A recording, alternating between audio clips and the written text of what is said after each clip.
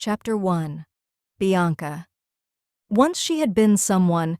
She had friends, family, and even a fiancé who was studying finance and was going to be very well off. Jake. Now she was dead. She swam in the sea, going by some kind of dark, horrid instinct to a place that kind of called out to her. It was like mermaid GPS. If she knew anything about what was, she'd know it was part of Poseidon, her dark master that brought her to life and called out to her. She swam through the dark water going fast, and she looked at her body as she went. She was quick. That was all she had. Other than that, being a mermaid was shit. It was hardly like the movies she had seen and TV shows. Nowadays it was all mermaid this and Aquaman that.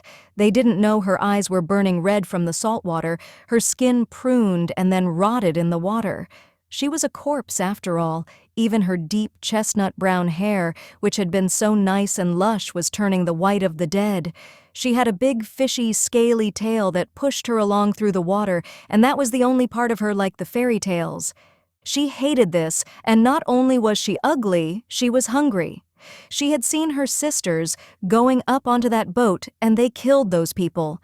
She saw the blood changed them, and they were pretty again, yet she couldn't do it. She was no killer, it was so gross, eating faces and eyeballs, still as she swam her stomach if she had one. The thing where it was ached, and she had no choice. It's not like they had Uber Eats down here, she needed to do it herself. She was fast, and as she swam, she lashed out with an arm to the left and got a fish. It was skinny and silver. She had no idea what breed he was, but she stopped swimming and held it. She stared at it, and letting her claws grow, they sunk into its cold and fighting body. That was good. The blood of the fish made her so hungry, she ripped into it with sharp teeth and choked the first bite down. It was cold like her. She was now a cold-blooded creature, and she choked down bite after bite of the fish, and she let herself cry and cry. She hated this so much. She was a stupid mermaid, and the girl, that blonde one, had killed all of her sisters. Somewhere not her sister, she didn't care she shared a stupid tale with some. Yet she was a wildcat, and so had some of them been. Now she was a story and news item. Everyone who knew her thought she was dead, and in truth she was. What was left wasn't really her. She started to swim again. It had been days and days of swimming. Going past rocks and weeds and schools of fish, her hair flowed out behind her, and she went blindly towards a feeling that pulled her onward and onwards. It didn't scare her. She was more scared of being alone. She knew she was the very last mermaid, and that was not going to happen. She had liked talking to people. She was good at organizing things like parties, and while she was only 22, had her wedding all planned, right down to the archway of lilies. She wanted someone to talk to if nothing else, and to kill that girl. She knew she hadn't turned her into this, but she was involved, and she was alive, walking around on her legs all fancy and posh, so she'd get it. She swam onward, and after what seemed an age, with no music or anything, she finally felt something. It was a feeling of power growing in her. She felt she was growing stronger as she went onward. Her hunger grew less. As she swam on more and more, it grew in her. That anger in her, a dark purpose grew, and she knew it was him. She had swam for days at a very fast speed, and was in no doubt she had gone miles and miles. As she went onward to the source of the power that was growing in her like a beacon, she looked around her and shuddered. The sea had changed. Above her she could see a storm above the waves. It must have been violent, as it shook the waters and made the entire thing much darker. On the sand all around at the bottom of the sea were the broken remains of ships and destroyed vessels. She swam past one that was some very old wooden thing, nearly rotted to nothing only, its sort of rib cage of wooded prong pointing up. It looked almost like a rotted whale or something. She thought it looked like some old-timey pirate ship. It looked like it belonged in Pirates of the Caribbean. On she went, and she gasped, to one the side where craft, ships, and things, all piled high. They made a wall on either side, so she was being funneled inward. She looked around the sandy floor and saw a sliver of metal sticking out towards her. She grabbed it and pulled it from the sand. It was actually a broken handrail, but would do nicely. She carried it as she went onwards. It was long and sharp and would work as a kind of club. Now the fear was growing in her. What kind of a being called this place home, and how many people had it killed? This was the real world, not a show. What place was this where ships were sunk, people died, no one cared? Looking to her left, there were the remains of a vast ship, crushed and resting on the bottom, making a wall. She read the faded paint and it said, USS Cyclops. Whatever that was. It looked like a big Navy ship, but that it had been hit in the side by the fist of a giant and crushed like a soft drink can. To her right were many more crafts, and onward she went in the funnel. All around her fish swam, funneled inwards, and then the ground opened up. The sand was clear and empty, and in front of her was another ship. It was a yacht or the like, and it was pointing down nose first into the sand. It was big, pretty, and once bright and white like a rapper would own, nice and big, and the bottom of it was smashed in, and sitting in it like a throne was what she could only describe as the most terrifying and ugly fish demon king. It looked at her with bright yellow eyes, and in its hand was holding a trident made of twisted metal it had found around the bottom. It was at least 10 feet tall, built like a man in body, but with a head like one of those fish with a lantern on its head. It had a crown made of coral that grew up from its head. The worst thing was it looked smart. It stared at her for a second and then spoke in English. It spoke like it hadn't in years, but its words felt right. They were English, but very proper and odd coming from it. Hello, daughter. Chapter 2. Poseidon. The girl stood before him. The last of the mermaids was a newborn idiot. His warrior, Anya, had fallen, and now he had this thing as a replacement. She was his child. She moved around and talked because his power brought her dead body back, and as such he knew her every little thought and plan. She was scared, and had come to him to tell him what had happened. That was good, but he could feel what happened. Anya had been a Viking, a killer. He reached into this one's mind and discovered she was of a group called the Wildcats, and they were cheerleaders, dancing girls that made sports events more fun for humans. This was his only creation. What a disappointment, he thought. His power for so long had waned and weakened. It was a changed world up above, and his children who had once brought him the sacrifices of the sea slowly died out. It was too dangerous to make many more, and he lived by Anya alone and what she did. Still, she was smart, and if she thought it was time for more, he'd help. He lent his power to her as she made more like her, more of his daughters, and then he felt the story unfold. Like dark eggs they had hatched in bodies, and he felt them growing like his children, come to life and claim the now dead bodies of the women. He had children and they brought him blood, life and kills. He felt the rush, the power as they killed in his name. It was glorious.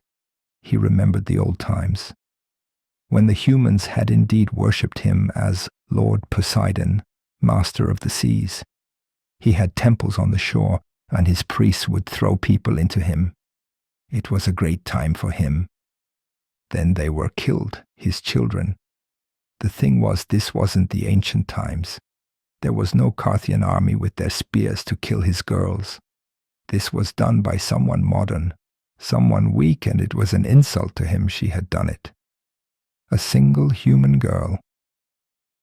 The girl stared at him in fright. He could smell the fear and fish on her. He let his body shrink down to the size of her, and he came to stand in front of her. He was now just a man, and he walked to her on the sand. Better? You're naked. Looking down at himself, he nodded, and in seconds had changed his body to cover his skin with clothes. They would have looked odd to her, no doubt. He'd been down here for hundreds of years. In the past, he could have read her mind from far away, but now he wanted to save his power, and he was nothing if not patient. I want to see what she did. That is why you came? Yes, Father, and to follow you. He could see right into her tiny mind. She was terrified and hated being a mermaid, but she was scared of him and her experience with dangerous men, and she had some, was keep them happy. He smiled back. Good girl. He put his now human hands to her head and closed his eyes. He let his mind drift, and he felt a deep connection with her. This own darkness had grown through her dead body like a vine. It reached in her brain and body, and he touched it with his mind. He saw the party boat, as they called it, and could have watched that alone for hours. The world had changed so much, and he was shocked. Her memory was of standing on the stage and looking down as music played and she danced around. He was shocked. Many young girls danced too. They were almost naked, wearing only underwear that sometime had a picture, like a sunset. She was in his mind, her mind. She could tell what he saw. It's a bikini. All girls wear them now. It was madness. He went under the waves around 1430 AD, and women would never dress like that. Not even whores, and these were just women, he guessed.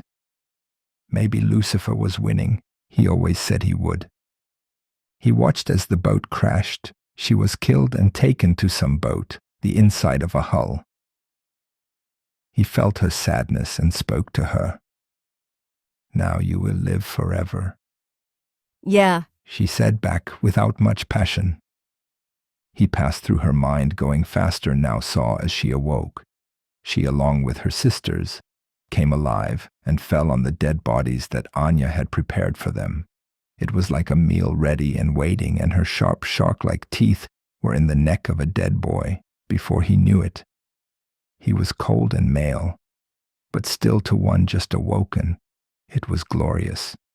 He felt as she felt, the power, and they feasted. Yet as she grew less hungry, she grew disgusted with herself. She had feast on the cold flesh as an animal, but it made her human. I was a vegetarian. What is that? We don't eat meat. Why not? He said, and then pushed onwards in her mind. He saw as they swam to the yacht, and now she was in trouble. As her sisters all went up, they fought and made him proud. He watched as she did nothing. She sat in the water and looked at them as they killed the crew. She felt sad. Sad for them, the weak and stupid human being killed and fighting so poorly. Sad for the lowly humans being killed in his name. He wished he had any of them but her. She truly was the runt of the litter. In the olden times, she'd have been left out in the snow as food for the wolves. Then it got worse. The blonde girl came on a small boat and was watching Anya through the windows and waited until they slept. She had her alone on that little boat for hours and could have killed her so very easily. She could have tipped the boat and let her sink and saved them all and come forward as a hero. No. He watched through her eyes as the girl went onto the back of the ship, and in moments she saw as she coldly put a blade into one of his sleeping children. She was horrified that he knew her weakness, and he was mad at it, and this girl killing his children. He watched her as she killed another, and then went into a room and threw a flaming bottle into it. She killed her way through the boat, and finally she faced Anya. It was bad. He saw her jump off the back of the boat and throw something. It went too well, and he saw the boat erupt like a volcano, killing Anya, and he knew she was protected. He had felt it, and now she landed in the water. The blonde swam to her own boat so slowly as she sat in the water and watched. She even cut off Anya's head and took it. The memory faded, and she started to come to him. He was shaking with rage at this girl who had killed his children and his weak, idiot child who had let them all die. She'd been in the water with her and could have just dragged her down. It would have been so easy. He looked and saw her fear and felt it. She was a fool to show this to him. He loomed before, letting himself grow in size, until he towered over her and spoke down. What have you to say in your defense? She is like a superhero if she beat Anya. What chance did I have? I have never even been in a fight. I mean, except for grade 4. She rambled. She was right. He saw clearly an angel was guarding her, and if she had tried to drown her, then he have all dead children, and not see this. Who is she, the blonde? I don't know, but she was British, I think, and if we go back I might be able to find her. I mean, there must be a Facebook memorial with hundreds of photos of the day. He stared at her. What? Chapter 3, Vicky. Valaria was gone, and she had never felt weaker or more useless before. It was exactly like once having a superpower and then losing it, but still fighting against people with superpowers. The only power she had now was her backup in the form of the candle makers, or her trusty and very illegal gun. The sad thing was, once again she had to be scared of normal people, not only demons. She was on her way to the centre now. It had been 2 weeks without her angel, and she didn't know if she was ever coming back. She was so worried about her. Where was she? She was scared she'd be alone in this now. So she would train. She was going to be Liam Neeson. Batman didn't have powers or the Punisher, they were just tough. Also, if someone was going to pay for her training, and better yet, pay for her to not work and just be a badass, then great. She'd rather wake up at 8, come and learn to kick ass than work selling clothes at Topshop. Still far from enjoying herself, she was worried. She ground her teeth and felt sick in the gut. She was so worried about Valaria as well. She had fought against Kenris. Valaria had gone into her and beaten it in a fairly brutal fashion, and then once she was safe and had left her, it had just gone. She felt it right away. It was like a light that was left on in the house was out, and now she was scared. She called out for her, prayed she'd come back, but nothing. She was scared for her bad-ass angel helper who could make her leave. She had to find out more. It had been long enough. 2 weeks had passed, and that was how long she'd given said in her mind, before she started to really worry. 2 weeks might be 2 seconds to an angel she knew not. But she needed to. She arrived in the train at Green Park Station and walked up the stairs, past all the people. She came in at 10 to kind, so it wasn't as busy. She avoided the crammed-in madness of rush hour, and she got a seat most mornings she came here. She trotted up the stairs and went left the few blocks to the building. As she went, she rolled a smoke which she lit while she was walking.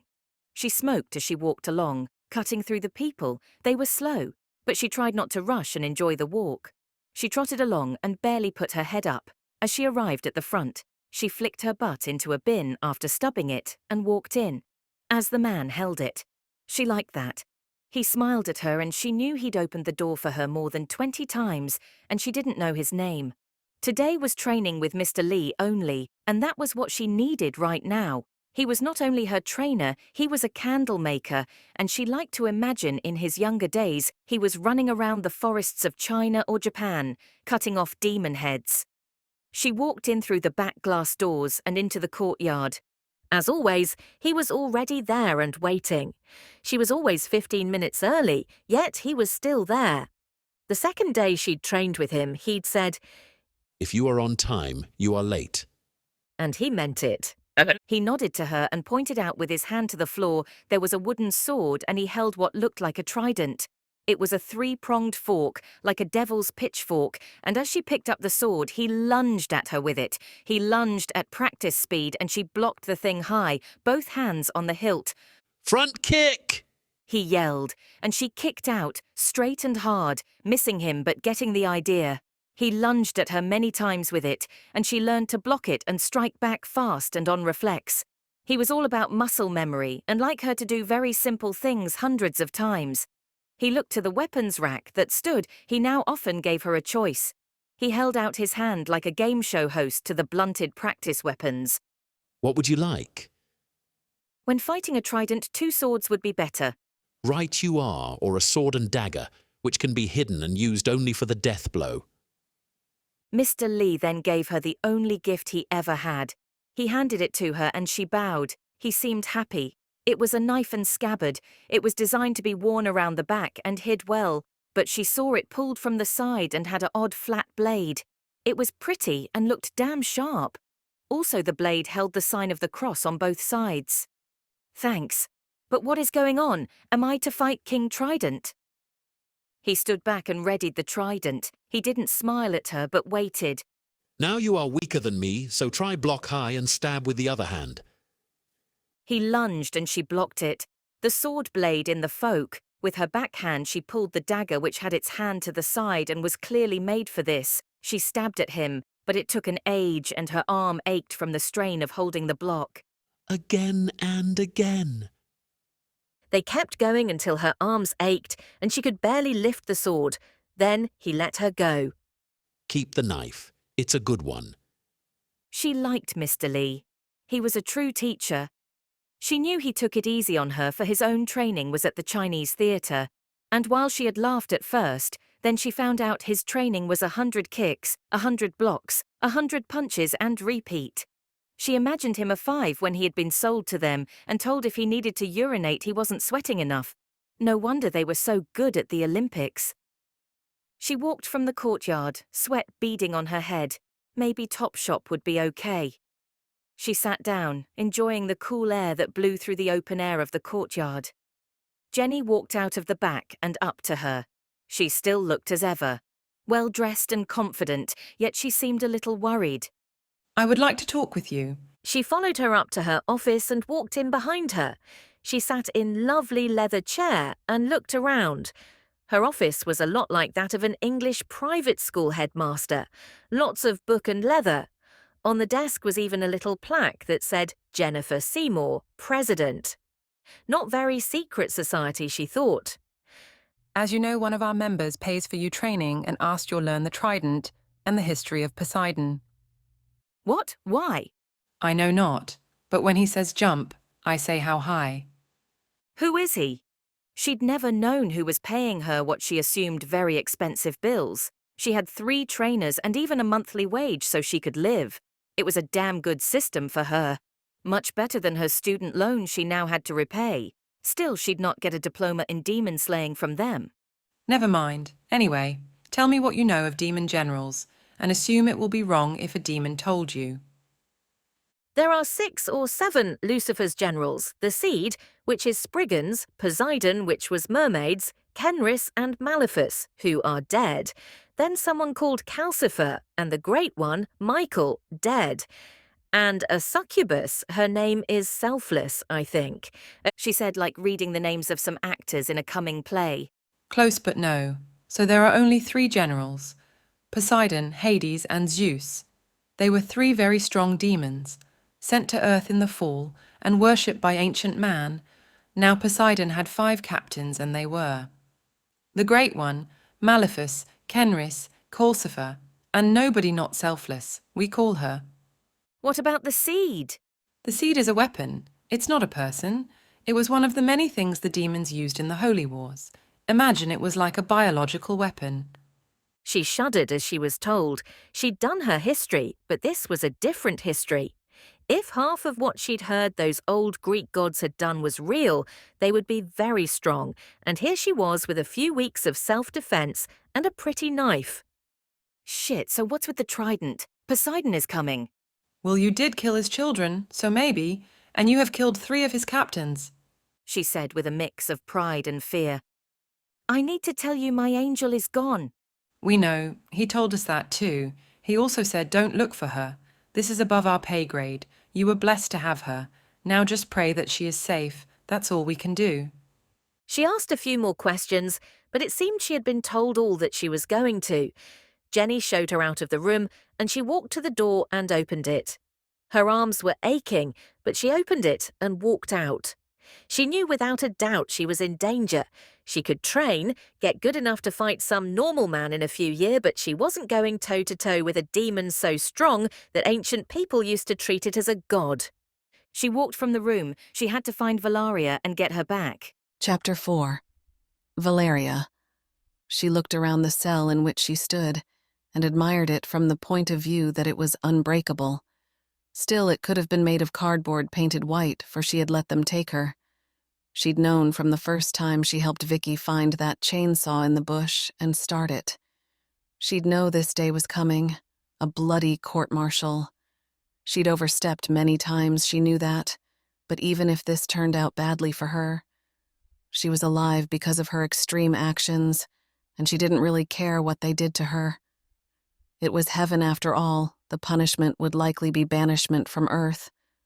She'd just been finished killing that stone-hearted Kenreese and gave her back her body, and then they were right next to her. It had been over 8 years since she'd seen another of her kind, and they still worn the same uniform.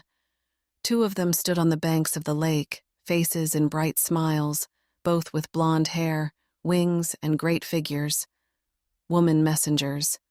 One spoke. Her voice was beautiful like that of an angel. Hello, Valaria. You've been court-martialed. Please come. She laughed. One thing you had to say for her people, they were a happy lot. Now she knew things. She knew the messengers were happy. The workers, the soldiers knew what was real. She was happy, but she knew the rules were bullshit and made for idiots. She had been on the front lines of the war, and what people didn't tell you was it was long. It wasn't Lucifer rose and was cast down in a heartbeat. It was he rose. They tried to have a treaty, tried heaps of things, and finally when the fighting started, it lasted for years and years. She loved her father, but she had blood on her hands and knew evil was real. They had made the seed and much worse things. If humans thought their wars were bad, they needed to imagine a Nazi doctor who had eternal life to plan and supernatural powers. About time. The trip from Earth to heaven, even to a jail in heaven, was nice. She stretched out her massive white wings from her back and let them lash out, each powerful flap, drawing her higher and higher, but she never got tired or slipped back. Gravity was hers to control. She rose fast and easy. It was early morning on planet Earth, and she left it by flying up with her 2 sisters. They flew next to her, and she knew if she had told them she wasn't coming, they would have just started nagging her until she did. They would grind her down after 10 years or so why not face the music now? She looked out as she went higher and higher, watching the sunrise from the very clouds, and then she passed into the barrier or crust of space and into heaven. Humans saw heaven from Earth, and that's what was odd. Many didn't believe even though they looked at heaven every day. They called it space. Maybe that's what confused them. As she came close to the line of the Earth, she simply couldn't cross. It was an invisible line only messengers could pass. The 2 women put their hand on her arms, holding her, and then launched forward. In a flash, they were deep in space. She knew these ones flew at the speed of light, and now they flew with her through the dark vastness of heaven's rooms, or space. They flew onward until they were far, far away, and down they went into a swirling vortex of dust of a planet. He liked to hide things on places unseen and away. She went down with them, and they lowered into the swirling, freezing cloud that ripped across the atmosphere. The messengers guided her until she saw the building. They flew to a vast open area, and she flew inside. It was a nerd's dream and opened out to the air. Others came and went, but not to court. She was alone in that. She'd been locked up while they organized a court date. The problem with angels was they really did have their own sense of time that was nothing like human. Getting one to meet you at 9 a.m. wouldn't happen. They lived 1 billion years or more, so the difference between this week and last week was hard for them to fathom. That being said, she'd been in this cell for 2 human weeks now. She knew Vicky was scared. She was her guardian still, and her prayers were like a direct line to her. She heard her praying and was impressed it was mostly for her safety, and as things stood, she knew that would help. She looked around her cell. It was much like a prison from a future movie. You could film a sci-fi movie in heaven at a very low budget. There was no dirt, no smudges, no one ate or had skin cells to shed off. That's what dust was, she knew. This was the angel part, the administration side of the hotel, not for human residents as it was. The door spun open, and she looked at her new guest. She signed out loud. It was a cherub, or a cupid. She watched as it shone into the cell with a gentle hand on the shoulder. The cherub were a race of angel, a type. They looked much like people imagined, and indeed Cupid was their most famous one, and he got himself into a lot of trouble for showing himself to humans, as she now would. It looked at her, and she thought he looked fat. He was like a fat, blonde baby with wings. He didn't have a bow and arrow or a nappy. He was in a very old-fashioned white loincloth. Hi there. He looked at her, taking in her height, massive wings, sword, and armor. She was at least 7 foot to his 1. He stood, though, and smiled. The angel Amour was very much modeled on the Romans of ancient times. In fact, it was fair to say the Roman was modeled on them. Hello, Stretch. You Valeria? I am, he laughed. You're in so much trouble I might get let off. Now they have you. She wasn't scared. This was heaven. She really had no fear at all for herself. Yet she knew well enough what would and could happen. If she was found guilty of being out of location, then she'd be removed as Vicky's guardian, and then she couldn't help her. It was funny in a way. She would be charged with helping too much, and she needed to get back, so she could help too much. Vicky was a very stubborn human, and she'd be off fighting demons with or without divine help. I'll be fine. It's heaven. How bad can it be? Sure, play it tough. I'm a cherub. I see you love that human and fear for her left alone. Don't try fool me. Okay, but tell me, what did you do? Had too much fun and neglected my duties. She was interested. She had no idea how things that had to follow free will made people fall in love. He looked at her. Will I like all cherim can see any possible outcome of a situation at any time. So we use that to arrange some meet-cutes and the like. We get people together so they will be happy, and mostly be better Christians. I mean, you should be better if you're happy, and most people in love are. Okay, and what did you do? I may have developed a slight addiction to online poker. It was just so easy, and I mean I gave most of it to charity. She laughed and knew he'd be fine. They would just ban him from Earth for a few decades, until online poker didn't exist and people all lived in domes. The door opened again, and the messenger stood. She beamed a smile at her, white teeth showing. Trial time. Chapter 5. Carl. He sat in his office that was in the building on Fleet Street and looked out of the window and down to the people moving around. His office would have cost a fortune if he had to pay the rent, and he loved his job so much. It was beyond perfect for him, and he was so glad it was real. He was an investigator into demon murders and reports in London. He sorted through the many reports they got from churches, people, the internet, his bosses, and they found out something demonic was involved. Often it wasn't demon, it was often just the reports of some drunken fool, but sometimes it was something bad, really bad. Also, now he had this job. It was interesting because everything that was supernatural was demonic. It wasn't like fairies existed or magic. It was God, the devil, angels, and demons. If there were ghosts in a house, it was a demon with no human body. If it was a vampire, it was a demon in a dead human body. He had 2 skills that got him the job. He was already exposed to it and came with Vicky as a package deal. Also, he could hack. Now he was better at that because he had time and better equipment. If he needed something, he could put in a request and they would give it to him. In his office was one of those pod coffee makers because he needed that for sure. He was thinking of getting a pool table so he could practice, but he needed to figure out how to justify it. Carl sat in his office and looked at the screen of the computer before him. He was doing his job and then also not. Vicky had lost her angel. It was gone, and she needed it back. He had no case right now, so he could certainly help. Yet one problem with the candle makers was they hardly talked about angels. It was not on. They spoke of God and Jesus, but not demons, not angels, only if they had to. It was weird. They were real. He'd seen them. Where was the discussion on the best way to kill a mermaid? No, they pretended they didn't exist. He understood in a way. Everyone focused on the light, or tried to. Still, every day at 4, Vicky left the office to go and do some firearms training, yet that was so much safety. It's not like the pictures at the end of the range were of vampires. He guessed they had ideas where Valeria was, but they told him to leave it alone. Carl thought of it like a missing person. If someone was missing, how did you find them? She had no online presence, but she was a magical being. Maybe someone could sense her?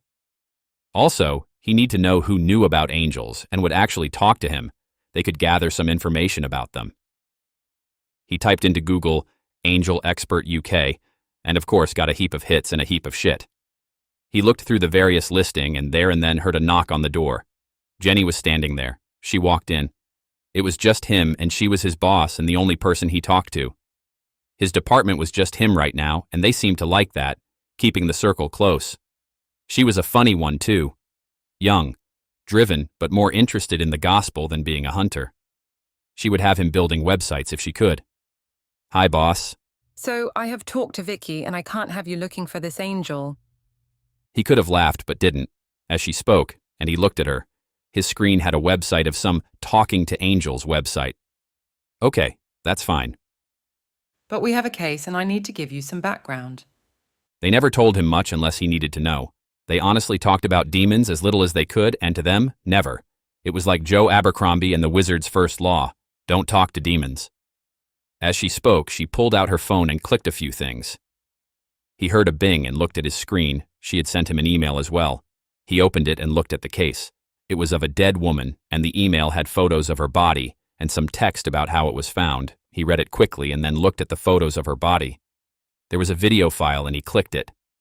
It was so strange, yet unlike the Spriggan video, it was good quality. The woman was on a machine. With her back to the camera, she pulled down that bar for her arms and did a few reps, then turned. As he watched, he saw nothing, but she sure did. She lunged back as if something lunged at her. She tripped on the seat, smashed her head, and screamed. The woman held her chest and she died gripping it. If it was heart attack, it was brutal. He was shocked and felt he was breathing hard. The video stopped and he looked up at her. A creature did this? Yes, a witch, or the demon in partnership with one. I need to tell you about witches and how they work. She said, looking less than happy. He clapped his hands. This was awesome. They should have a class and just go through it all for him. Tell me. So as you know, magic does not exist, yet witches cast spells and the real ones work. How? It's always demons, it was. Right, the witches give their blood, regard, hair, years to the demon, and bribe it to do things for them. They are bored, the demons, so it's really a fair bit easier than you'd think. So someone bribed this demon to kill this woman, but aren't they formless? Mostly. Most can only do weak things, give nightmares, throw a few things around, but this one seems strong. Okay, so we investigate her. Who would want her dead? The normal stuff, and then go from there. Who of the suspects is a witch? How do we stop them? They are still human, right?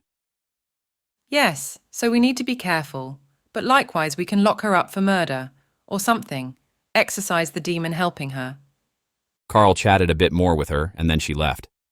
He wasn't the police, so he didn't go to sites and look at bodies, but really that was not needed anymore. Soon enough, the real English police would start to do some work on the case, and he would come with them. They would put it all on the server, and then he would look, though. They everything in. They even put case note, like suspects and things, or sent out warrants. He didn't even have to hack. He had a password from a man who worked there and was a candle maker. It was awesome. Carl looked at the case. He would do it, but it gave him an idea. Why was he on this case? Who was here before him, and why were they not doing it now? He needed to find out about angels like he did witches and get to the bottom of this. He worked on the case for a few good hours, looking at the shots as the police took them, and he knew it was a creature. The ME even started his report and sent some photos of her sans top. They had taken a photo of her dead chest, and it had bloody finger marks on it. Someone covered that up, but it looked like something reached into her and crushed her still beating heart. He heard another knock, and it was Vicky. She always came and got him. She was sweating a bit. He stood, "You good?" I miss her. You okay? Killer witch, but I have an idea. They walked out of the office and down the stairs. The building now had very few people, and they went to walk out. The man held the door open and Carl stopped. He looked at him and smiled. He was about 60 and no doubt had been opening the door for many years. Carl looked at him. Hello, do you know who I am? Of course, sir, or I wouldn't let you in, Carl Hurst, junior investigator. No one told him junior anyway, that was good. Who was the previous head of investigation? Oh, he retired 5 years ago, Henry Jones. Lovely man, always gave me a Christmas gift. Carl imagined a place like this would have files of former staff, and maybe Henry Jones would know a thing or two about angels. Chapter 6. Poseidon. He swam as fast as he could, heading back to Cancun, and to try and find out anything he could about the blonde girl who had killed his good daughters. This other one was clearly a misformed dullard. She was attractive to the eye, he thought, but a slow mind, and she seemed scared of most things, but gladly she was also scared of him. He was a shadow of himself, and she was a shadow of his army. Had not he stood on the field of battle with his 2 brothers? In defiance of God, a vast host assembled with them, ready to fight their creator. Sure, they had gotten so badly beaten it was a joke. But his army had looked good, before they all ran or knelt and begged for forgiveness. Almost all were forgiven if they hadn't spilled blood, but some had done that and worse. Then he was stripped of his powers and cast down to earth. He lay in the sea and let life go on around him. After a few billion years, he had some strength again. A body had formed around his will, and now he lived again. He couldn't move a planet around anymore, but he could sink a few ships and kill a few of his precious humans. That was the only fun he had anymore. He swam in his natural form, for it was fast, and being so big, his tail swirled like strong in the sea and moved him along at a rapid pace. He held on to the girl thing so she could keep up, otherwise she would be lost behind. He held her in his hand like a toy and swam onwards. His tail was so powerful that any boat that passed overhead would be sunk, as in the old days when he would terrorize those who didn't plead to Poseidon. After what was a moment, a year, or a few hours, they arrived at a shore, and she being to yell out to him. He shrank his body down to her size, but had to stay looking as normal. He didn't want to drown. He wondered if he could. She looked at him, scared, but impressed. They have covered in hours what took her days, but he was 4 times bigger than her when he tried B. She'd also not seen him in his other form. Still, she need not know everything. What? Don't we need a plan? I mean, you can't go up looking like this, and neither can I. I look how I feel. Besides, I can smell them. The bodies of my daughters come. He swam onward and cared not if she came. He went to the north and smelled in the water. It was that of blood and death, but of loss to him. He went onward, and the floor grew sandy and shallow, and soon he was coming into the shore. He looked above the water and saw them. The last children of the Great One, his former captain. They were standing at the mouth of a cave. He heard talking inside and smelled. He knew his girls were in there. He swam up and began to walk out of the sea. He turned his tail to legs and reaching down touched her. He gave her legs as well, and she gasped, but stood. He kept his hand on her head, and scales covered her legs and stomach. Her ribs cracked, and with a cry out to guard her chest and breast. She was a warrior now, in form if nothing else. He was a man, naked, and his own scales and armor grow, and finally a crown of bone from his head. He grinned as he walked to them. There was around 10 of them, vampires. Weak and silly things made by his general. Still, in a way, they were his grandchildren, and maybe he could use them, if they would bow down to him. Bow before Poseidon, Lord of the sea and your makers, maker. Vampire were the children of the Great One, his once captain. He looked around and saw him not, but this would be good. He was his least favorite, and would most likely kill him for one of his many failings. He looked at one, and it hadn't yet bowed. In fact, it spoke. We don't bow to mermaid or men. Piss off, Aquaman. We have work to do. The work, it seemed, was disposing of his children. He could even now see flames starting to form. They were burning them and not letting the seas have them. It was another insult to him. Bad luck for you. He held out his hand and screamed. He didn't need to scream. It was his mind, but that was fine, and his voice ripped from him like the howl of the seas. The very sea was his, they should have known, and it rose up with his words and crashed down on them all. They were swept back, as was she, as the huge wave hit and washed them into the cave. He let it fill with water and walking inward through it, forming a barrier so none got out. He walked calmly and easily through the water, and holding his fork, he plunged it into the first of the floating bodies.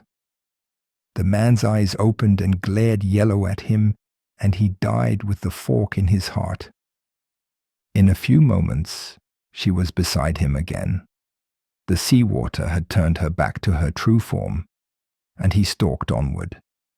He killed the things if he saw them, but maybe some escaped. He cared not, but went down into the cave. He could smell them now and soon found the bodies. His daughters were there, all dead and destroyed. She had taken Anya's head as a trophy, and the other had died of fire. A knife and explosions. He was dealing with a dark killer. He was almost impressed. Still, he needed to know more. He turned to the girl. Find me a vampire and bring it alive. She was gone for a good long while and returned with the very one who had said he didn't bow. She was panting and bleeding from the head, and it had a broken arm. He was near to drown in the water, but it lived.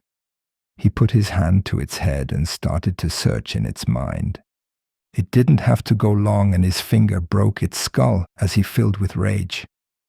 She killed the Great One, Kenris, Malifus, even destroyed the Seed's children. Worst of all now, she was with the candle makers, whatever they were, some Christians of the new sort. He screamed out in rage. He was going to keep her alive for years and years, but no, he knew something. Victoria Richardson. He let his fork grow small until it was like a charm, and he placed it back around his neck. We journey to England. Chapter 7. Vicky. One of the things that sucked about working for a secret society was they were good at keeping secrets. She needed to get her hands on the personal files and find out what happened to Henry Jones, former head of investigation. He may have been given a gold watch and a cake and taken his retirement like anyone else. She hoped that was true, and if he had indeed retired peacefully after years as a demon hunter, he'd be a font of knowledge. If he'd gone crazy, that was worth knowing as well. Carl was right.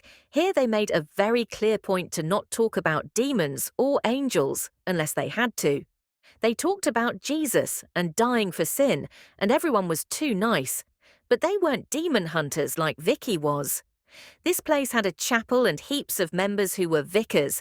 They talked about building churches in Bali, not how to kill a spriggan, and the benefits of a push-button start on a chainsaw. Now she had to get her angel back, and she was scared. She knew nothing for all. For all she knew, Valaria had been angel-napped and was in hell awaiting a rescue. She didn't know if that was likely or stupid, so she'd ask someone who had some experience. Jenny would tell her to forget it if she asked her. She'd come at 12 and she knew that at 12:30, Jenny had lunch. She went to the cafe, which was called Sam and Sons, got a wrap with some avocado and sat out the front and ate it. She took about 20 minutes and then came back to work. After reading her Bible, she had seen her. She had a highlighter she used. As she left, she leapt into action. She watched her, walked past, and she waited until her high heels had clicked away. She waited a good 5 mins. It was time she was wasting, but Carl had said to do it, lest it get undone because she forgot her phone or whatever. Once she was well safe, she went to the door and tried to open it.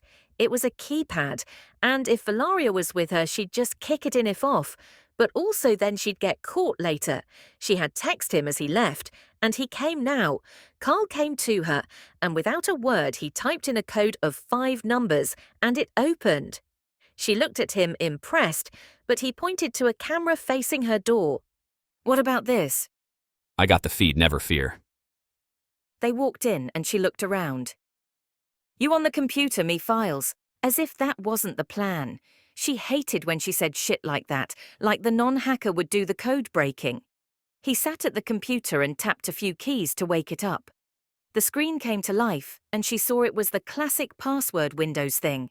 She let him work, and going to the file cabinet and opened it. It was unlocked, gladly, and she pulled out the top drawer and looked at the row of tabs that looked back. They were in neat handwriting, and she looked in a section that said Staff.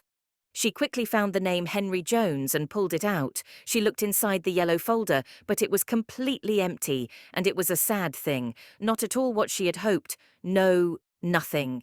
No forwarding address, no history, and not even a photo or something. She looked at Carl. "Nothing, you?" Still on this password, sorry. I'll reboot with a different OS. She thought she knew what that meant. There was nothing on Henry. They clearly shredded it or something.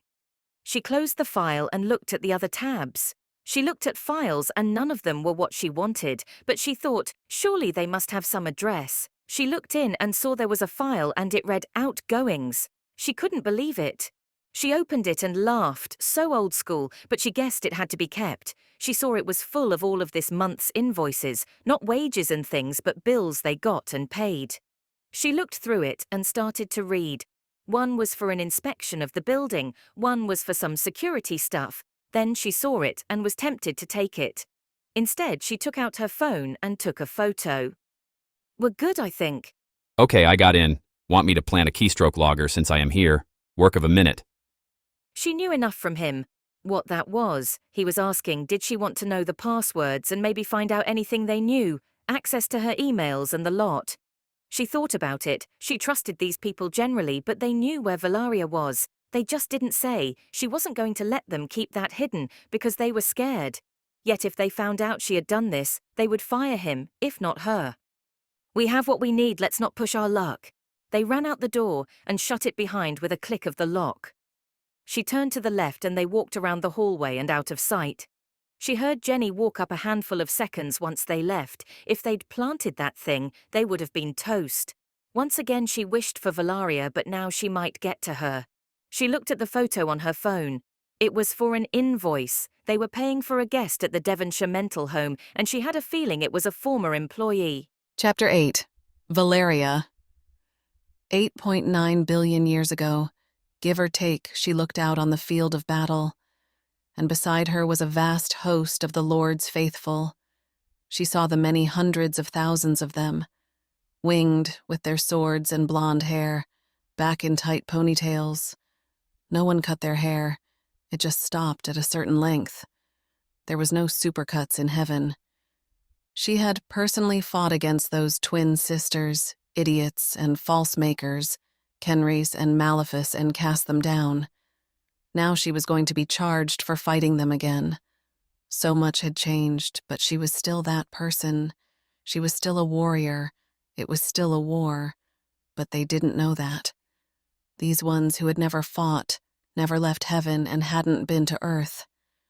They judged her and knew nothing of the human race or what it was to be a guardian. She hadn't been given a list of charges, but she knew well what rules she had broken. But the thing was, back when, she had been on a farm, and an old arse demon was killing people, and she stopped it. Maybe they'd broken the law, but she was a warrior in a world of rabbits, and if they judged her for killing a few demons, she would laugh.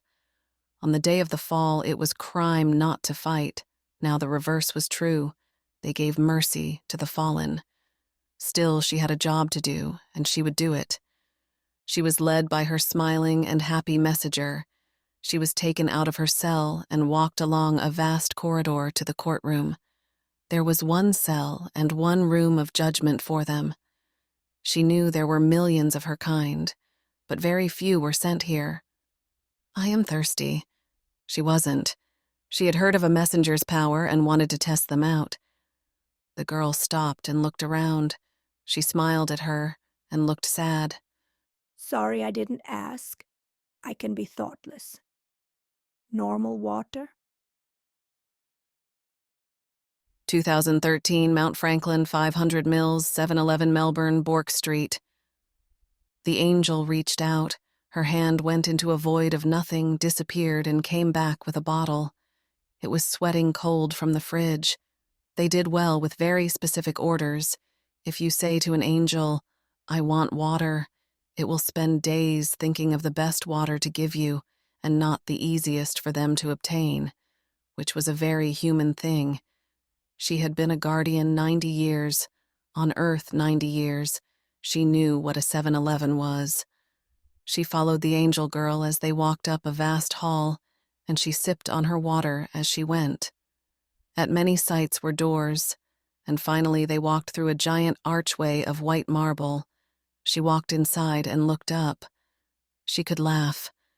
Angels sometimes just did what they thought would make you happy. They had clearly tried to find something to put her at ease, make her more relaxed. She was on trial, but they wanted to make it not too harrowing. She looked around the courtroom, and it was like a courtroom from a John Grisham movie. Proper 1990 jury, wooden benches and a bailiff, human lawyers, but 3 angel judges. She knew it was a military court. She was still a soldier if in the Guardian Division. She looked at the judges, and she knew them all. Marcus, John, and Gabriel as she walked in and gave a salute. These were her superiors, being generals and her being a captain. They looked at her and waited until she sat next to her human lawyer who was some kind of illusion that didn't move. They all smiled at her, and the messenger stood near her. She seemed like she'd been told to guard her, but didn't like the job much. You okay? Feel okay? She asked, seeming worried. "Fine," The charges: Gabriel said. guarding the wrong human, showing God's grace to unbelievers, and body possession of a human. She was worried. She could win against all of this bullshit. But guarding the wrong human was bad and easy to prove. She was sent to guard the great-grandmother, Jeannie Nev, who was incredible. She was the founder of the Candlemakers. She was a true Christian warrior and an exorcist, and when she had passed, Valeria had hoped her daughter would follow in her footsteps, but was so seriously boring. But Vicky at least was cool. But she hated God because of that boy, and finally, half asleep, she had prayed. For the first time in forever, she had prayed to be saved from a demon. It was like, hello, I am awake. Nothing for years, and then a child of the seed was running around in the Queensland. How do you plead? They all looked different to her judges. Yet the same, long blonde hair, handsome, each could be a model. Only Gabriel had what she had, that look in the eye, a hardness the others didn't have. Not guilty. She was worried he'd be sent back to her cell for 100 years while they organized witnesses or something, but they went straight in, and that was good. Maybe they had been watching some courtroom TV. This scene was very like thing of something Vicky had watched. Thing was, she had guarded her whole life. She'd been invisible, but she had been next to her since the day she was born. She loved her truly.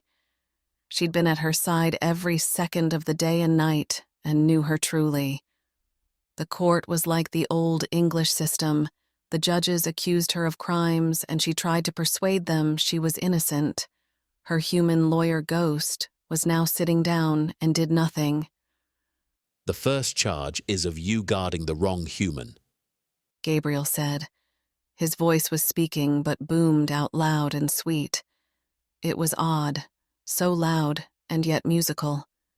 You were sent to guard the great-grandmother and stayed. She'd been thinking about this, but she was facing 3 angel judges, and Gabriel was not only a warrior, he was such a sweet guy. She was sure he hated being here. She also knew the best way was to play on their good nature, which was beyond good. When Jen died, I thought it was the least we could do to guard her daughters, and then when Vicky prayed to be saved, I assume it was the long game of our Lord. He knew I'd stay, and that's why he picked me. He does know best after all. It always worked, but it was true Vicky had prayed not to be killed in a Queensland torture prison or by a tree demon. Pretty specific. When in doubt, it was always good to say it was God's plan, which it was. They seemed to talk for a very long time. One would whisper to one and then back, and she realized they had to come to a decision. They were not sure who should give it. She could be here for years as they kept saying, "No, you go first."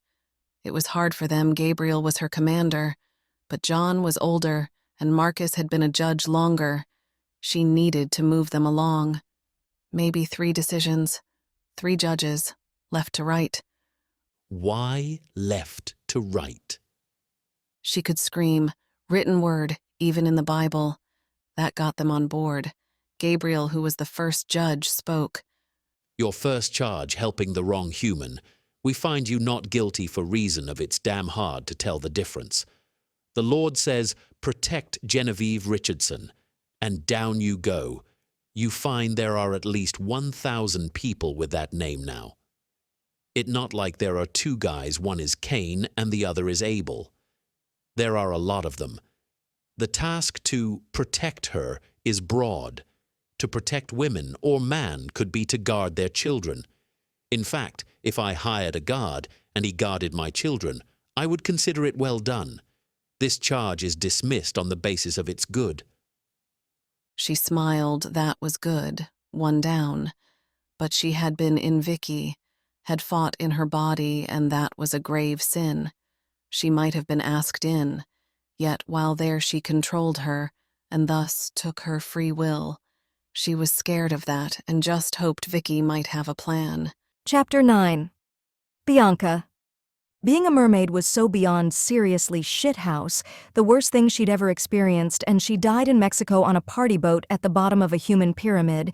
So maybe if they made a film of this, people would see the truth to how bad it was. They killed those vampire men, and he said, go get one, like it was go to the shop and buy some smokes, not go and drag back a vampire that cut her head with its dirty claws, and she made her want to cover her head in antibacterial gel. Not that she had any.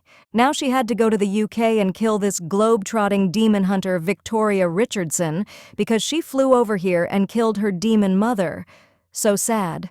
Anyway, Poseidon, the boss, her boss now she gathered, and Dark Grandfather was last on Earth 600 years ago, so to say he was a little bit behind the times was being nice. He was so dumb and rude and shit. So this idiot learned England was a big country now and not someplace ruled by Egbert or some shit, and she told him they could fly in a plane, not swim, as he didn't know the way, so he couldn't carry her. Like King Kong underwater again, and she didn't want swim the 2 or 3 weeks from Mexico to England, even if an iPhone with GPS would get a signal in the ocean. So it was up to her to get him on the plane. She felt like the unpaid PA of some old rich dude from somewhere like Romania. He knew nothing, and she had to walk him through everything like he was brain damaged. Worst of all, he was mean. She wanted to just leave him in the airport, but he was a killer, and would no doubt just start killing people in an I am important tantrum. She would be happy enough for him to get arrested, but for all she knew if he died, she would die like some vampire movie. She thought he might be her sire, not that she really knew what that meant. She sat next to him in the airport lounge. They had found a plane that left for the UK in a few hours.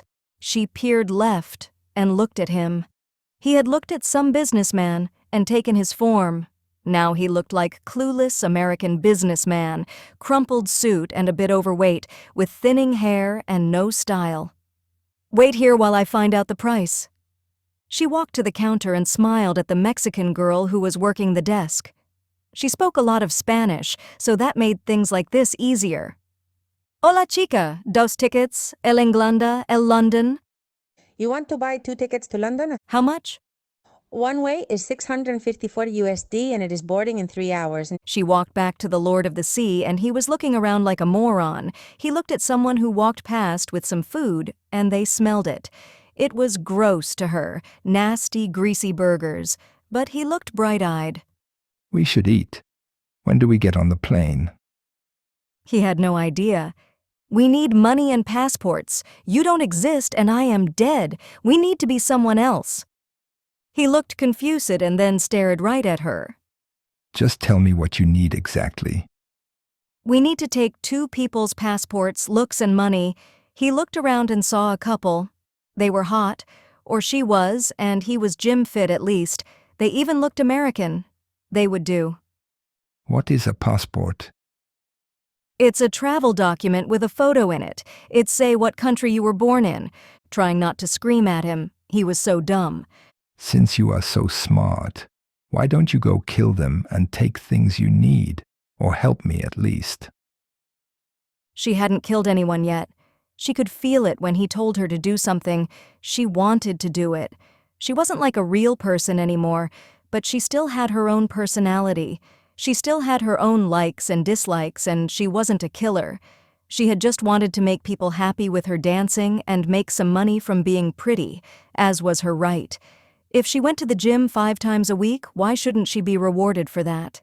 Men had always wanted to have sex with her, and now she got paid for them to look at her. She thought of her wildcat days. Now gone forever, it was so sad. I don't want to. You the worst mermaid ever. You're the worst father ever. She needed to find out more about this all. She didn't want to be stuck this way, but it seemed like she would be.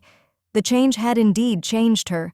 She felt a hunger deep in her, and it was growing, but she tried to stop it. She was used to fighting hunger. She had been on a diet since she was 14. Fine, but you are coming to watch. Now, do we have to get them alone? Of course, you're not allowed to kill people. He looked around and then saw everyone going to the bathroom. He looked at it and she could sigh as he slowly understood. Okay. I'll go in there and get a man then. What about me? You can stop being such a baby and kill someone. I can do a long change from blood. Just bring me some of her blood. He wandered off into the male toilets, and she watched him go. She hated him so much more than Anya or anyone else she had met ever. She'd thought maybe being a mermaid could be okay. The little mermaid was cool. Swimming around at 200 miles an hour was fun, but now she had to kill some poor girl. She watched a girl walk into the toilet and then stood from her seat and followed her into the bathroom, feeling like a creep. She walked in and followed the girl down the stalls. She turned left and opening a door, she pushed it open with one hand. She smiled at her as she struggled to get her massive bag off her shoulders and into the stall first. She was skinny, blonde, and good enough. She looked like a German backpacker girl, off to explore the world on her bitch legs. She needed a girl alone and hoped she didn't have to hurt her. She had a feeling she was a monster now. That mermaid weren't like a type of fish. They were demons or creatures, but she also figured it was what you did with yourself that mattered more than what you were. Just because you were ugly didn't mean you had to be fat. You could have a great body and still get laid. She might be a monster now, but she could be a vegetarian, like Twilight. She had waited, and the girl was in there now with the door closed. She looked up and waited. A woman was fussing at the mirror. She hoped she hurried. She didn't want to burst in on the girl mid-shit. That would be bad. The woman finally left, and she turned to the bathroom door. She opened the door by pulling it back and away. The lock shattered, and she was proud she was so strong. That was cool. One benefit finally. She threw the broken door away like it was made of cardboard. The girl sat on the toilet, fully exposed, and looked at her way more angry than scared. She indeed yelled something in German, but she punched her in the face, and that knocked her straight out. Her furt, which had never hit anyone. Except Jennifer Reynolds in grade 4 smashed her face and she hit her head against the tiles of the back wall and was out. She was so tough. She pushed in the toilet and then she wiped some of the girl's blood onto her hand, and she looked through her stuff and found her passport. She was German, and she thought that was good for the UK. She should have told him to get a UK one. Bianca, hurry up! She heard a voice, and he had walked right on into the woman's toilet. He was in the guise of some really hot guy, and he grinned at her. She couldn't help but smile back. He looked at the girl and seemed happy. Dead? Broken neck. He went to her, and touching her bloody hand, she felt herself change. Take her bag if you want. I will change her to look like a stranger. How long does it last? Only a few days, so we need to hurry. How many weeks on the plane? Chapter 10. Poseidon. She was the worst mermaid ever, that was for sure. He couldn't believe that even with his power running through her, her natural instincts were to be so weak and useless. She had at least killed that girl, but he'd had to tell her too, and she had done it by accident, he was sure. This modern world, which at first had seemed so interesting and full of sinners, was also full of so many people and rules of who could go where and when. She told him also of cameras, and the humans watched everything. Sure, you could dress like a harlot, but a killer would be found in a second. If he had killed that man in the open, they would have tried to stop him. He'd followed a man into the toilet, and he had picked him because he was attractive, and he guessed, rightly, she would be more amenable to getting told what to do by someone handsome. The man's name was Liam Henry, as it said on his UK passport, and he was English. She said that meant he should have an accent, but he wasn't faking that. He could speak English, and that was enough. Though she spoke it in a very lazy and annoying way, she was an American, he learned. She treated him like he was stupid and he wanted to rip her head off. She said they should fly to England, and he, being a former angel and not knowing of the world, had assumed she meant really fly. She meant in a plane, which was a giant metal bird thing. Quite amazing, really. But now he was less amazed. This airport was horrible. He'd left the real Liam dead in the toilet stall, and it was only a matter of time before they found his body. He looked like that businessman, and that would confuse them, but he hated this all. Now he was finally boarding the plane, and he stood in a line of humans, getting onto it.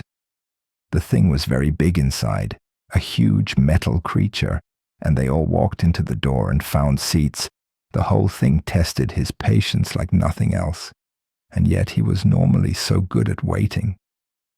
Being at the bottom of the sea, waiting for a ship to come and be crushed, was different from being pressed up against these stinking idiots. Calm down. I am calm, he said back, hating his own tone. Yet he knew he was far from it. It was this stupid form he was holding, and for her as well, and the other ones. It was four at once, and that was getting too much for some with no practice. He found his seat, which was large and big. She had said they were first class, whatever that meant. She had paid, and she glad to keep Liam's leather purse full of cards and cash. Now she sat next to him, and he let his mind wander. At first his plan had just been revenge. Kill the girl and go back to his seat at the Bermuda Triangle, smashing ships that got too close to him. Yet now he saw that the time was right for him. That was the whole problem in the past. He remembered his temples, the movement of millions.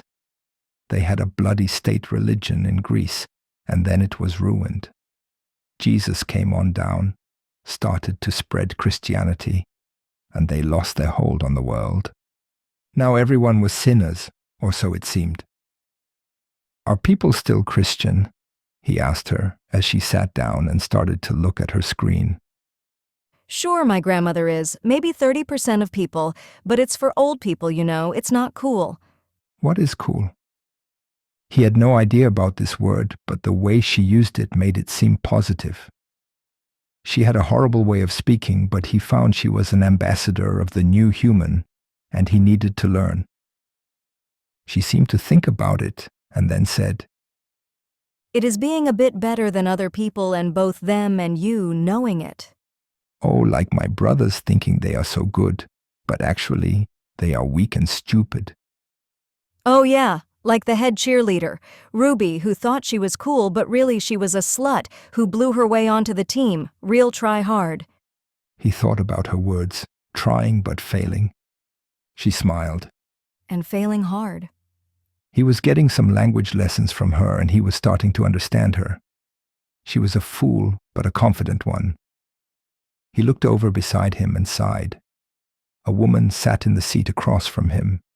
She was maybe 50, and she had a gold cross around her neck and very nice clothes. She looked religious. She was wearing the sign of the crucifix, which made him mad. She was close enough he could grab it from her neck and rip her throat out. She looked at him with a look of terror. No matter what guise he held, she could see right through it. He looked at her and smiled. She no doubt saw him as she had. It was odd for her to see him.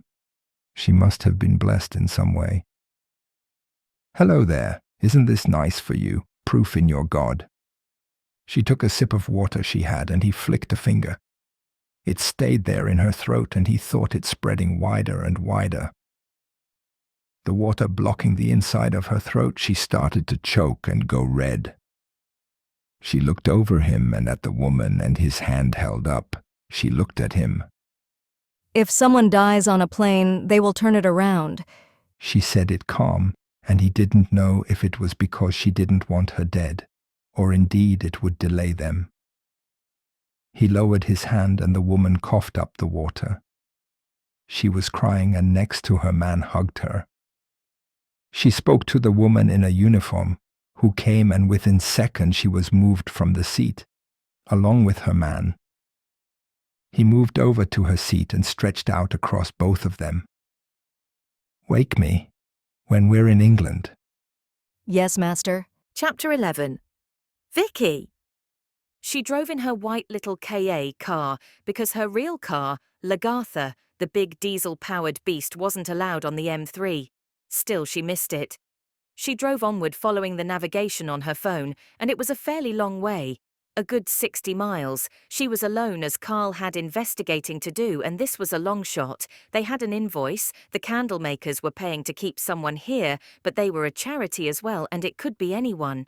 She had Google searched it, and it was a very nice place. As far having a nervous breakdown went, it was one of nicer places to try and find your marbles. She assumed that a lot of people who were involved in this kind of thing just snapped and went crazy. It was one thing to fight monsters. It was another to know you lived in a world of unseen demons, and they could be anywhere. Forget that your nurse might be stealing from you. She might be a witch or worse. She played music from her phone and pink beach speakers that came from Mexico, and she listened as they drive. She could actually hear the music. She was used to yelling over the roar of Lagartha. They had found a receipt for this place and no doubt they were paying for someone, and she assumed it was a former employee or something. Still, the bill didn't say who it was, for it was just an amount, but it also read $1,300 monthly care. Then it had things like laundry service and food.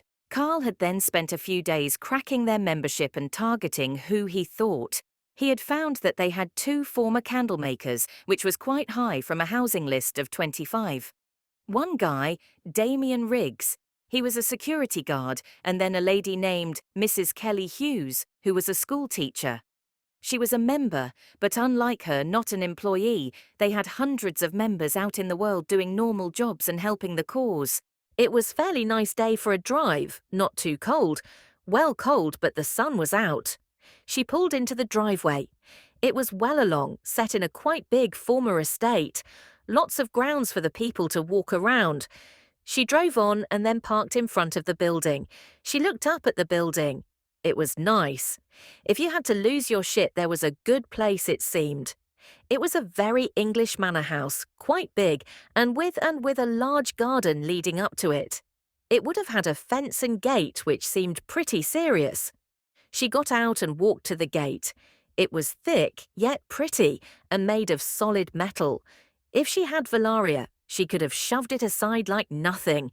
Now she was just a girl, but it felt like so much less than before. There was a buzzer, and she pushed it. Victoria Richardson for the inspection.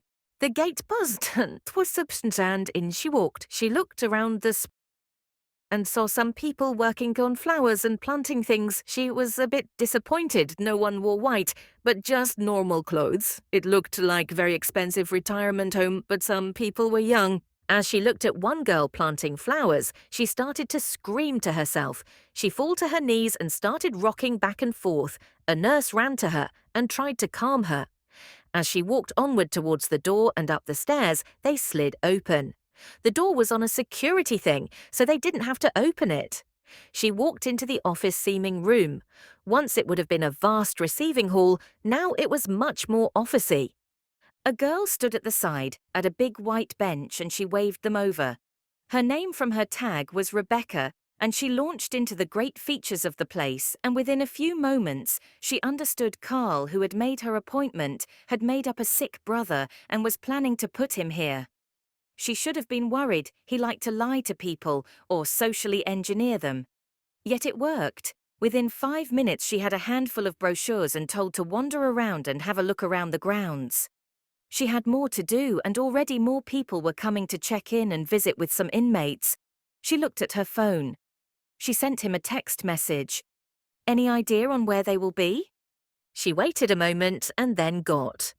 Well, he's in room 3B or B3, and she's in 6D or D6, but give it's around 10:30. I think they will be outside. It's a nice day for England. He always said that. Good weather for England. Not too crowded for London. Nice beach if you like pebbles. They went out the back of the building through some large glass doors, and as she walked through, she looked up. There was an oil painting, a portrait ad. It was of a nice couple and a younger girl who seemed like a younger sister. He was handsome and the girl was a knockout. And then she saw it was Genevieve, her grandmother. This was a portrait of her. She read it and was shocked. Lord John Suffolk, his wife Lisa Suffolk, and their ward Genevieve Richardson. She never knew about them. A former lord. She wondered if she had a secret inheritance or something. Her parents never spoke of great-grandmother except to say she was mad. She then realized whoever he was, this was clearly his former house and estate. He'd given it away to help house the crazies in a much nicer place than normal.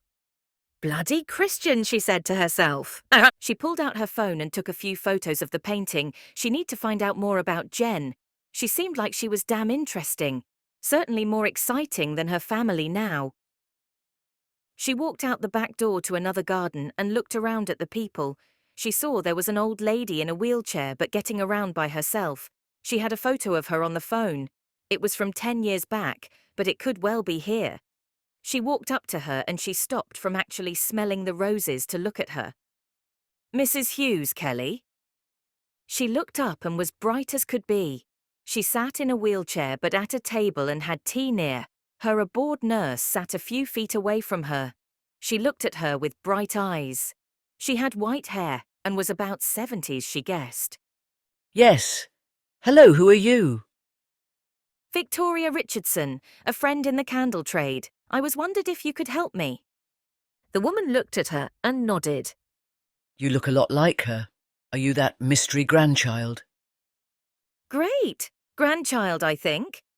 Indeed, she was an almost 40 years older than me, but I remember well. I remember everything. She looked to her woman, the nurse, and clearly wanted her to be gone. Would you mind getting 2 cups? For tea? The young woman sighed and set down a magazine she was reading. She didn't say a word, but just walked off. Flat shoes crunching on the stones. Kelly gestured. She sat down at her little table. What is wrong? I have lost my guardian angel and no one will help. The woman looked at her for a long time and then spoke. A guardian, lucky you. Tell me what happened. Will we were fight a gargoyle demon thing. You may know her, Kenris and Valaria. My angel was in me and we blessed a lake and threw her in. Once she came out of me, she disappeared. I think she was kidnapped. The lady's mouth hung open and then she closed it. First know that nothing can take an angel. She wasn't kidnapped. She would have gone willingly. You see, angels are soldiers, and she has broken rules. What you said is beyond crazy.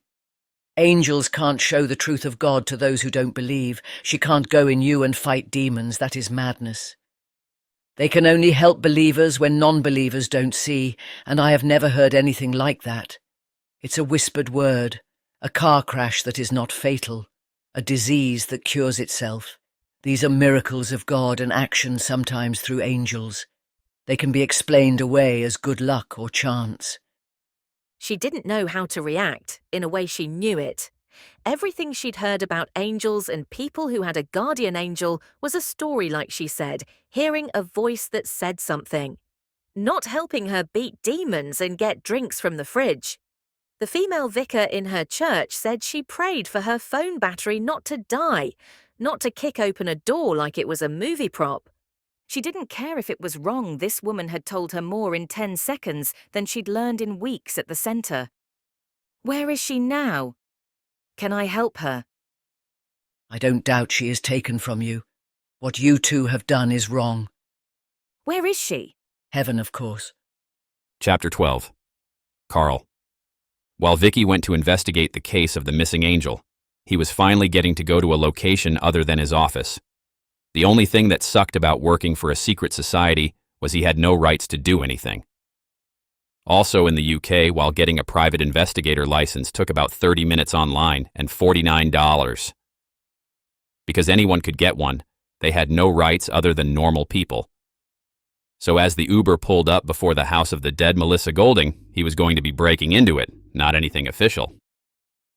He got out of the car, which was a fairly new white Prius, property of CM, and went to the door. She, the dead woman, lived in a very nice apartment on a side street near the Colin Firth zone. It had a name, Vicky had told him, but he'd forgotten that part. Yet he remembered Colin Firth lived near it, and it was nearish to Baker Street. The flat was 2-story an apartment they built for the rich 100 years ago. Now it was the same. It was close to the courts, and so a lot of lawyers lived here. In fact, she was a lawyer herself. Carl walked up to the door and went in. It was the hall for 4 apartments. He followed the rich red carpet up and turned right. Soon he was in front of a large white door that said in golden numbers on it, 2A. He had gloves on that were leather, and his heart was racing. He'd never committed a crime before. Well, not in the physical world, and he guessed he'd have a very expensive lawyer if he got busted. He knocked on the door and waited. He wasn't getting caught breaking into an apartment full of cops who still might be bagging and tagging. No one came. The case was closed. Heart attack. He pulled out his weapon of choice, which looked to him like a caulking gun, meeting a screwdriver. He shoved the needle point into the keyhole, pressed it a few times and heard a snap, then turned it. It could get into any lock. It broke off the pins in about 90% of them, but that was the price to pay. He was in, but the door was cactus afterward. Still, his lock-picking skills were non-existent. He'd tried to learn. All hackers did at some point, but it was really boring. He walked into the room, closing the door behind him, and looked around. He almost let out a low whistle. It was good to be her, except she was dead. The apartment was lovely. It was some kind of minimalist cool. The floors were white tile, and it had a few black bits of furniture. He walked in and looked. It had a very expensive-looking piano. He opened it up from habit and looked in. No secret USB, but also dust on the cords inside. Bad cleaning job. The apartment was spotless, but that was a paid cleaner doing what they had to. He glanced around and needed to find a computer, or phone at least. He needed a way into her life. Like almost everyone, her life was on the laptop, not online, and she wasn't opening emails anymore, so no back door. He walked onwards, and lucky him, he found an office. He looked around and felt bad for her. The walls had a few plaques and awards. He took one down and read it. It was some kind of award for being young and awesome at law, from some magazine. She was good, it seemed. He saw she had a desktop computer, and he pressed the keys. It sprung to life in a second, showing the trusty Windows lock screen and photos of her on holiday. She was a real go-getter. Photos of her white water rafting and rock climbing. He reached down and found the power plug for the desktop. He flicked it off and shut it down cold. He then pulled a USB out of his pocket, put it in the computer, and turned it back on. It would take a while, and he walked out while it worked. She must have a laptop or tablet too. No one used their desktop for social things, and he guessed she did at night. She was single, had maybe been online dating, maybe Tinder killed her. Carl walked into the bedroom and stopped. He didn't know if to laugh or hide his eyes. Above the bed was a massive photo of her. Alive and dressed in just lingerie, she was damn fit. She smiled at the camera in a seductive pose. She'd clearly paid someone a lot to take that. It's good to live alone, the maid must hate that. Next to the bed he saw a tablet, and went to it, he pressed it, and it sprung to life. No lock screen, but with a photo. She stood with her arms around some guy, and he too looked fit and handsome. Carl saw a ring on his finger and knew she was single. He sighed. And who are you, Mr. Married Suspect? He was glad the police had left all of this and not bothered to investigate. He took the tablet and walked out of the room, and then he set it down on the kitchen bench. He was starting to get a feel for her. He walked to her massive bookcase and found what he had expected. It was full of books with titles like Be a Goddess to Get a God and Happy Alone. She wasn't happy alone. She was well off, hard-working, hard abs, and now dead. The question was, who killed her? In every cop movie ever, it was either the married guy, his wife, or her other lovers, if she had them. He knew she'd not died of heart attack. She was super fit and probably did marathons for fun. No, this was murder. Something about it really pissed him off. She was a go-getter, the kind that seemed to wake up mad early, do some yoga, and hit the gym before work.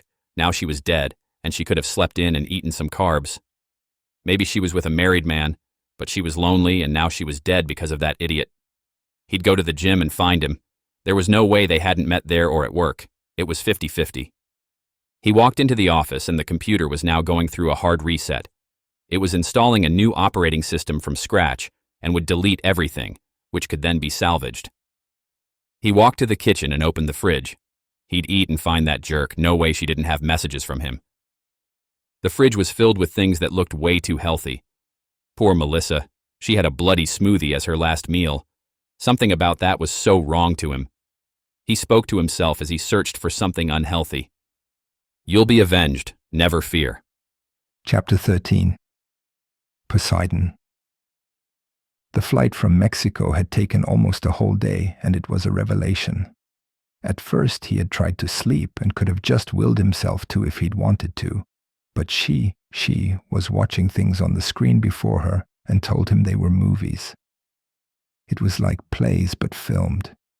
He'd seen a few performed and now found these very interesting. They showed him the modern world, and he watched a film that was called The Little Mermaid. He quite liked it, though no one was killed at all. He was in it, which was fun. They had made him into Lord Trident, and through it he saw.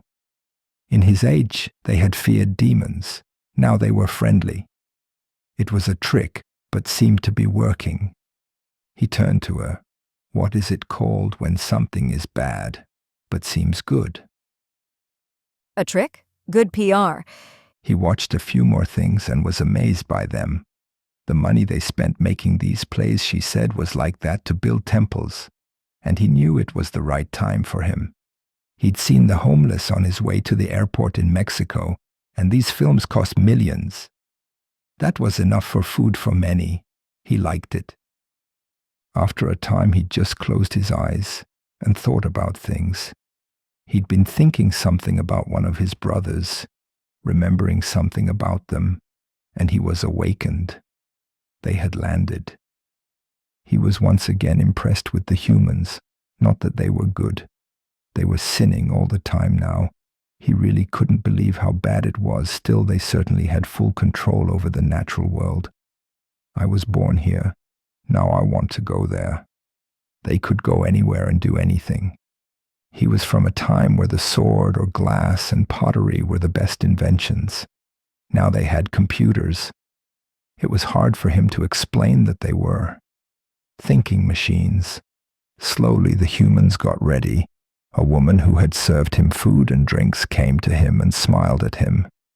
It was good to be handsome, it seemed. People treated him a lot nicer now he was Liam than the fat businessman. Still, that was the way of this modern world. He saw to them being handsome and wealthy. was to some you had power and were a success, which people have always admired. A well-dressed woman spoke to him. We've landed and first class gets off first. That was him, they were the first class. He had no bags, nor did Bianca, and they stood and were shown off the plane quickly. Even though he was mighty and she was a weak nothing, he let her lead the way. She was like his guide in the modern world, and he needed her right now. In a way he could allow it. Who but an idiot could guide him through a land of them? They walked through people and places. He had a British passport, she said, and hers was of the European Union, one which meant they were allowed in England. It seemed the countries had united to make travel easier. He looked and saw lines and lines of people trying to get in. The new borders, he saw a few men with guns strapped to them. He'd watched a few movies on the plane and knew guns now. Humans had made killing an easy thing. It was beautiful to see. He wished he was going to land of guns like the US of America. He wanted some. The line was short for him. He stood with a few others and was ushered forward by some man. He was separated from her now. He was sent to a man, and he looked at his passport and said, "Welcome home," to him. "Yes," he said, and walked past the man. She was waving to him, and he waited for her on the other side. Now they were in England, and they walked down towards the exit. He let her lead again, and tried not to lose control. He was surrounded by people. They passed through a room of bags, and walked onward, up a hall, and out to the exit. It was an exciting place for them. They gathered around the doors. They pushed him, the swine, and they held each other and cried out, their happiness at being reunited. It was so irritating. Some fat woman from the outside shoved him and hugged a fat man. She was crying, and he was too. It was more than he could take. He turned to crush her head or punch his fist through her, but she was there. "No killing," she said, and took his fist and held it. He cried out and looked as she pointed at a camera on the roof. He saw it and knew what it was. It was how they saw crimes now. "They will arrest you." He looked at that camera, and yet he saw also a water fountain in the roof, some kind of a jet. It was red, and there were many now he saw. He let his mind go, and indeed water was there. He laughed. They hated the rain, weaklings. He pulled his hands down, and the sprinklers went off. They fired out with so much force, and in seconds everyone was wet. It was like a massive rainstorm, but inside of the building. In one moment he was being crushed by idiot humans. Now they ran for cover and screamed as if they were being burned. If only he could make it hot and really burn them. Within moments, she alone stood with her next to him. No one shoving him now. They hid in shops, crowding away from the life-giving water, as if it was deadly. One lady had slipped in her heeled shoes and landed in the water with a painful crack of her wrist. She cried out, and he laughed. She pulled his hand to leave. She seemed angry, her clothes getting soaked and her wet hair clinging to her face. "You are of the sea, get used to it." "How can you do that? Are you not a demon?" They marched onward, and he liked the water on him. He looked down, and his shirt was soaked, and his hair. It was so nice. She had helped him a lot. Getting here, and while simple, she had earned a few kind words. Also the water was cold and nice and calmed him. So he spoke to her. "A demon is a fallen angel. I was an angel with powers over the seas, or one of them. Many of us had things to do. Jobs, you would say now," "Oh, was all she said. Then after a while, but you rebelled, right? Why didn't God take your power before sending you down? Aren't you dangerous?" he laughed. "Probably the smartest question you'll ever ask," he did. "This is maybe a 1000% of what I was. He took all he could, but any more, and I'd have not been me, I'd be dead. We used to move planet and suns. Now, if lucky, a soldier can turn on a television and smash a glass. Hardly the same. Even I am a shadow of myself. They marched onward through the airport, and he loved it now. The water from the red spouts in the roof had stopped, and people started to gather again. He reached up and pulled down with his hands. It came again in a massive shower. The water poured down, and they ran from it, actually squealing like pigs being killed. They walked onward, and he kicked at the water as he walked. It had formed in some puddles down. They walked out the front of the building, and he was hit by the cold. It was much colder than Mexico. It chilled his skin and felt nice. It calmed him more. What do we do now? He hadn't really told her his plan. Why should he? Still, he needed her. He was helpless in this world, without her. We have to find a house to live in and gather my soldiers. If we need a room, we can stay where you want. I care not as long as it has one of those things in that movie. A hot tub. Yes, a hot tub. And no, I realize they are not all time machines. They got into a black car, which was driven by a man, and she said to them, the Hilton, which she said was a hotel, and he knew what that was. They fairly well always had inns with rooms. Still, as he looked out the window or the car, he was now once again horrified by it. To say there was too many people was true. She had said 30% of people were Christians, not many. But there were so many people that meant many were more than his army had ever held. He turned to her. How many of you are there on earth? What people? I'm not people anymore. That was true. This idiot was the last mermaid. She was a dead human body brought to life with his powers, not that she acted grateful. Yes, people. Lots, billions. She took out her phone and clicked a bit and spoke. 753 billion. Damn it, so that is what, 2.25 billion Christians? It's 32% on Wiki. She said, still pressing buttons.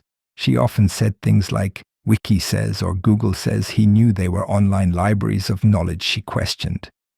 Soon enough, the car pulled into the driveway of a vast, tall building, and a man held the door open for them.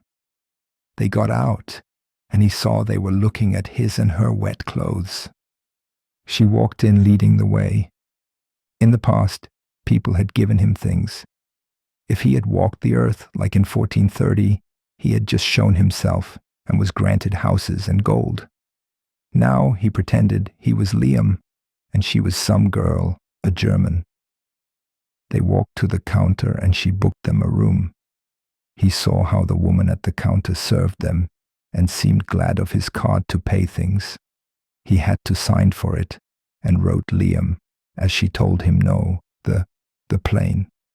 They had no clothes, and they were wet, but he was glad. They walked up to the elevator, and he changed back to impressed.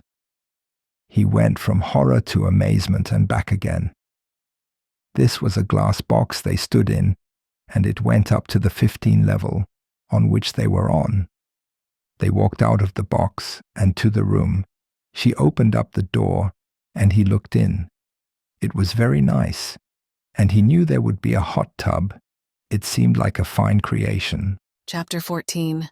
Valeria. Before Vicky was born and taken up the mantle of demon fighter, she had been protecting her mother, grandmother, and Jen, and before that, people from the beginning of time. She had been guarding people from the dawn of time. Mostly it was watching. They had rules. Every now and then they whispered something, made them think something, did something, an inch or two. Maybe they shoved a bullet a fraction to the side so it still hit, but not the heart, and the victim lived. Now they could just stop the bullets, but that would break all sort of rules. Valeria had been back in her cell, and she was brought back out to the 3 judges and sat down at a chair. Her bright and bubbly messenger, whose name she had found out was Joy, brought her back and forth, acting as a bailiff. She stood now before 3 judges, all generals, with Gideon being her direct boss. She had been tasked by him to protect Genevieve. He spoke now. The second charge is very serious, of showing God's power to non-believers. This was a big one of the biggest. She knew that angels could be visible, people could see their souls, and every prayer could be answered in a matter of seconds, but God wanted people to have free will. He didn't want to give them any more proof than he already had. He could force them to love him, but that wasn't not real love. She'd seen enough movies to know a robot can't love you, and neither can someone you force to see. Knowing was different from believing, it seemed.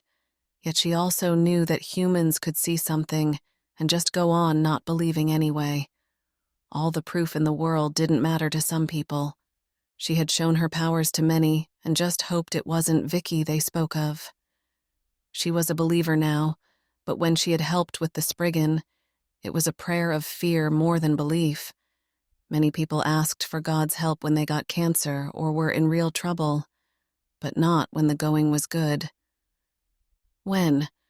Often, John said, a bit of attitude. He didn't like her much, it seemed. It was John. He pointed at her head, and she saw something unfolding in her mind. It was a memory. She was there with Vicky and Carl was watching. She had thrown a dart, and then she helped it in its path. He looked shocked and amazed, and it got a lot worse. Then she was opening doors before him, and finally she possessed Vicky and went into her and spoke to him.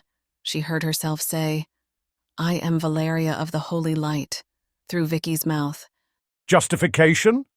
He is a believer, Richard spoke. He is now, anyone would be. He saw an angel enter his fiancée, the very reason we hid ourselves. You took his free will, making him come to believe by showing him. He was right. It was true in a way, Carl believed, because he saw, and maybe he always would have, or did beforehand. But now they knew not. They had her here, and she thought of her showing him.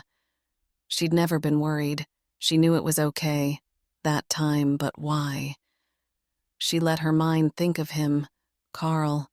She'd like him, and he'd been there, the first day she saw him.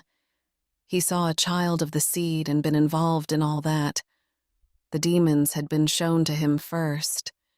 He'd helped fight a mermaid before, long before she'd shown herself to him. He was always going to help her. I didn't show him the seed or the wraith or the children of the Great One. He has been allowed to see the darkness. Why not show him the light? Is that not fair and balanced? She knew not if it would work, but she had to try. Her messenger, Joy, smiled at her, like she thought it seemed reasonable, and looking at the judges she saw them nodding a whispering. Gideon spoke. It is true in this case. You were far from the first thing he was allowed to see, so we must assume it was part of his plan. However, this is not the only time. He pointed at her now, and another of her own memories began to unravel before her. They were trapped in the basement of the school, and she had kicked the door open. It had happened in front of those thugs. Then they came out, and she protected. She had let Carl get stabbed, but she didn't see that. That was fine. It was sneaky. The door wasn't. They had seen it, and had even said, "How did you do that?" They saw a normal girl break open a chained metal door. Gideon said. In truth, they saw it fly open for no reason, but they hadn't seen her kick it. It was unexplained, but hardly proof of God's power. People were so far from that now. Even if someone saw a girl kick open a metal door, they would think she was a mutant, or had superpowers before an angel had helped her. She realized her judges, being angels, were not only believers, they hadn't been to Earth in years. They had no idea what people would think. They knew what they would think if they saw it. Two very different things. I request you watch everything by Marvel Studios and then get back to me. Human films and TV? Yes, I may have shown some drunk idiots a door opening, but that is well within explainable. It was odd, but so is a man cured of cancer for no reason. Yet we do it all the time. Fine, we'll watch it. Come back in a few hours. Anything else? Buffy is good, not supernatural. It will make you mad. The judges stood and walked out of the wooden door at the back of the room. She was then taken with joy back to her cell. She was a prisoner, but in a very loose sense of the word. The problem was, she was a few million miles from Earth, and even if she could fly to it, it would take years. She would be old and she had no way of getting through the gateway. She thought she might win the case, but if she didn't, she wanted to Vicky know what happened so she would stop doing dangerous things. She went with joy to her cell and looked at her. One of the things she'd been taught in school was to always ask, why did God do this? It was good to try, think of his plan. She'd been given this bailiff who was also her messenger. She didn't think that happened much. She turned to Joy. Why are you guarding me? Haven't you got a job? Joy stopped and smiled. Well, I am actually in training to be a guardian, so I am here to learn what not to do, She said brightly. That was bad. She might be like John. Many would have thought she was going too far. And that's how you feel? It's confusing. She would have died if you didn't act as you did, so how can that be wrong? The angel took her back to her cell and Valeria got it. She'd help her when the time was right. Chapter 15, Vicky. She was in a tough spot now. On one hand, she did feel like Valeria was safe. She knew she was a mighty warrior. She was like She-Ra on a very good day, and nothing had taken her. She wasn't locked in a cell in hell or being tortured by demons. Still, if she was reassigned and she got a non-rule-breaking guardian in place, she'd be dead in days. She really had two choices, get her back or stop this shit. She might be learning to fight, but a few left hooks wasn't going to help against creatures from hell. Not only that, it seemed that working for the candlemakers took a heavy toll on the mind. Even now she had nightmares about very real things, and if she heard a creaky sound in the house, it wasn't the water heater turning on, it was a Spriggan or something new and awful. She had left the centre when the old woman had urinated on herself and called her Graham. She'd been so lucid and then snap. She wondered what she'd seen. The man Damien was no longer a patient and was in a halfway house they had. She thought she had enough information, though. She missed Valeria for her confirmations as well. She went back to the candlemakers and do firearms training and meet Carl to head home after. She texted her as she was on the way and she drove music blaring. Carl was going to meet her there. It was the afternoon and he needed his office. When she arrived, she parked in the car park, which was under the places, and driving down, she stepped out and spun. She had her gun and aimed it right at a woman's head. The woman screamed and she lowered it. She looked like a British private school headmistress, well-dressed, and now she had no gun at her head, growing calmer. Shit, sorry. Bad memories. I understand. I have a message for you. She didn't know who she was, but she wasn't scared. There were no cameras down here, but she still had her gun. Who are you? Let's just say my employer is a fan of your work and wants to see it continue. Well, that's why I need to find Valeria. Yes, you do. Now the heads here think what you're doing is blasphemy, but they don't know what is really going on. My employer wants you to find her. What do you know or think you know? It could be a trick, but she had no choice. She is in heaven. Indeed. We have a report she is in one of the heavenly realms, and we got a sense of danger. She needs you. It's not okay to abandon friends, even powerful ones. She is in one of the heavenly realms, but it could be anyone, and it's not like they have phones. What do they have? Nothing. The only things that go up there are other angels. Dead people is a different part. It's like staff and guests. She thought about it. So an angel would know what was happening. It could find out. You know any? Sort of. Thanks, I think that will help. The woman handed her a card. It had a number on it. That was all. If you need any help of any kind, just call. She turned and walked off. Well, it seemed she had some friends that were a little more pro-demon killing. That was good. She pulled out her phone and found a number in it. It was that of Jessica, the brave girl who had been attacked by Kenris, had her mother killed and life destroyed. She assumed she was still alive. Yet she hadn't seen her. Still, it had only been 3 days. Vicky, you okay? She realized she hadn't even spoken with her since she ran to the safe house and the demon on her tail. I am, and Kenris is gone, but I need your help. Of course you can come over. I still live in the same place. She texted Carl. She was off again and would meet him at home. She got back a reply that was just an okay. That meant he was busy too. She got back into her car and pulled back out of the car park. She drove to the house of Jessica and couldn't but think of the poor girl. She'd been through so much and couldn't tell anyone about it. She should try be a friend to her, just so she had someone to talk to. If she was her, she'd move out. The poor kid had come home and found her mother dead in there, and she'd been more than lucky to escape with her life. She drove to her house and parked the car in the driveway. She went to the door and knocked. She only waited a moment and Jessica answered. She smiled at her and hugged her. She looked the same, young or happy, but she had bags under her eyes that told of a lack of sleep. I can't believe you beat that thing. She showed her in. In true English fashion, she already had the kettle on, and they stood in the kitchen as she waited for it to boil. She was still pretty and seemed relaxed. She was a very tough girl. She looked at the glass door that led to the conservator. You couldn't tell she had thrown a stone beast through it. They, the conspiracy of vampires, her old bosses, had done a good job fixing it. Too bad they were all dead. Good cleaners. I had help, and that's why I need yours now. The kettle started to whistle, and she poured her a tea and one for herself. She preferred coffee, but it didn't seem like it was being offered. She took the mug and held it, warming her hand. Your angel, is she okay? Missing, and I don't know where. A friend thinks she's in a heavenly realm, whatever that is, but I need to know. If she's not coming back, I have to retire, and if she is in danger, I need to save her. Okay, and what do you think I can do?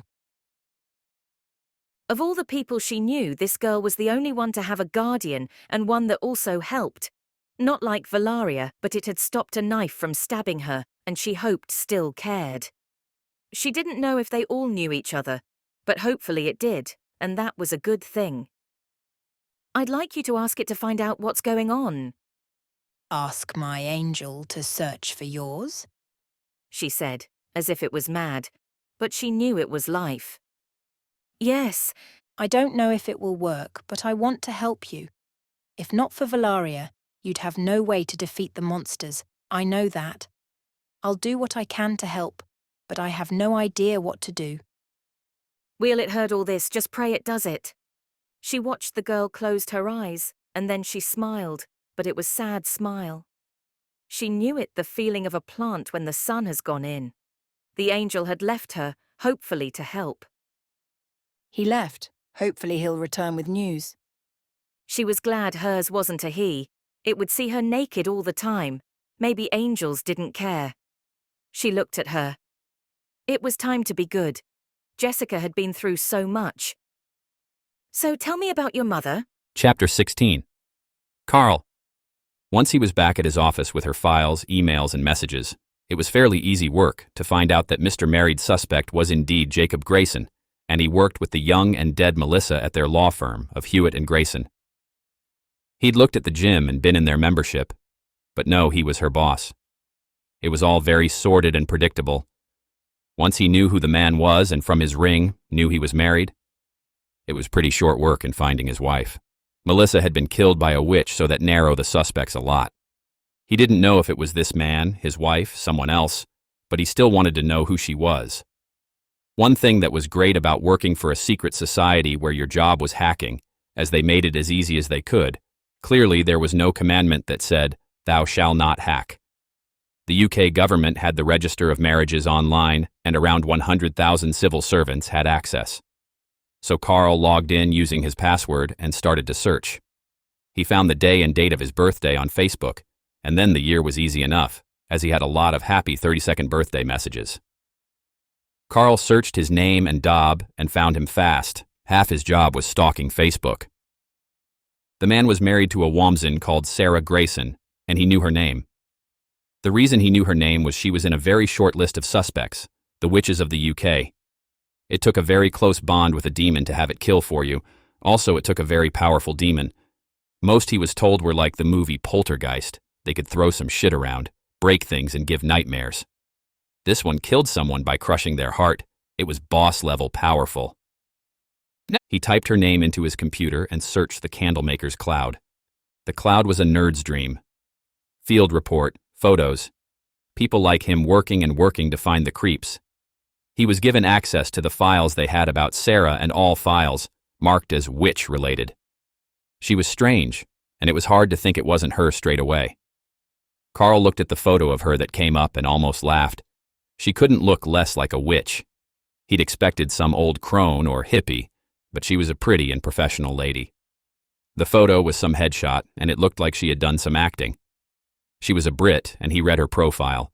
She was indeed a former model, and now made money as a lifestyle coach. He looked at the photo and shuddered. She was about 30 looking but well kept, yet her DOB was 09/18/1942. She was truly 80 years old. Gross. He had a suspect, but he knew it was her. Still, he had to get some proof of something. He thought about breaking into her house and creeping around. That was a very good way to end up dead. He had this at huge power of the machine at his fingertips he needed to remember. He worked for the anti-demon CIA. He started to fill in a request. He requested full surveillance on her, around the clock, and sent it off. He saw it was under review. He knew Jenny would be looking at it, and then the thing was approved. He got an email that read, Dear Investigator Hurst, your request for surveillance of Sarah Grayson has been approved. A team will be sent within the hour. Please use your staff access for notes and photos added to the server. He loved this. He was going to bust this creep. It had to be her. She found out about Melissa and her man, and now she was dead. He was fine, of course, always the way. He sat back and his phone started to ring. He realized it was 5, and Vicky had text a while back. She was doing something, no doubt dangerous. It was her, of course, and he answered it. Hello. Hi there. As far as he knew today, she'd been to the home to see someone, but her voice sounded strained. What's wrong? Just at a friend's. Remember, Jessica, she's had it tough. He knew it was right. She was the gargoyle victim, and it had done a damn good job in ripping her life up. Yeah, was all he could say. Any news on Valeria? He was surprised she was there, as she was meant to go to the home and then here. I have a lead, sort of. I have sent an angel to find out what is happening. Okay, that's good. We need her. I'll let you know. Be home later on. Love you. Love you. See you soon. The phone went click and he stared at his screen. He'd give them a few hours to find out something about his witch. Chapter 17. Valeria. She was in her cell again, waiting for the judges to watch their ways through everything Marvel had made, which was a lot. Still, she assumed they watched fast and maybe skipped a few things like the agents of S.H.I.E.L.D. Still, she sat, now alone in her cell, and waited. She was getting worried, and that worried her. As an angel, she had a very good sense of the approach of badness, or rather when she was or wasn't on the path. People, Christians, often were guided to the right things for them, and she was getting the strong feeling it was Vicky's time to save her. She took her bottle of water, that was half full, and spilled a good amount on the floor. She sat cross-legged near it and ran her finger in a circle in it. She whispered, Vicky. And there she was. She was linked to her still. She was still her guardian and saw her worry. She was with a girl, and Valeria knew her. She knew every Christian in the world, and this girl was good one. She had a guardian, too, and he was a cheeky lad by the name of Hector. Maybe he could help. Valeria wiped the floor as Joy came in and held the door for her. She held it wide, and she stood up and followed her. They walked back into the courtroom, and she stood at her desk and waited. Once again, they all filled in from the side and took up their spots, not sitting. They all looked at her. It now John's turn to speak, and he looked at her as he spoke their verdict. We watched all of your movies, and then for good measure we sampled all movies and TV made in the last 20 years. What did you think? Your right supernatural is infuriating, as is so much. But you are right. Humans, sadly are more likely to believe in a mutant than an angel. So in this case, they saw nothing but a door open by itself. Many a guardian has done more. It had enough plausible deniability, as they might say. She was glad she had done it. Still, she knew it was true. People saw plenty of things that were amazing and soon forgot them. As she stood, the final judge stood. He was about to speak when to a flash of white light passed her. She stood back as it passed and was gone. Who was that? Gideon just waved his hand. Someone keen to listen in, who knows? Carry on. Marcus spoke then, and he seemed almost sad as he read out the final charges to her. In a way, she didn't really see how it could be a crime. She said, "Take my body," and she did. She didn't let her die, and she only did it in front of demons and Carl, all believers. Demons were angels once and still believed in God even if they tried to fight him. You took a human being's free will by taking her form and controlling it. She felt the words like thunder. This was honestly the worst thing they could do. Justify. He sat down. She didn't need time to think. She let her 90 years on Earth gather, and she lashed out in anger. "Are you kidding?" She pointed to the air before them, and as she pointed, she thought of the very first time she asked her to enter her. In the air, the picture formed, like a film on a screen. Then, like a well-made movie, was the scene before them. Vicky and Carl were surrounded by the children of the seed. 8 of them, the judges saw. They punched a hole through the metal of the car. They gathered and would have killed both Vicky and him. But she yelled out and pleaded, "Valeria, please come into me." She was next to her and dove into her without a moment's thought.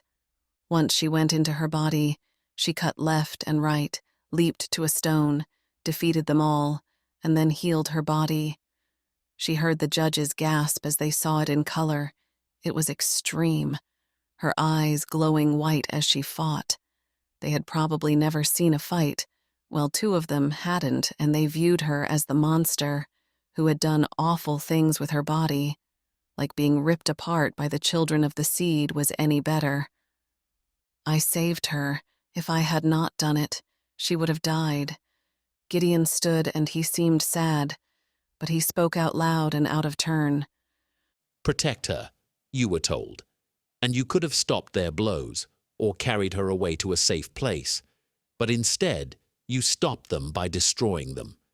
You could have protected her in a much less violent way. Your job is to protect, not kill. He was right in a way, but he was not understanding. She never got it. Why not destroy them? The seed was evil, the fallen were evil. They gave no mercy, so why should they receive it? She asked me in. You saw that? She felt the fire in her dying. She had always felt the path, and she felt now it was failing for under her. It was like walking on a bridge as it slowly broke. She closed her eyes and whispered, "Help me, Father." Marcus spoke now. Yes, but you agreed on nothing. No time limit. No actions, yes or no. Why did you not then stay in her forever? That was your will, not hers. Did she ask you to heal her, or did you assume she would want you too? Of course she wanted me to. I did it to protect her only. She felt it. The judgment was done. She knew it. Marcus stood and shook his head. He was sad about it. Valeria of the Holy Light, I hereby. She'd felt it a few times, not often, but more than once to know what it was. It filled her with hope.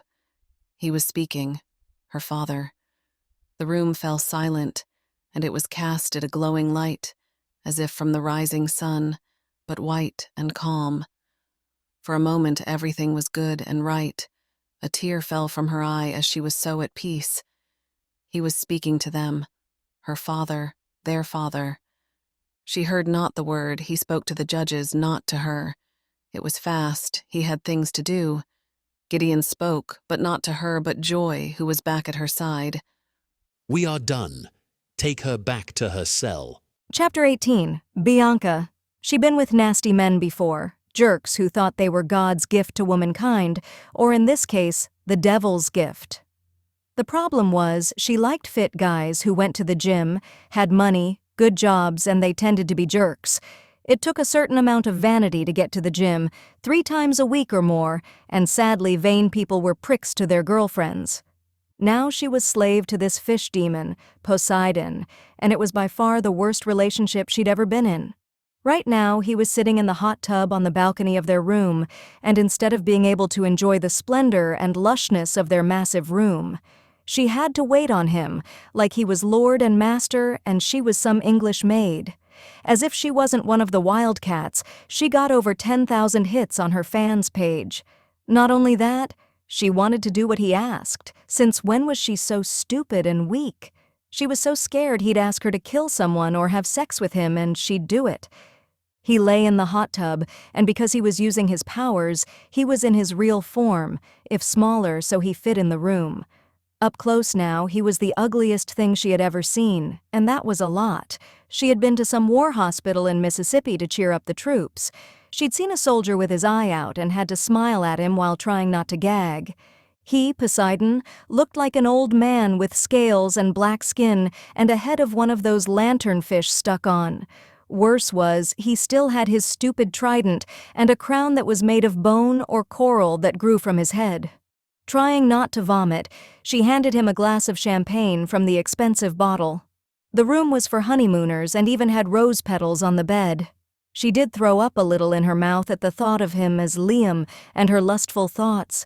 If he tried to sex her, she'd throw herself off the balcony. She might survive, as plans when it was growing in appeal. He gulped the champagne in a few chugs like it was water, and though it was $300 a bottle, and waved her away. She took the glass, thought about trying to kill him with it, but didn't. She went to the kitchen, and when she came back, he was ignoring her. He closed his eyes and muttering a string of evil-sounding words. He had cut his hand with a gross long nail and floated around in his bath as it grew bloody. He was calling his other minions. Apparently, he had some generals, and they would help him to kill one girl. She didn't know why he was going to all this effort. Say one thing about him, he was good at killing people, or glad, too. She stood and turned. The hot tub was on the balcony, yet it was big and there was still space. She walked away to the edge and felt the cold air of their shit weather. She looked out from the glass balcony and looked at London. It was a very boring city. It was big and old and cold. It suited her new situation. It looked how she felt. She'd much prefer something like Las Vegas. Bright and new, full of excitement. Now she was living in one of those old books they made her read in high school. As she looked down, she thought again of jumping off. She imagined casting herself over and landing below, but she was strong and might survive. She laughed at herself. What do you call a mermaid in a wheelchair? Bianca. She could cry, but she gathered herself. There was no time for sadness. She had to get mad. What? He asked, looking up. Now he was done. Thoughts? She went to watch some TV. It was almost an hour later when finally his call had been answered. He was still floating like a turd in his dark, bloody water. There was a knock at the door and he yelled out to her, "Get it." She was done. Sire or not, father or not, she was going to run, and that was that. She would wait until they were busy and just run. She could deal with him. She was over it. She went to the door and opened it up. In front of her was a very pretty woman. She had dark hair and a great figure. She had actually looked a lot like her. Her nose was a bit smaller, so she was a bit better of a version, and her breasts were a bit bigger. I am Samantha. She'd always wanted that name. What was this thing, that it could look like her? She pushed past it. Hello, I am Bianca, shook her hand. The last mermaid. How fun for you. So he is back. What a shame. She said and frowned. Isn't he your leader? Not by choice, as you well know. Please show me to him. She said and walked past as she did. She looked up and screamed. In the hall was a creature. It rushed at her in a flash and through the door. It was like a Dementor from Harry Potter, and as she fell over it swept through her. It was such a horrid feeling. Her body went cold as ice and her mouth was filled with a taste of rotting meat. She reached and hit the floor hard. The woman stopped, turned back and laughed. She put her fine hand out and I took it and climbed back up. Fear not, that is just Calcifer. He prefers his true form. No harm to you. You're one of us now. Great, she replied and led her into the main room. Posdein was now dressed in a thick white robe and had the guise of Liam again. His muscles and six-pack abs just made her ill now. She knew what he really looked like. In the room was that thing, and it floated like a ghost near him, touching him, maybe so they could talk. Posdein looked at the woman, and then behind her, as if looking for more people.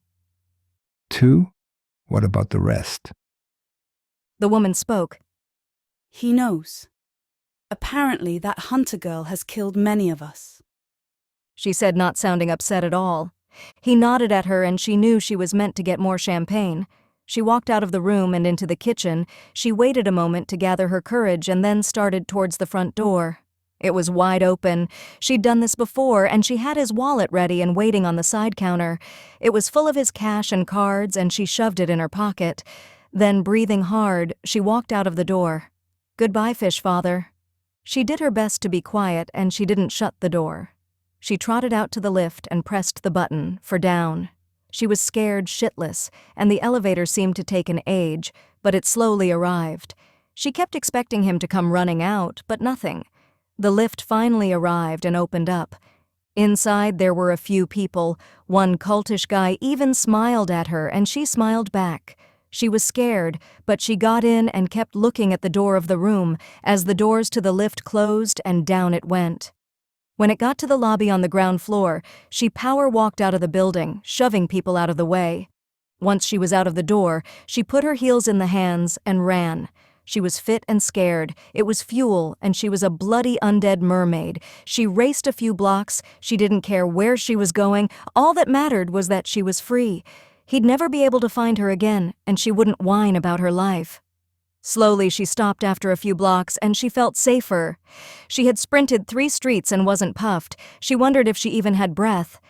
She shivered and felt the cold. It was only like 20 degrees, and they used Celsius over here, so it was even colder. She looked up and, for the first time in weeks, smiled. She was standing in front of a Gucci. Chapter 19. Posdein. With his children, he knew their thoughts. Also, he heard her muttering to herself and knew well. She would run. He cared not. Now he had some actual help. Anya, or nobody, as she used to go by, could help him negotiate his modern world, and Calcifer seemed to know this girl. They were shown in, and he looked at them. She was odd, a real succubus and good at having a guise.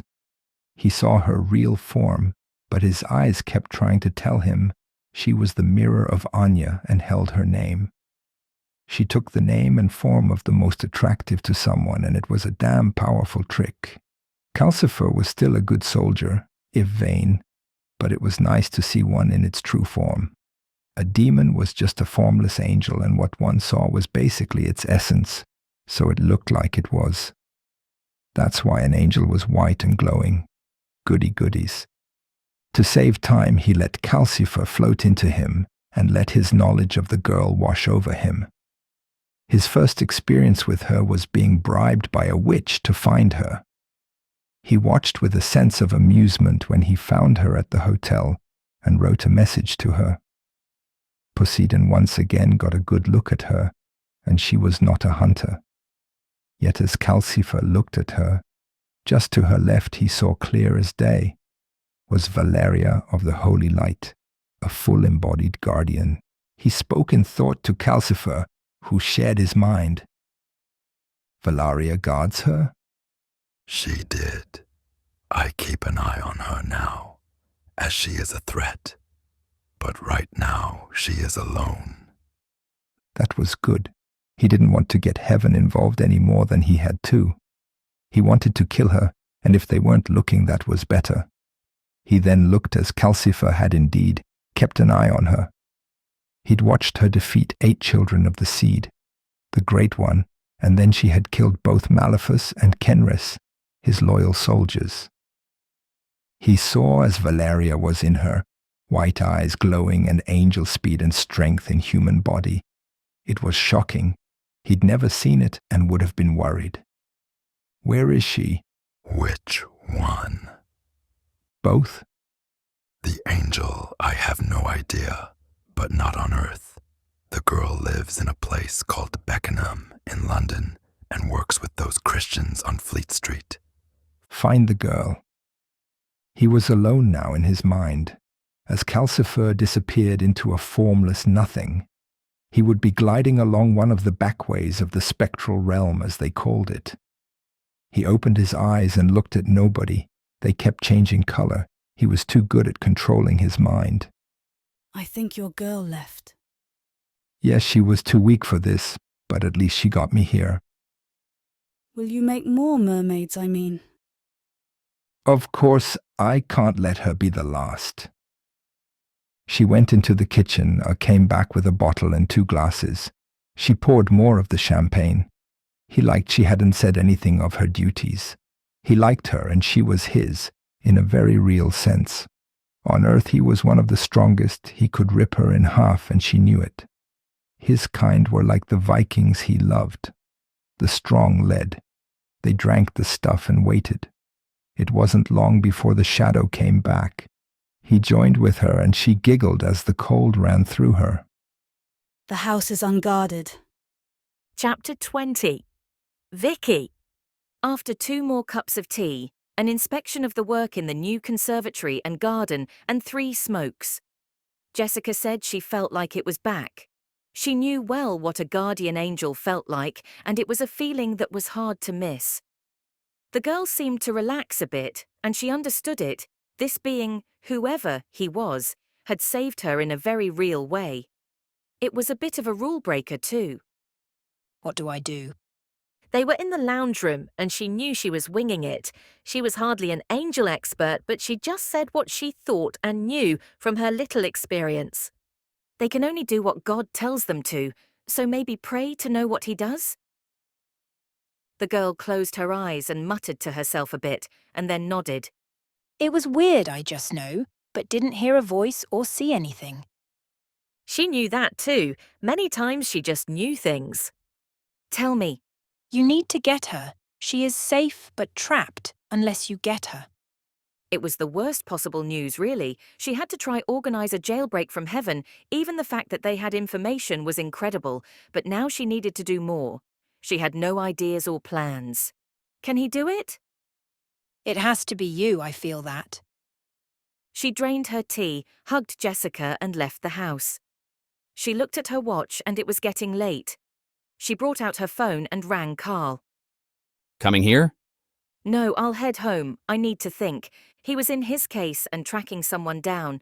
She got in her car and drove to her house. She parked it in the drive and walked up. It was a thinker. She had to plan what to do and wished she was a better Christian. She was just a person flailing around in this world and needed guidance. Too bad her people wouldn't help. She pulled out her laptop and went to Google and she typed in, "How to make God do what you want." She saw a lot of things and pages. How to react when he didn't, and then she saw something and laughed. It was a Facebook prayer request group. She looked at it and saw it had a massive 10,387 members. She read the blub bit and it might work. We help each other in prayer, health, happiness, visas, and hope. She clicked join and saw it was being reviewed by admin. She hoped praying for an angel's return would work. She set it down and got a smell of herself. She was a bit ripe, lots of training and running around. She went to the bathroom and shut the door. It was only 5 and the sun was still out but also wanted time to think, and a shower was good. She locked the door and pulled her black jeans off and then her black t-shirt. She saw a dark flash in the mirror and her breath caught in her throat. It was that demon, Grim Reaper thing. Just floating and watching her, then it was gone. She gasped and shoved her jeans back on, and as she had her hand to the door, the head of the shower exploded. She heard a massive crash and smash as every tap in the house bust at the same exact second and started to pour cold water all in the room and way too fast. The amount of water coming out was like a hydrant. and she grabbed the bathroom door handle and shoved it open. The water around the door was already up to her feet, and she had to shove it. She did, and pushed through to the kitchen. The sink had gone, and the tap is spraying water into the room. She slogged through the room, and it was now up to her knees. She walked, trying to stay calm, and pushed through. What could do this? Poseidon, Lord of the Sea. How was that real? She went to the door and shoved it open. The water was now high as her thighs and freezing cold, but she was free. As the door opened, the water all ran out for a second and then stopped. It was like an invisible wall held it back. She stood, and standing there was a man. He was at her door and held in one hand a bloody trident made of twisted metal. He was tall, fit and well built, and not wet at all. The water kept building and he held it somehow, and she cried out. He was blocking her path. Bless your house, but you'll still die. Drown or face me. As he spoke, he lunged with the trident, and she leaped backward. It lashed the air before her, and she landed in deep water. He laughed, and it was a deep, horrid demon laugh. He slammed the door and left her in. She was frantic. The room was full of water, up to her chest, and she went to the window and looked out. The noise was so loud, but she managed to look down. In the front yard was a woman with pale blue hair, and she looked up and fucking waved at her.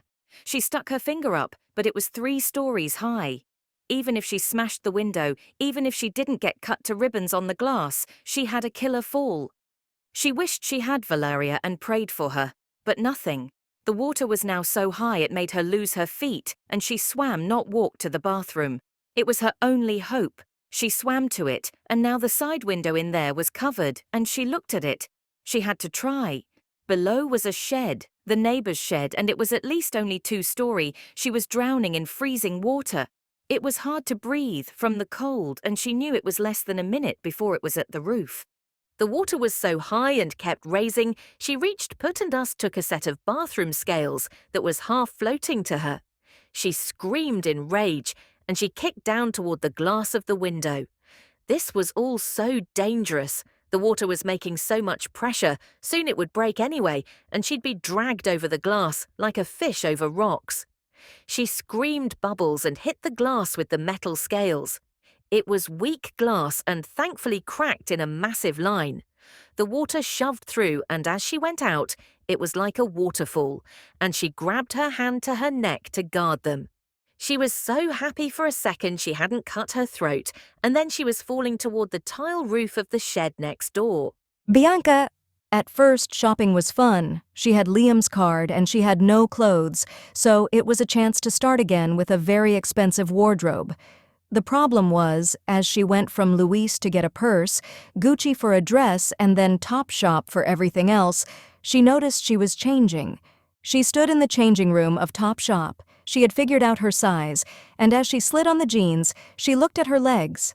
They weren't her legs. She was a bloody mermaid. They were the legs of the blonde backpacker from Germany. She pulled out the phone she had bought and looked at Google. She'd logged in to read some posts, and of course they had a memorial, but hers was tiny and the bitches of the club got all the attention. Now she typed, "murder at airport." And sure enough, there was a story of the man he killed, the real Liam and the girl. It even had a photo of her. She was fine now, just a mad story and a broken nose. She looked at her legs and wondered how long would it last. He had said only 2 days, and that was at least 2 days ago. What would happen to her now? Would she just grow a big tail and start flopping around in the changing room?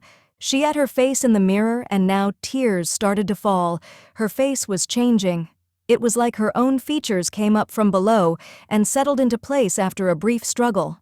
It just went back. She was her again. Her hair went from blonde to the raven black it was normally, and her brown eyes came back. Her body was better. As her, she had bigger tits and a way tighter gut than the German. But her legs ached. The hunger was starting to grow in her. How long did she have? She thought of him, her bloody master. She knew where he was. She had swum 3 days across the vacant and unsignposted sea to find him once. Maybe if she went back, she could beg for him to help her. She knew it was either kill people and eat their faces like her sisters did, or go back to the ocean and rot away. Even with a diet of fish, she would rot. She was dead. She started to cry again. It was so unfair. She walked out of the shop and took her clothes. She held on to them, even though they were a slap in the face, reminder of what she would never have again. At least, they were pretty well the right size. All that time on the treadmill. At least she was fit again for a minute. She walked out the front of the shop and stopped. A guy was running and stopped dead right against her. He was a bit taller than her and she stepped back. He looked at her face and his eyes went wide and he spoke. Bianca, the mermaid. It was so sad, those words. The mermaid, not the wildcat, not the model or the fitness icon. No, the soon-to-have-no-legs fish girl. Tears ran down her face and he handed her a hanky. He had sounded Australian. He sounded like that funny YouTube video. She wiped her eyes and then handed it back, but he put his hand on her arm. Are you okay? You might not be who I was after. She didn't know what he was saying, but he seemed nice enough, and he knew who she was. Maybe the universe had stopped kicking her in the snatch. Who are you? Carl Hurst. He shook her hand. Junior investigator for the Candlemakers. I am after Poseidon. It was so weird to say it on the street, yet she was a mermaid, and it was all real. She knew where he was and could help this guy, but why should she? And you thought I might know. He seemed upset, but also defeated. He looked around as if hoping she wasn't alone. He was with a woman when he attacked, but you seemed too nice to be her. She'd help him. He said she was nice and gave her a hanky, plus he had a beard which she liked. He looked a bit like a skinny extra from Vikings. That was probably nobody his helper, but I can find him. It's like mermaid GPS, but I think I might turn back soon. I am scared. Turn back to being a mermaid with a tail and all? Yes. He seemed to think about it and then pulled out his phone. He rang someone and spoke to them for a minute and then looked to her. They said human blood will help. I will get some scent if you want to come back to our base. I have a few things I need to get ready. Human blood. Who was he and the Candlemakers? What was that? Then she remembered Vicky worked for them. Do you know Victoria Richardson? He laughed. She's my fiancée. She's not as scary as she seems. She had seen her kill all her sisters and cut Anya's head off. Still, she knew these were the good guys, sort of. So he wasn't single. Oh well, not enough muscle. And what was a junior investigator? He probably got paid minimum wage, which in the UK was like a penny or two. Vicky might be her enemy, but she was the only one who could kill Poseidon, and if she could get some blood and stay as herself, it was worth it. Okay, let's go. Chapter 21. Posdein. She was alone, or without angel help, and he would finally get his revenge on her. He sat in the front seat of the car that nobody was driving. It was sleek and red and very expensive. She drove fast and seemed to want to get this over with.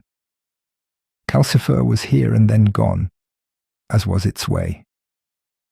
He was doing many things at once, as always. Soon enough, the computer voice told them they had arrived. His plan was to wait in her house for her to return and then kill her very slowly over the course of days. In fact, he planned on putting a black pearl and watching it kill her over days, as her living body was turned to a mermaid. Sure, it would kill her, but that was fine. They parked in the front street, and he got out. He saw the shudder as Calcifer joined with her. That was good. He didn't want it in him much. It then would see his thoughts too. He kept nothing from them now, but he was the leader, and not an equal. Plan? Break in and wait. A holy blessing to him, had a taste and smell and a feel. The communal land couldn't be blessed by one person, yet as he walked up the stairs to her house, which was on the 3rd floor, he felt the house was blessed. When before the weak wooden door, he ran his hand around the entrance and looked at his skin, it burned and blackened for a moment, turning charred in moments.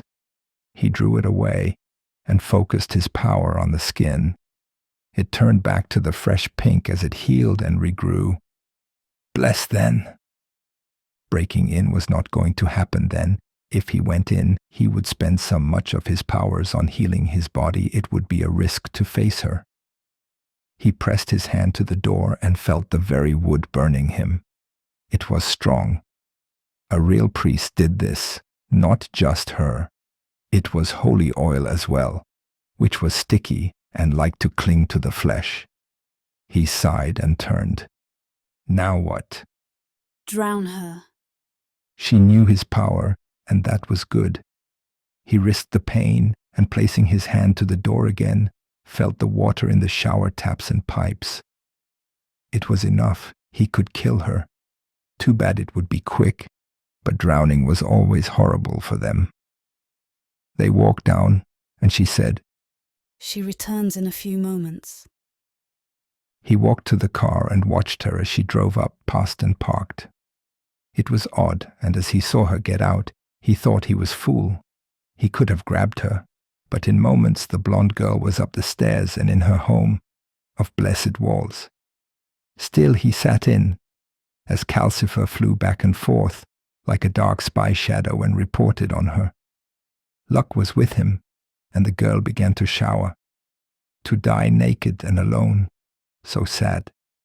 He got out of the car and reaching up felt the water.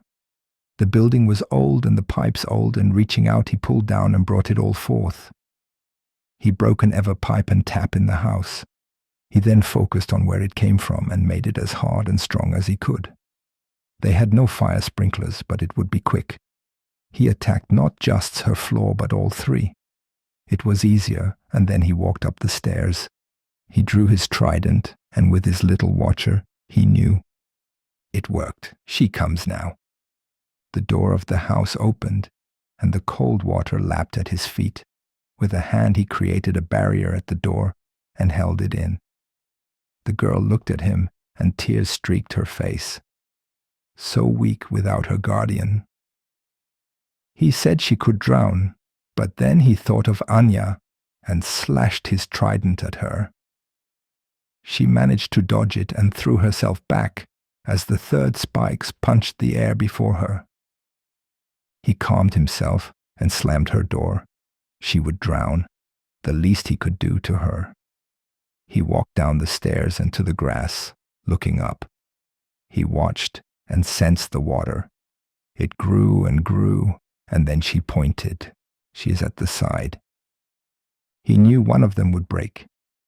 Indeed, on the first floor, the door had burst open, and an old woman lay dead on the grass, her face down and clothes wet. They walked to the side off the house, and he saw the top window break, and out came a flood of water and her body. She was cut but not badly, and he watched her body as it fell as if over a waterfall and right into the roof of the building next to the house. He followed nobody though the fence, and he ripped open a door to the shed or garage. She lay, alive and covered in water, blood and broken tiles from the roof. Her arm was broken, and her head bled from a few small cuts. She was on a car, and the top was dented in, the roof broken as more water poured on her like a small waterfall. He reached up and stopped it. She was barely breathing, but alive. He walked to the side, the white car, and pulled her down into his arms. He turned to nobody. "Do you have a lair, Poseidon?"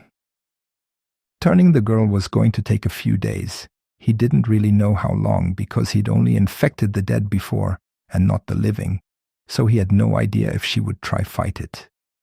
He assumed so. She was tough. Most people would have let themselves die going through that window, but not her. She lay now on the bed of their house and slowly died as the darkness spread through her. They were at the house of his captain, the once leader of part of his host, and now single woman, nobody. The house was fine. Human men did what she said, and the one that owned this place was more than happy for her to stay. He sat and watched the girl, but nobody turned to him. To him she looked as she did, and it was fine by him. Humans would say she looked horrible, all skinny, tall, bare skin hanging down, She looked like a very old human, which she was. Maybe 300 years in that body, he guessed. She should get a new one, but that was a lot of effort. Why don't you go out? A watched pot never boils. That decided him. He was sick of being the fool. He was Poseidon, the lord of the ocean. He was sick of idiot people knowing more than he did. He needed to find out about the modern world, and quickly. How can I learn about the world quickly? She seemed to think about it. Are you any good at taking memories? That would be the easiest by far. He wasn't really. He was an angel once and knew a memory was in a cell in the brain, and one could break the chain of the atoms, make it energy and absorb it. Or others of his kind could. He was a water master. He didn't used to have a job fixing humans' memories. They didn't exist when he rebelled. No. Well, lucky for you. There are many of our kind that do. I don't know them personally. Bottom dwellers, they are more like rats than people. But they could give you what they collect if motivated to. He understood in a way. Many fallen angels were broken things. They didn't talk, think, or do much. They just survived and ate. Being stripped of 99% of your power and being out of God's grace broke many minds. He knew humans often made the mistake of thinking a house was haunted by the human dead, while it was really haunted by a broken demon just lashing out with eternal rage, but no real mind. Where do I go? She sighed. I'll come with you, and then you'll be as smart as Bianca. They traveled to a place in her car, and she drove it. They looked up the address on her screen, which was a phone, which was a device for talking. He knew nothing and hated it. They arrived shortly at a place that had a sign hanging in the car park, which read, Bethlehem Mental Hospital. It was a magnificent place to him. It looked massive, a terrifying dark castle. Once he got out of the car, he could get a real sense of evil coming off the place. It was true many of his brethren must live here, just feeding off and into the pain. They walked to the doors, which were glass and opened before him, a thing he had seen before, and they went to a girl at the counter. She was dressed in a dull white uniform of a nurse. Hello? Here to see a guest? Nobody reached out and touched her hand. The girl perked up and stared at her, eager looking. I am Rachel.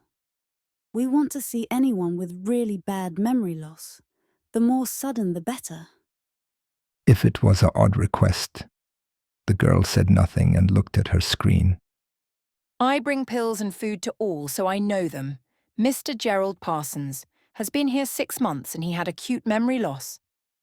Do you know the cause? I think he got hit in the head, or a car crash. Nobody seemed sad. Anyone else? Maybe a nice virus while traveling? The girl perked up. Miss Henry, Lisa Henry, she was a doctor in Africa and got viral meningitis. Great, let's see her. The girl took them right to her room, which was pretty nice. But he assumed that once this building had been a real house of horrors, it was hundreds of years old, and he knew the concept of treating the mad like people and not dogs was quite new. She opened up the massive steel door with a key code and held it wide. The view in was one that was so strange to his eye. On the bed sat a woman. She was fairly typical of a mental home, but she was clean and smiled at them as they entered. But on her shoulders was a massive shadow, like a hulking cloud of darkness. It had fingers like needles that reached down into her brain. He, of course, could see it, even though it lived in the spectral plane. The human just saw the results of his brutal surgery. Nobody went with the girl and shut the door on him. He ignored the woman who was trying to talk to him. She seemed lucid and he glared at the much lesser demon. It wasn't like him, it was like a dirty feeding rat. He yelled at it, "Bow to me, weakling," and it floated up, away from her and his words. In its mindlessness it lashed at him. It was like Calcifer, black, winged and large, but as it slashed down he grabbed its wing and held it back. It was weak, stupid, and not even aware of much, yet all things felt pain. With a slow action he ripped its large wing off, and it let out a glorious howl of agony as he did. To her he grabbed the air, yet she heard a tear and a howl. Now it bowed and trembled, broken wing laying tossed to the floor. For the first time he looked at the woman. She was only about 40 and smiled at him. She looked relieved. I feel so much better, like my memories are starting to return. I went to that tarot reader on a dare, and when I came out I was sick. She went on with her idiot tale. Before him he reached into the demon's mind and held her memories. He could give them back to her, but why bother? He took them all, everything of her life, training, friends and customs. It had taken only until she was 20 or so, and he wanted more, her schooling and everything. "Can you take more?" he said to it, not her. It didn't answer, but he sensed no. It was weak and scared, but had a dark power he never had. It was cast down around his time, but was some kind of collector. He pushed his power into it and watched as it grew. Its ripped wing reformed, yellow eyes glowed, and it climbed back up onto her. It was much bigger than before, and he sensed now it was as it was, cold and cunning in its greed. "Shall I take it all for you?" Of course, and its lord. Vicky! Since the beginning of her career as a monster hunter. She had hurt her shoulder firing a shotgun, been bitten by a mermaid, scar to prove it, been punched in the face by a big Scottish lug, Carl got stabbed, she cut her hand open on a knife, been cut open by a spriggan, and healed by an angel. Now she had a broken arm, a cut on her head, and something evil growing inside of her like a disease. It seemed every adventure she ended up to a bed trying to heal. Now she was more worried about the thing in her than her arm, but she was outmatched in fighting at the best of times. The Grim Reaper demon had been set to watch over her, while Poseidon and the now Japanese Katsumi were out causing unknown havoc in London. She lay on a bed in a fine house and looked around. She was alone. She had been moved to a spare room. Her good arm was handcuffed to the bed, and that was all. She could stand up and probably drag the wooden bed to the door, and that worried her. They didn't care if she got free. On the other side, she still had a drip that was pumping drugs into her system and made her not really care or feel what was happening. That creepy demon was flying around, but it only came in every now and then. Now she knew it was what all demons looked like in their natural form. She wondered in a drug-fueled thought how one told them apart. It would be helpful if they wore a collar or clothes. She pulled at the cuff as a lance of pain filled her stomach. The drugs only did so much, and she was dying after all. She felt it growing in her. Her stomach felt dead now. She looked at it, and she could see her body through her clothes, the outline. Her skin was intact. She'd get no vines out of her like Brie, but something was growing inside of her. She felt it. She had to get this drug flow stopped and try get free. Somewhere Carl was trying to find her, she knew it, but she had to hold on. Because her broken arm was uncuffed, she could use it. It was helpfully not in a cast, and she stood from the bed as best she could. Cuffed hand low to the bed, she turned her body to face the head of the bed and reached out her broken arm to the drip that stood to the side. Drugs or no drugs, it hurt like hell, and the stupid thing moved so slowly. Vicky's hand reached out for it and very slowly wrapped around the base of the clear bag and cord. She ran her hand over it and saw nothing she needed. Very slowly and with more pain, she ran her hand down the tube until she found halfway to her arm was a very helpful big switch. She turned it off and the pain back on. She was panting now and lay back down as the pain began to wash over her. If a demon seed was going to be growing in her stomach, at least she'd be aware enough to fight it. As she looked up, the thing was watching her. It was looking at the door, yellow eyes glowing. It had seen her, turn the stuff off, but it could do nothing. She sat up and laughed at it, as best she could. "Oh, no body and no hurty. You can't do shit." As she said, it flew at her and hit her in the chest like a car. The power was strong, but she was still full of morphine. She felt it pressing down on her heart and lungs. It was getting harder to breathe, and it pressed more and more. She looked up and saw those glowing yellow eyes, and they locked on her, and she felt they were smiling. Then it stopped. It brought her close enough to scare her, but he was clearly a lot more scared of the master. It soon backed away from her and disappeared. She lay back down panting.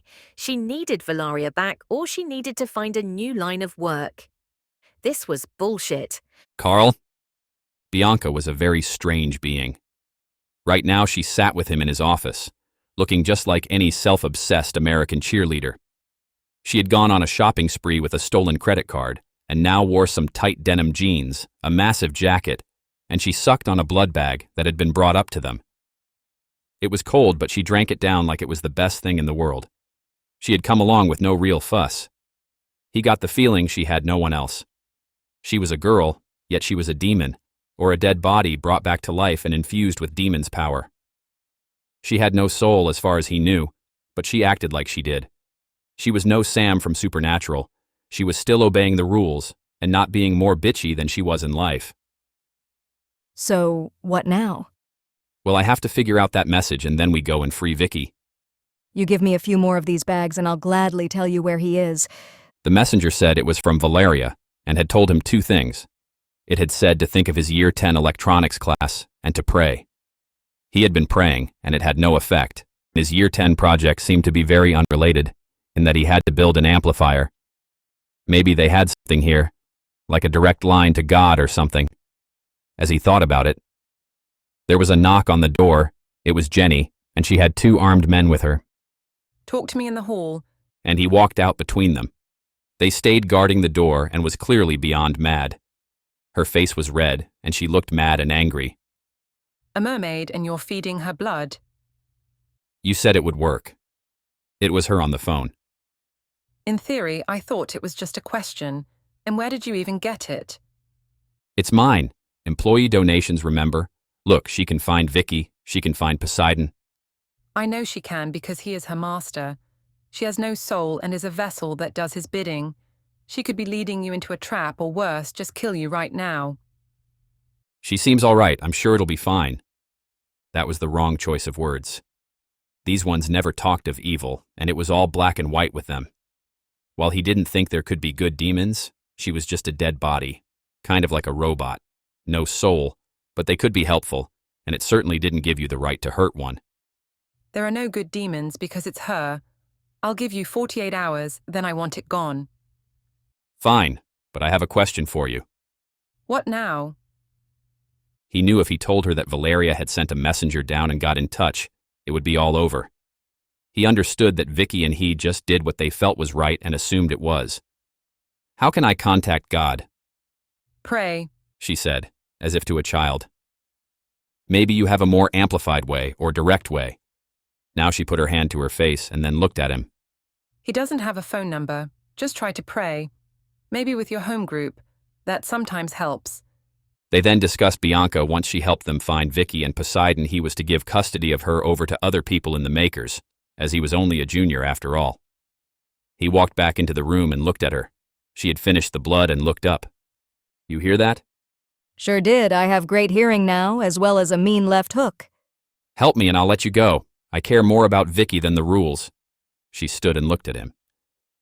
It'll be fine. This place is okay, and at least they will give me blood. Now do you want me to find him? I think I can with a map. He figured he knew what he needed to do. Carl opened his computer and typed in online prayer request. Google spat out a bunch of result, and he started to surf. No hacking was needed. He just sent off the form and requested the groups pray for she. He just hoped they would indeed pray for the return of the angel Valeria to Vicky Richardson, but he sent off more than a dozen. It took almost an hour, and when he looked up, she was on her phone. She just spoke without looking up. I found him. He walked over to her and she handed the phone to him. It was a Google Maps address that was just a house that was set away from things. It was about 30 minutes drive away. He is there and probably with at least nobody, who is a succubus, and Calcifer, who is a demon that looks like a dementor. It was a small world. His own investigation had brought him to find Calcifer, and he was working with Sarah Grayson, the killer witch that was good. It would help get him a team. He also knew that any one of the three were lethal. We'll be going and just try rescue her. Do you want to come? He wanted her too. She might be scared and vain, but she was strong and could kick a door down if they needed to. I'll stay in the car, but I'll come. Vicky! Turning off the morphine had been a very, very bad idea. Her body was in so much pain she could barely stand it. Her broken arm ached, her head throbbed, and she felt a combination of sick and ripping from her body. The thing had spread front her stomach outward, and a coldness ran from her belly and outward. The two of them had returned, seeming happy with the outcome of the day, and he walked into the room. He looked at her as she lay on the bed, the strained, painful look on her face. Fight it, Vicky. Go on, fight it. He then checked her drip and walked out yelling something. Katsumi came into the room behind him, and she had a glass of juice on a plate and some food. She lifted her shirt and touched her skin and smiled. Ice cold. Your body will soon be dead, and you will be on our team. She was mad, but for once she felt a fraction of peace. There was a tiny flame of rebellion. The thought was a basic one. Why would God do her like this? Here she was smashed, broken, hurt, and still fighting his fight. He had to be cooking up some whoop-ass for these freaks. The girl looked at her with her pale eyes. Defiance. Good for you, but it won't help. The woman leaned in and kissed her. It was deep and fast, and trying to push her back, she hurt her arm more. Katsumi leaned back. Stop fighting. Be happy. It seemed like a good idea. It seemed like the best idea to just give up. She would die, but that would be okay. She'd return as a mermaid and be free of all rules and just get to be herself. She felt the power of her love for this woman, and then it broke. She could hear something. It was like a word, and then it grew. One voice, then 10 and 20, and then more, male, female, some English, American, and Australian. Dear Lord, please bring Valeria back to Vicky. If it's right, you do so, a voice said, and she prayed it too. And then she felt it. She opened her eyes and saw her. She had never seen it before, felt her, seen people looking at her, but never this. She appeared by the bed and smiled at her. She was massive and pretty, 7 feet tall and built like a Viking with wings. She had long flowing blonde hair and armor. She spoke. She heard the words like a singing from a choir. Ask me in. She felt the pain in her body and saw Katsumi was looking at her, but she yelled out for him to come. Please, Valeria, come in and help me. She felt the burst of power as the angel dove into her body. She filled up like water overflowing a vessel. The pain faded, her fight faded, and she knew her body was being healed by the moment. She opened her eyes, which now glowed white, and stood smashing the handcuff that held her to the bed. Valeria! Joy had returned to her cell. She had walked in, checking around for others, looking side to side in the large and clean cell.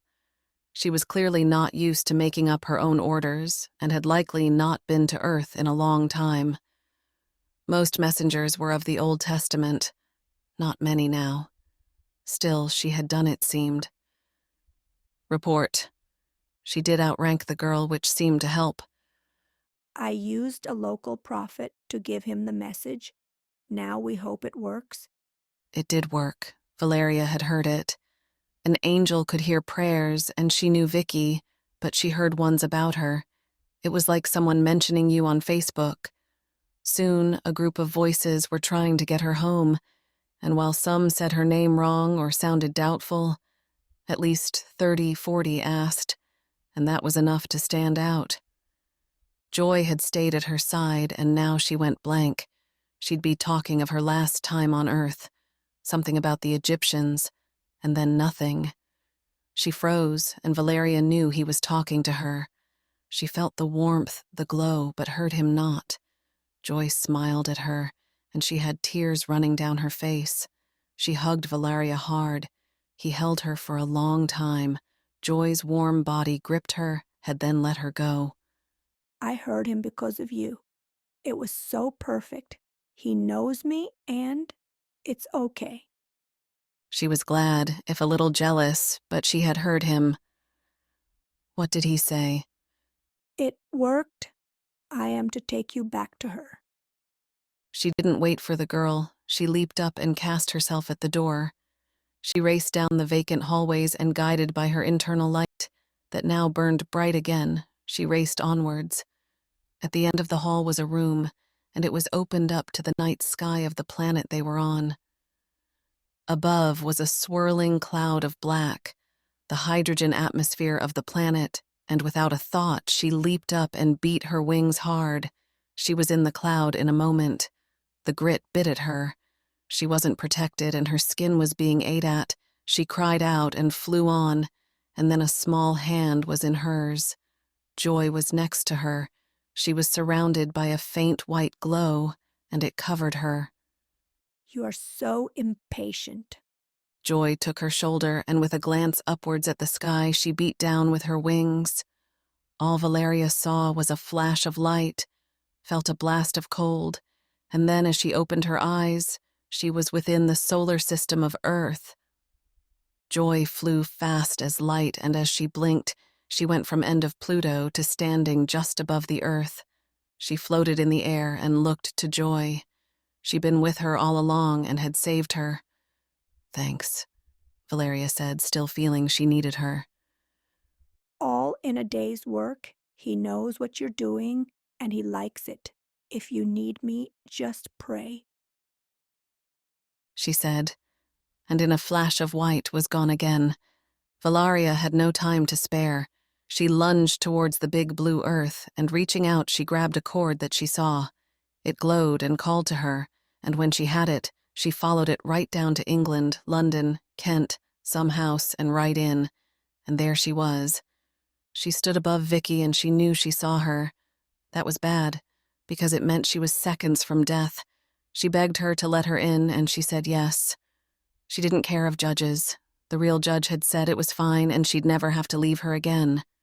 She joined with her body and felt the darkness in it. His taint was growing in her belly, and like a hot poker, she burned it with the power of her light. She then fixed her arm, some damaged blood vessel, and then opened her eyes. Valeria of the Holy Light stood up. Something held her wrist, a chain, and she broke it apart and stood.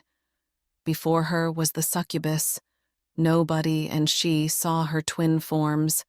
One was revolting dead human body, years and years old, being hidden and shielded by her power, and the other her real form. The black shadow. No body, just an evil collection of thoughts and willpower. She reached out with a finger to touch her, and Valeria leaped to the side. She dodged it and, swinging her fist in a hard, straight punch, connected with her jaw. The hit was good, and she went flying backward, leaving her feet and being cast into the wall at the far side. As her body hit the brick wall, it cracked, and she fell to the floor. Valeria walked out of the room, and there was the weakling Calcifer. It floated in the hall before her and loomed large.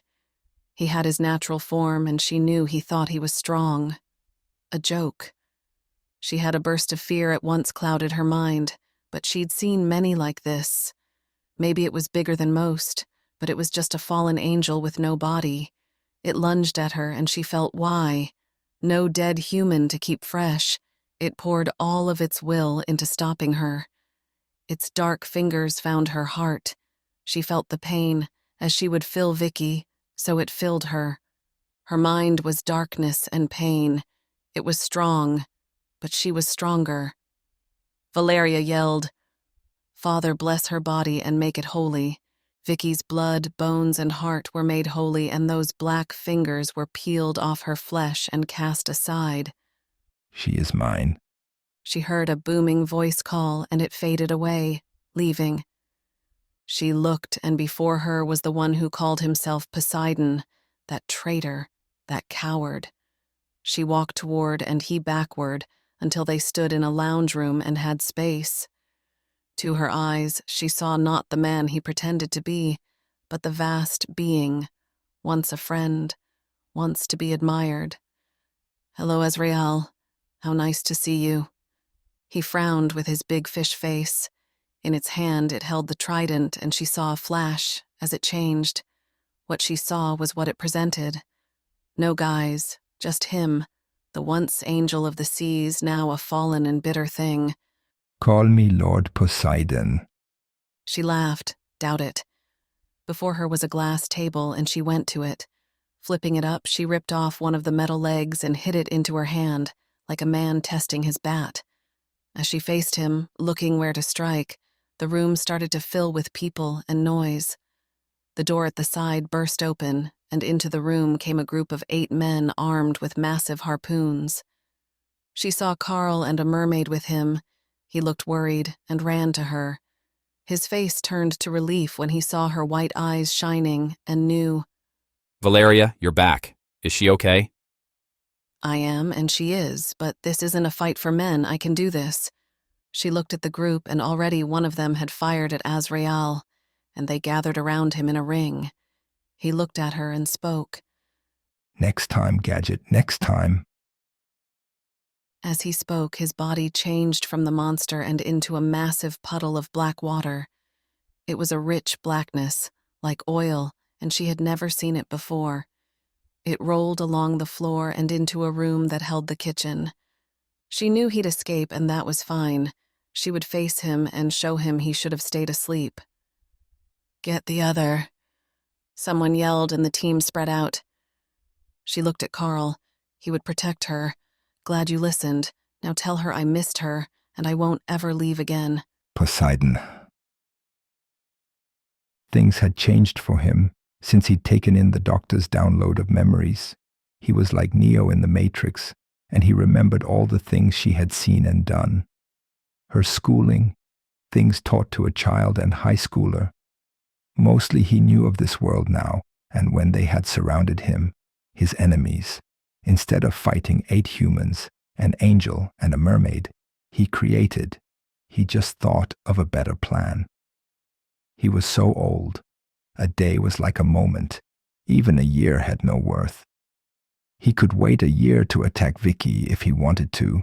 He'd do it now, but there was no rush. But he'd come so close to killing her, and now he had a second target. She was working for a group of organized Christians. Those men had worked for them, and they were trained and brave. They needed killing. He was alone in the hotel room they had rented on the first night, or rather the empty room next to it. He had no place to go, and had traveled there as water, and found it free. They rented it by the night he now knew, and thus had it until morning. He was more than disappointed with Bianca, that turncoat. She had taken his gifts, and no doubt led them right to him.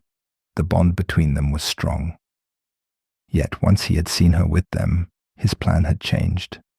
She had proven herself of some use, which was good. The naive fool had no idea how strong the bond was.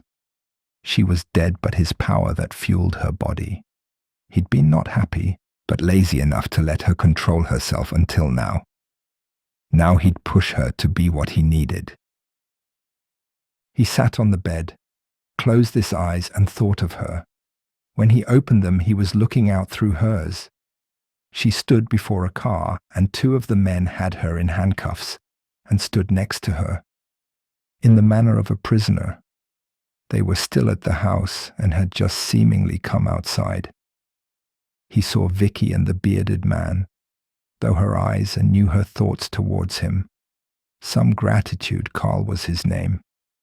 He at least seemed to care what they did with her. "What will happen to her now?" the bearded man asked. She'll be cared for until we decide she is on our side, A woman said. He went to her and touched her arm. Thanks for all your help. I will help all I can. He could feel she was actually scared, and she should be. She was a demon's tool, much like a child of the seed. She couldn't be trusted. She just didn't know it. Thanks. They loaded her in a car. Now she was like a prisoner, and he looked through her eyes as she was driven through the city. The woman had gotten in next to her. They weren't very afraid of her, but she was strong enough to break those cuffs in her neck. They drove onwards, and soon enough they got close to the city and pulled into an underground car park. The car stopped, and she was taken out. He knew from her looking where she was, and even better, the lower levels were not blessed, so she wouldn't collapse in agony. At some time this place held demon prisoners, not now. He felt none. They took her from the car and into a big room. If it was a cell, it was a nice one. It looked like a bunker in an old army room, and in the corner was a big tank of water. It had glass on all four sides, and a large ladder so it would be easy to get in and out. The woman showed her in. You can stay in here and use the tank if you like. Only Carl and Vicky have volunteered to give you blood, so ration it. He could feel her emotions, and the main one was fear. He was glad she was weak and scared. He knew where the building was, and while he could see through her eyes, sadly he couldn't make her kill this idiot. Still, that wasn't the plan. He stood up from the bed and walked into the bathroom. It was clean and unused. Thinking of his form, he turned his body to water and poured it down into the tap of the sink. He was in the pipes and just went down. Nothing could be seen, of course, but nothing had to be. He simply followed the tug, tug, tug, and let himself drift ever closer to where he knew she was. He followed the pull of ownership, and after what seemed to him a short time, he was aware of coming out of a sink. He was in the very room with her. They had been so sweet to her and given her a room to shower in. The black water must have poured out of the sink because he stood and began to ease up from the tiled floor. He knew she was in the main room, and using his control, he pulled her into him. He called out in his mind and made her come. She walked in, and only a hand over her mouth stopped her from screaming. He held her close to his body. I could kill you, slave. I should for your betrayal. But I want you to know this is your fault. He turned her around to face him and soaked in her fear. Then he let a lazy fist hit her in a jaw. She collapsed to the ground, out cold. He took some of the blood from her mouth, and easily his body took her form. He walked into the main room in her form. A guard looked to him. Maybe she had made a squeak. You okay? I saw a spider. It's gross in here. He said in her voice. The man left, looking a little pissed off. He went back and dragged her back out like a doll.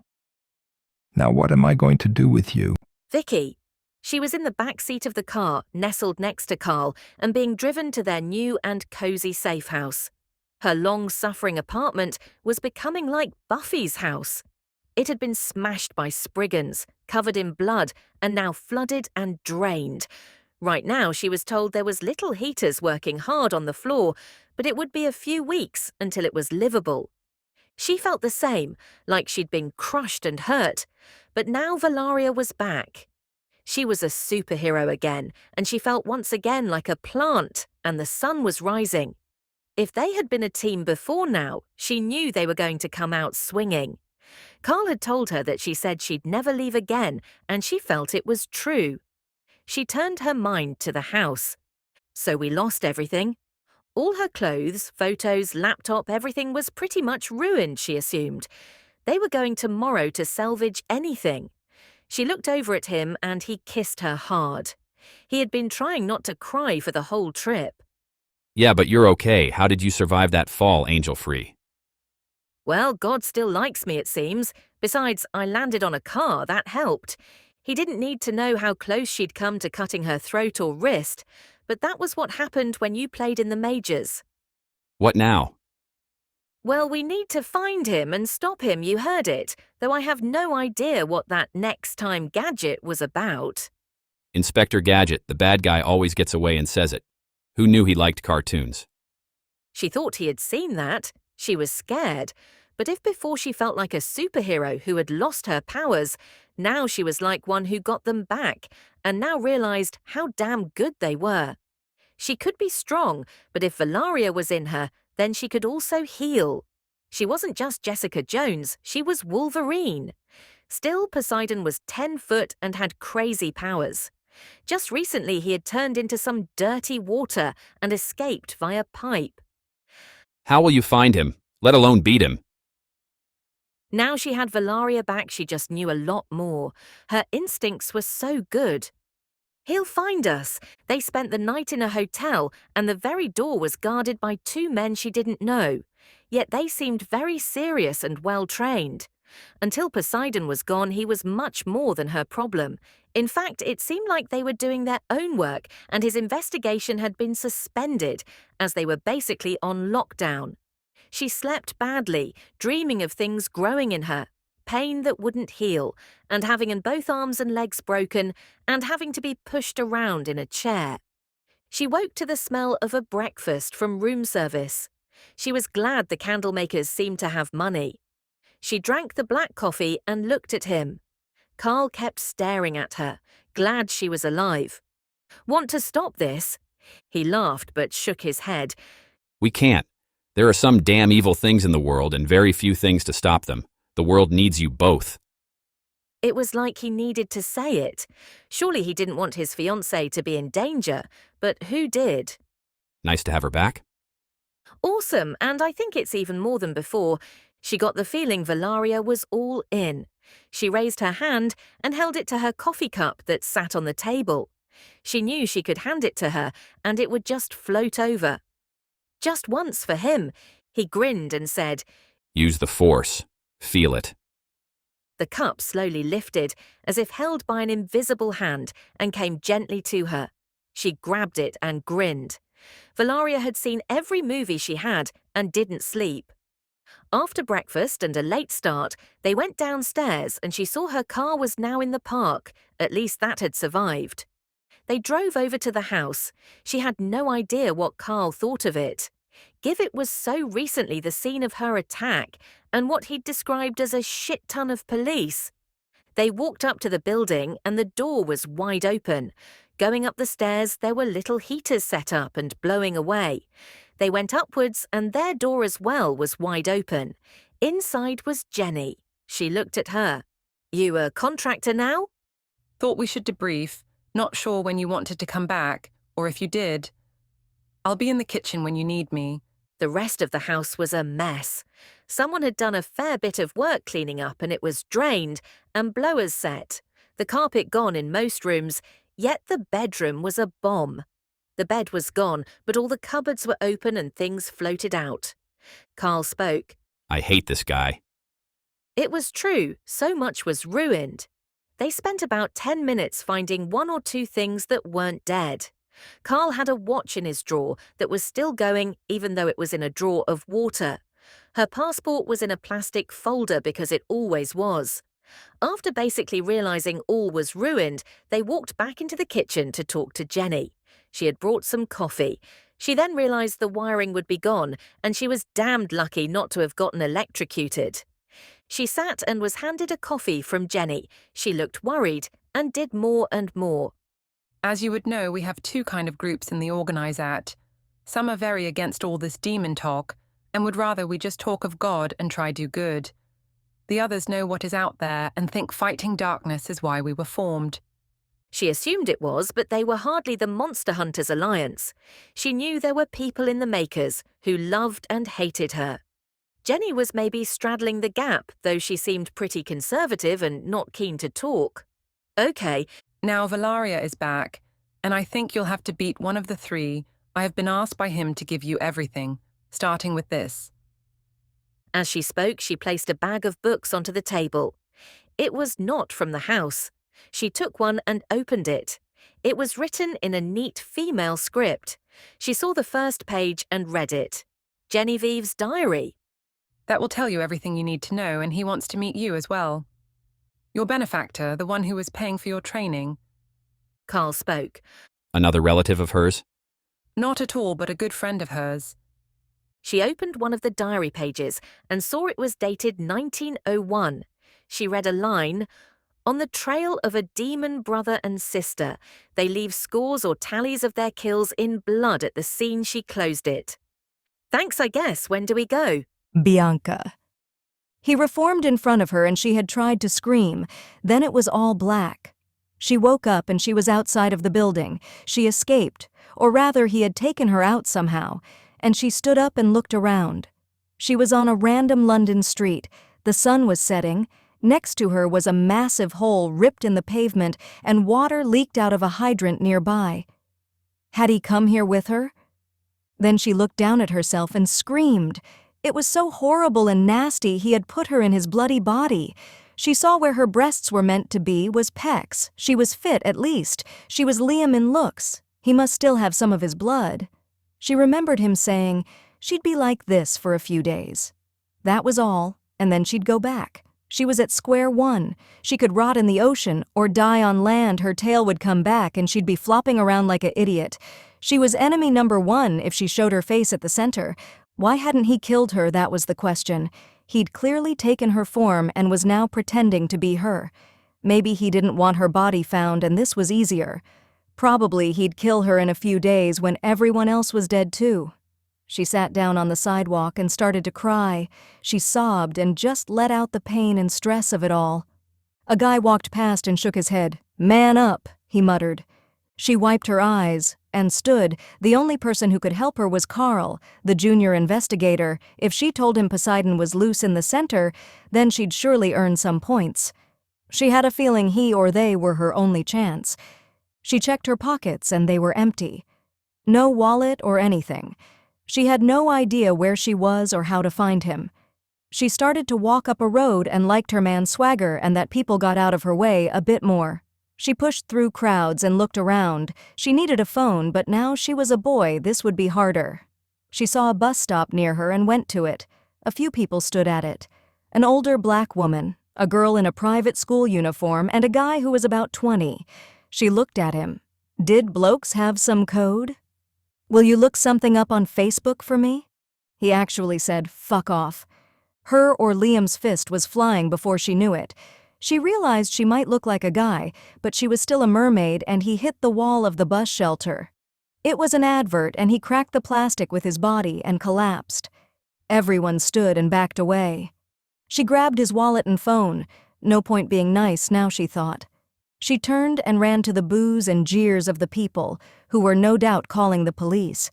She raced up a few streets and was proud of how fast she was.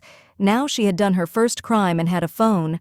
She opened it to Facebook and typed in Carl Hurst, but after a few minutes couldn't find him. No account. She tried Victoria Richardson, but nothing. It was like they wanted to hide. Then she thought of all she knew. She knew where the building was. She still had the pull to her bloody master. She just legged it towards the source. She'd been there before and he'd taken her only a few streets away, so within a few minutes she was before a big building and she felt her feet were burning standing before it. She walked up to some butler at the door. He looked at her and she stepping from one foot to another. "You know Carl Hurst?" Maybe. Who are you or what are you? "Call him and tell him Bianca the mermaid has a message for him." The man looked at her up and down, not seeing a girl, but she walked off and he pulled out a radio. Some man came out and walked up to her. He had a phone and he looked at her. "I have him." And he gave it to her. "Bianca, you okay?" A voice said. "I am, but he's in the center. We have done a body swap like Freaky Friday." "Okay, we're coming. Be there soon." The man took the phone and came back with 2 armed guards and a cup of coffee, so it was good and bad. Poseidon. The new London was easy to move in for him. It had pipes everywhere, and he just grabbed Bianca up and took her a few streets away. He'd kill her in a few days, but right now he wanted her form, and no questions. If they found her body, he couldn't use it. Her form was annoying, but it was good that people treated her as a joke. He walked to the doorway and looked out. It was solid and made of metal, but he could break it easily. Still, he walked back into the bathroom and thought of the various taps and rooms. He closed his eyes and let his body become the black water and went into the taps. Finding the right way out and up was hard, but after a time he came out and was free. He was in a bathroom which looked quite nice, and he walked out of it by a door to side. It was the one he'd been aiming at. It was a lady's private bathroom. Her room was nice and well painted. He saw a photo of a man on the desk, and he knew it was the office of their leader. He could just wait for her and kill her. He felt fine in the room. It wasn't blessed. They foolishly did the entrances only, and not the entire building. He sat down at the desk, and as he saw a screen, came to life. It was in her desk, and was a load of cameras that showed various shots of the building. He looked and shook his head. Out the front of the building was himself, walking and waiting. It was Bianca, that idiot. He should have killed her and been done with it. Now she'd come in and ruin it all.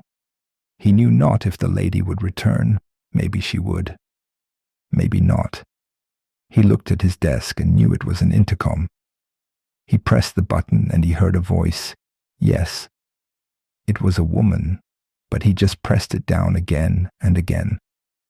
Soon the voice had gone from, "Are you okay?" to, "I'll come in." He went and stood behind the door and watched. As she came in, the lady watched her voice. She was young and had a brown bob. Miss, are you in? He stepped forward and taking her head in his hand, he turned it easily. Her neck popped with the sound of a cork and he let her drop to the ground. He then looked to the desk. There was a letter opened, and taking it, he knelt next to her. He dragged her into the bathroom and left her in a pile on the tiles, and as he left he took a drip of her blood. He closed the door on the bathroom as he went.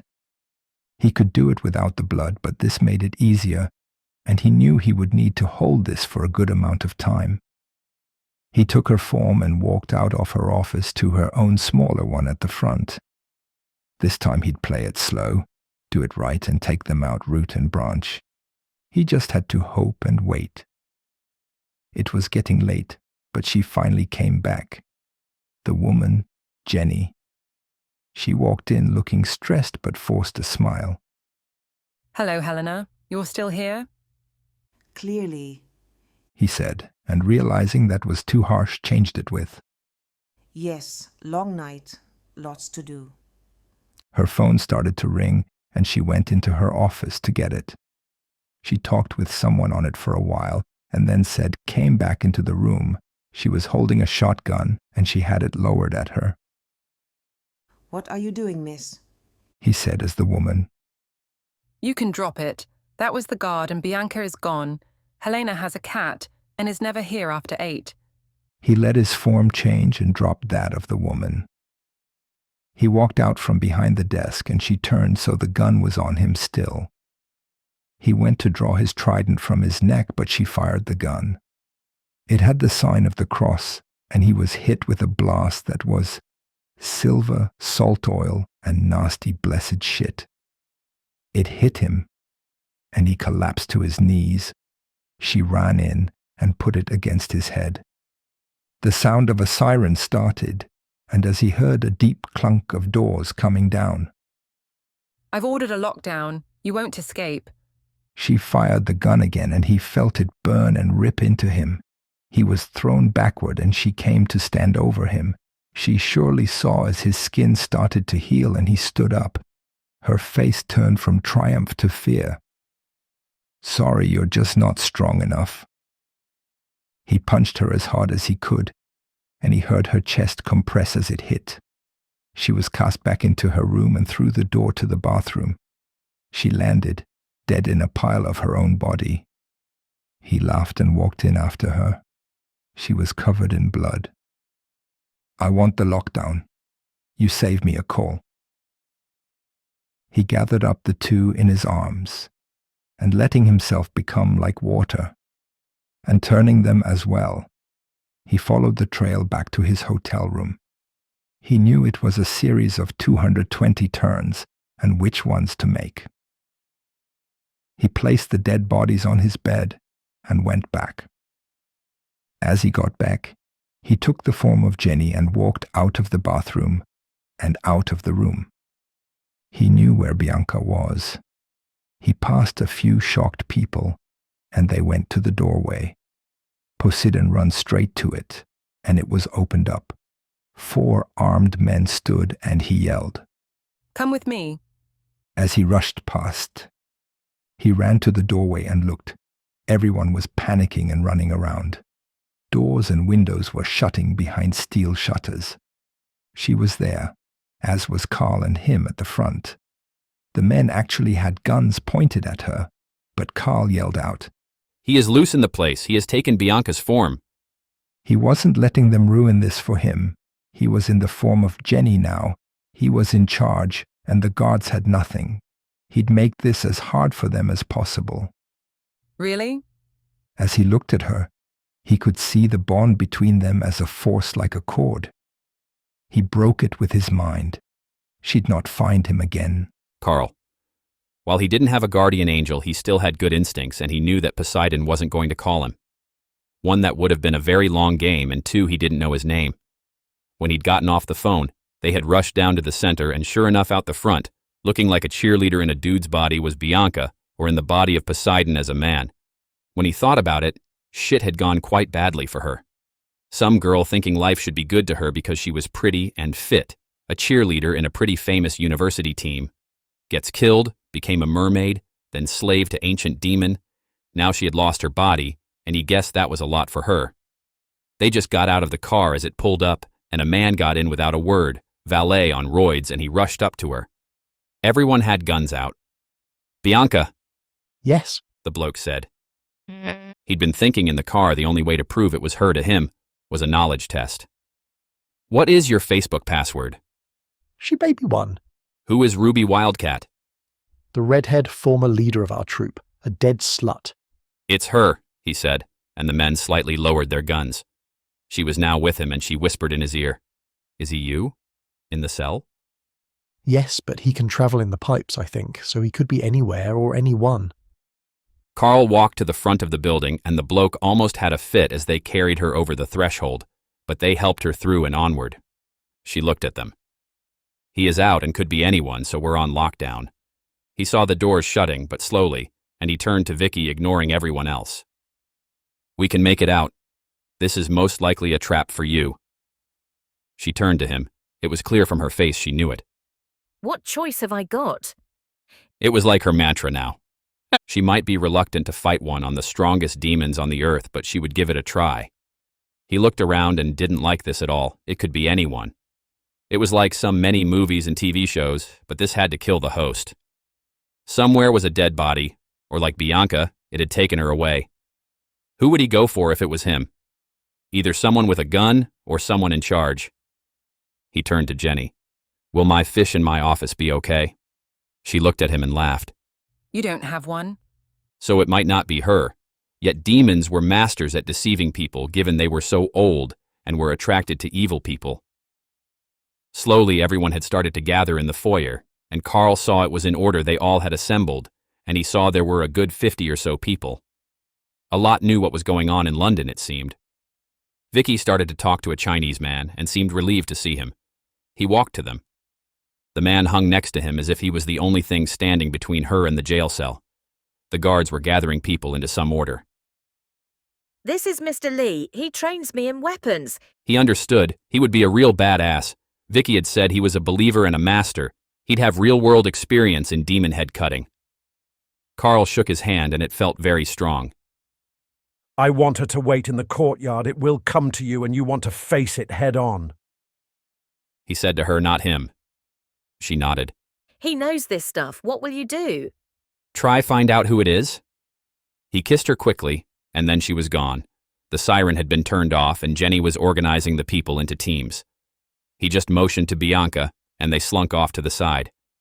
He had an idea. They went up the hall, and a few armed guards ran past, but paid him no mind. He spoke to her as they walked, and she followed him through the hall. Any idea on who it is? Can you sense anything? He has broken the bond. I feel like I've been disowned. She said, a little bit sad. He guessed she didn't have anyone now. Cheer up, if he's broken the bond, at least you won't die when he does. She did cheer up at that. Really? Of course.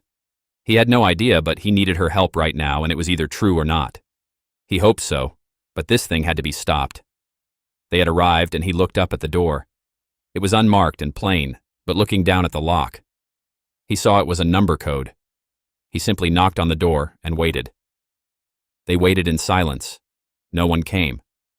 Finally, he knocked again, and still nothing. It was as he hoped. Everyone was too busy. He looked at the man that was Bianca. You're still strong, right? Yes, I'm still me. I just look like this. Good. Can you kick this door in? Gladly. He saw now how pissed off he was, and with a single front kick was pretty well done. The foot hit the door, and it burst open in a shower of splinters, and with a huge crashing sound. He looked around, but no one came. Thanks. She was handy to have around, like his own guardian angel. They walked in, and he shut the door as best he could. The room was a pervert's dream, and he saw that in front of a wall of TV screens was a now vacant seat. The desk even held a half-eaten pack of chips. He pulled up another wheel seat, and they sat down. The room was the security office for the center, and they had all the rooms and everything being watched. He hit a key and saw it was all digital, and they stored it all. He turned to his new partner and asked, "When did you come out?" Well, my watch stopped working, so it was exactly 4:35. He saw there were over 30 views, and he typed in that time. A group of files opened up. Poseidon had removed her and then traveled to someone and taken them. Hopefully the murder was filmed and he didn't know anything about cameras. Let's get started. Want to see if they have a coffee machine? Vicky! She went with Mr. Lee into the courtyard, and he went to their weapons rack. This time he drew out 2 real swords and came to her. Do you still have your knife? Of course. It was strapped to her back in easy reach. She was damn nervous now. Even though he was with her, she got the feeling it would be her fighting the big beast, given it wanted her. She thought it in the house, how big he was. The thing was at least 10 foot tall, and that itself made it damn tough to beat. Angel in her or not. So what do we do? We wait for it to make its move, which could be sooner or later. But if you just wait, he'll come to you. She still didn't understand, and was now wishing she had brought Genevieve's diaries and knew more about it all. Do you know what it is? Posdein, a fallen angel who can control water and is strong. And 10 foot tall. Some are tall, some can fly. It's the business. Now here we go. As they watched, a guard came into the room. He had a group of men with him. She hadn't seen him before, but he looked like one of the ones who had surrounded it. They had harpoon guns, the demon hunters, not normal guards. You two out. We want this space. I doubt it, said Mr. Lee. Ask Jenny. Her orders. She is to investigate the prison, see how he escaped. They had Bianca's word for it that he had used the pipes, but was sure they had checked it and knew it was true. They weren't the kind of place to accept the word of an outsider. As he spoke, Jenny walked in. She looked at the swords and Mr. Lee. She seemed to linger on him and then spoke. Vicky, please check the cells. We need confirmation he isn't in there. She stays, Lee said. Look, I know we are on edge, but this is my order. Do you want to be fired? He didn't seem to care. Then I go with her. Good, 2 is better. She spoke to the guard and he threw her a radio off his belt. It's Channel 9, he said, and started to speak to his men, who fanned out and took up the space, waiting as she had.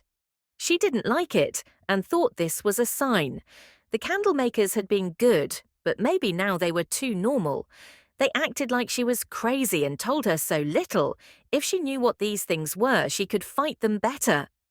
"Let's go," Mr. Lee said, and she followed him out of the courtyard, taking the swords.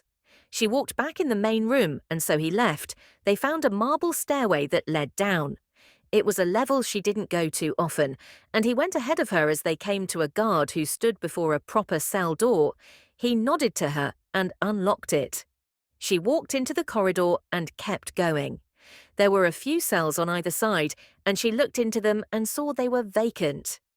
In my day, we kept prisoners in there. Who?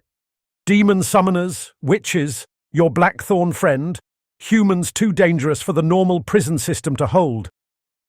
Now they let the normal system try to handle them, and she knew how that worked.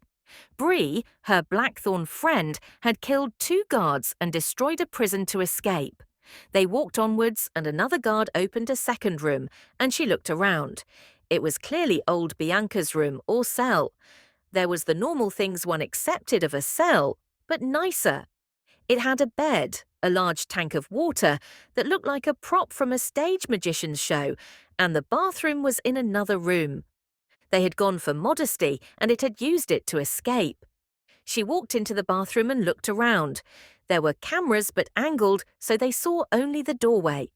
She went to the tap and he touched it, his fingers coming away with a black sludge, like oil. He smelled it and recoiled. She spoke true. He escaped through here. She pulled out the radio and it buzzed to life. He did escape, and could be anyone. As she walked back to the cell door, the guard swung it shut at her face. It clicked shut and she just looked. How did she know this would happen? As she stood the main guard from upstairs, a man named Rendorf came to the bars. He frowned at her in an exaggerated way. "Sorry, Vicky. It's either you or him, and we can't risk you killing everyone." "How can it be me? I came after she got out." Who better than a girl with strength? He had his harpoon gun, but also a pistol on his hip. She thought he might just be following orders and had to know. "Jenny will have your head for this." Rendorf just shook his head. Her orders. Get cozy, killer. Poseidon. He had been alive a long time, and one thing he knew about humans: they loved to follow orders. Right now, the real woman Jenny was dead and slowly rotting on the nice bed of his hotel room, and he was walking around wearing her face and body and giving orders. He had a few problems in the person of Vicky and Francis Lee, who he had heard of. Yet he had seen Vicky and that idiot Carl. Now he knew things of the modern world. He knew about cameras and things. He had seen his idiot child when she had come back and alerted them to his plan and been believed. And then Vicky and Lee had gone to wait. While she was organizing her troops, the boy and his mermaid had slunk off. Now he had control, though. He stood in the body of Jenny and stood in the courtyard, surrounded by men. The leader of her demon hunters and guards was a man named Rendorf, and he came back in now. They are secure in the cell. He seemed a bit unsure of himself, but he was a bit of a zealot and didn't like Vicky and her angel running the place. He and his team used to be the big boys, he gathered. Now a female was stronger than him. He was ashamed of his weakness, as he should be. It's better to be sure. I hope it's not her, but we need to be safe. Yes, ma'am, and now for the mermaid. He said it with a bit of disgust, and that would help her. She's no doubt causing trouble. She's evil and the spawn of a demon. Find her and arrest her, then we'll decide what to do. He was going to snap her bloody neck, but he had to be careful with this man and be weak like she would have been. He seemed happy enough, and he went out with a few men with him. They would find her. In his rage, he had broken the link, and now she was free. He thought of her. Bianca, his last idiot child, now in a guise, but that might confuse. Rendorf needed help. He let his mind go to his power. He couldn't find her, but he could turn her back. He let the guys drop and knew she'd return to her old form. She'd think she was free, and then she would be dead.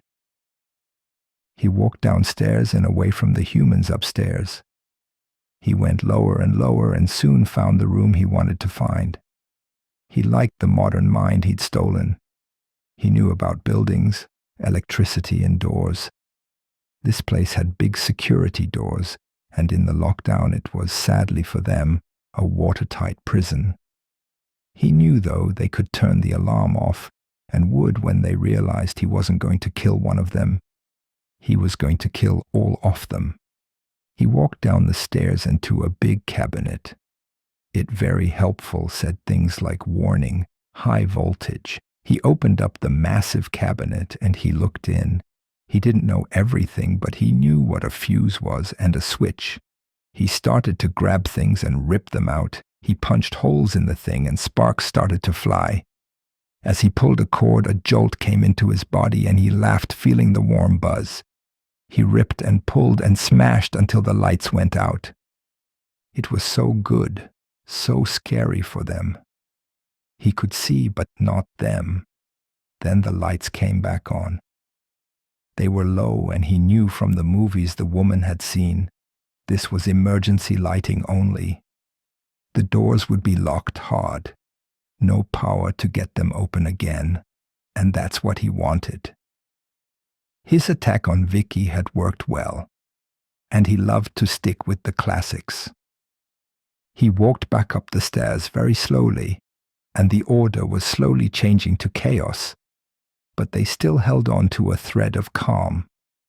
The doors were locked, but someone would come with a blowtorch and cut them out. He walked to the reception area before the door. People were against it now. A few looked to him and he tried not to smile. Without reaching up, as they would see, he let his power reach out. It was all he had, and he went up with it, and he felt it there. A nice modern building with a fire system. He felt the sprinklers were spread out through the whole building, the pipes, the taps, in every room in the roof, every bathroom more and more. He closed his eyes and screamed for it to come. There was a massive crashing sound, an explosion of water, as it poured down from the roof towards them. He had to hold himself from not laughing, dancing, screaming in joy. It felt like the airport. It came faster and harder than a rainstorm. Liters and liters of cold water dropped from the roof and held at the door. He needed not his power to lock it in.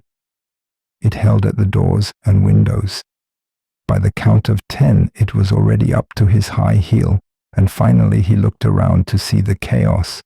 People screamed, were drenched wet, a few men hit at the door, and a few ran up the stairs to find higher ground. But water was running down the staircase. The water was now coming down. They would all die, and it was to fight the angel, as he knew it wouldn't be sitting still. Bianca. They had been searching through clips and found something. It was of the woman Jenny. She was the boss, and at 4:45 she'd gone into her office and come out about 20 minutes later. She saw her step out of her office. She looked up at the camera and took a tripping step forward and left the hall. That's him in her. He paused it went back, playing the trip over. He was tired but had hope now. Why? No experience on high heels. She said with a laugh, thinking of Poseidon in heels. The lights had gone off, all the screens went black.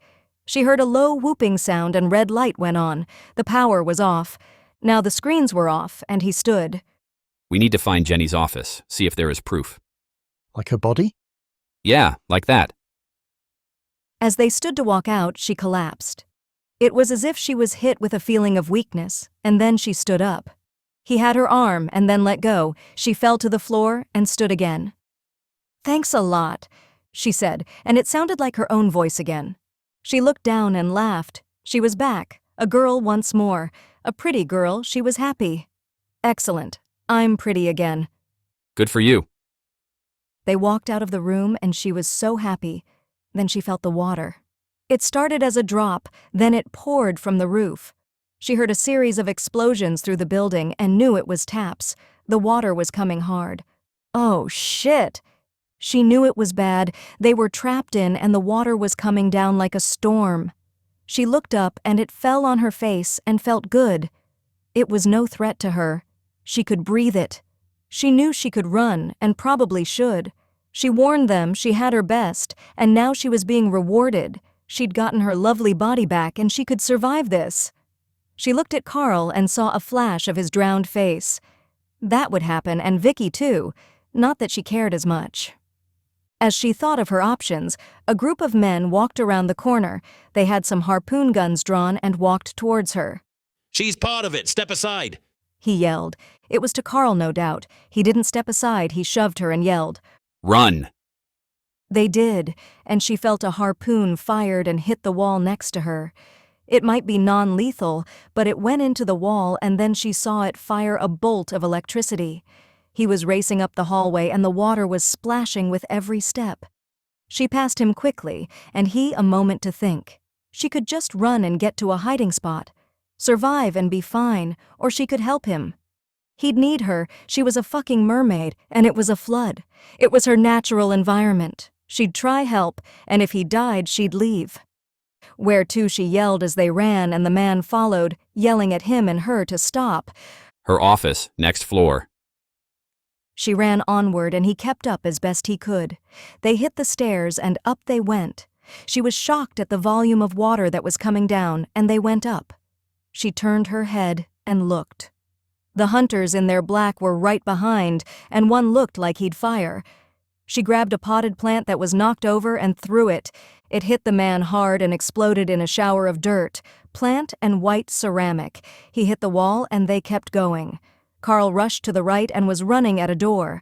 She saw it was the right one and had a sign on it. She rushed past and hit it as hard as she could with her shoulder. She felt like she should have a TV show. She was Wonder Woman. The door broke in half like it was a piece on a movie set, and she barely even lost her stride. She ran through the room, going way too fast, and managed to smash through another door to the bathroom and finally hit the wall. It too crashed hard, and she cried out as her shoulder smashed the brick. Carl was behind her and tried to shut the door. It was ruined, though. He turned, and much to her horror and delight, he reached behind him and pulled out a gun. It was like from a movie, and as the first man put this head into the door, he yelled and fired it, not at him but wide. Still, their sound of it was deafening, and they all rushed backward. One yelled, "Are you crazy?" Carl yelled back. Jenny is Poseidon, you morons. He turned to a tap in the bathroom. It was hard to see what was them and what previous damage, but he touched the tap and it was covered in a black crap. It looked demonic and smelled even more evil. It's in Vicky. Give up and we'll take you to her. You're helping him, you asshole. She looked at him and the door and then back. I think I can beat up all of them. Should I try?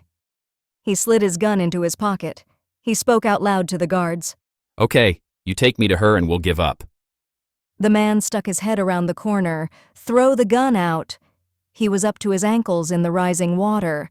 Carl drew it out and tossed it to the ground with a splash. It sank, and Rendorf got it. He then walked in, 3 men behind him. They all circled her, and she looked in his eyes. There was such hate there. She didn't have to dig deep to find her own. She never been in a fight before, but she never been a superhero before. One man was behind her, but his gun still down. She spun fast and lunged at him and brought her fist down on his head like a hammer. That worked, he was out. She turned and grabbed the gun of one. It tried to fire, but he had it. She punched him hard, and he flew backward, right out through the door, the harpoon firing into the floor. Rendorf had fired his into her. She felt the barb in her and cried out. The damn bastard shot her in the belly. He actually laughed as he fired the trigger. Not very Christian, she thought. It sent a volt of power into her. She felt it cause through her, and it felt warm and nice. Now she laughed back. It tickles. She gave him a backhand slap like the bitch he was, and he spun around like a top and flopped into the water. She yanked the things out with a grimace. Her belly was ripped, but the skin started to heal. At the door, the one she'd hit with a plant stood, bloody head. He looked in at his fallen fellows and her standing tall. Run, she said, and he did. Next to her, Carl looked shocked but worried. Thanks. No worries, but if I save everyone, I want a pardon in blood for a year. Vicky! Once the door was locked behind her, she had known she'd be fighting it in here. The water was now up to her ankles, and she just waited. Sure enough, Jenny came to the door and she looked in. Then she turned to a guard. I want him in another room. Just then, an Australian voice crackled over the PA system. It stopped with its siren wailing and he spoke. It's Jenny. I repeat, Poseidon is Jenny. We have proof, and he is to be arrested immediately. To the guard's credit, he did indeed turn and grab her wrist. She was looking at her and didn't break eye contact as she reached behind his head and smashed it into the bars of the cell. His face was smashed hard and she let him fall, probably dead. Well, that makes it simpler. As she looked at him, the guise of Jenny, the once leader and generally sweet lady who ran this place, just washed away, and he stood before her. He was still human-sized, only 7 feet or so, yet he stood before the fish lord of the sea, looking evil and ugly. He put his hands to the bars of the cell and with a massive effort yanked it backward. His feet dug into the floor, and with a screech of metal, the very door was ripped from its hinges and flung aside. She was scared, but Mr. Lee was there, and he pointed a blade at him. He had the key. She giggled a little, but it was a laugh of fear. He'd done to show he could. He walked into the room and pulled off a pendant he held around his neck. It was the twisted metal trident, and as he held it grew in length and size until it was big heavy thing, and he held it in one hand. Bring her out and let's end this, Francis. Mr. Lee stepped forward and drew his sword. It's Mr. Lee to you, and the honour is mine. He then bowed to Vicky. May I borrow your sword? She handed it to him while Poseidon waited. When he was facing him with 2 blades, he lunged. Her teacher blocked it with such smoothness and fluidity, she thought he might win. He blocked with his left blade cutting front and slashed with the right.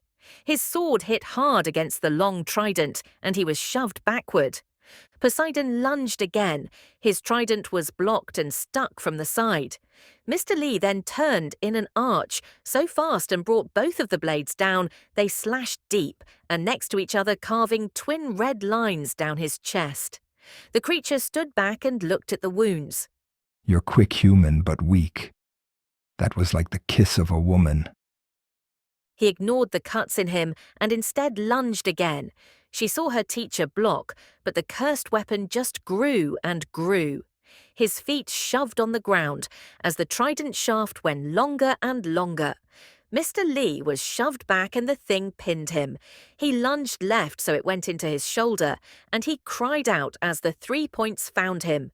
She grabbed the trident and yelled out, Valaria, I need you! Valaria!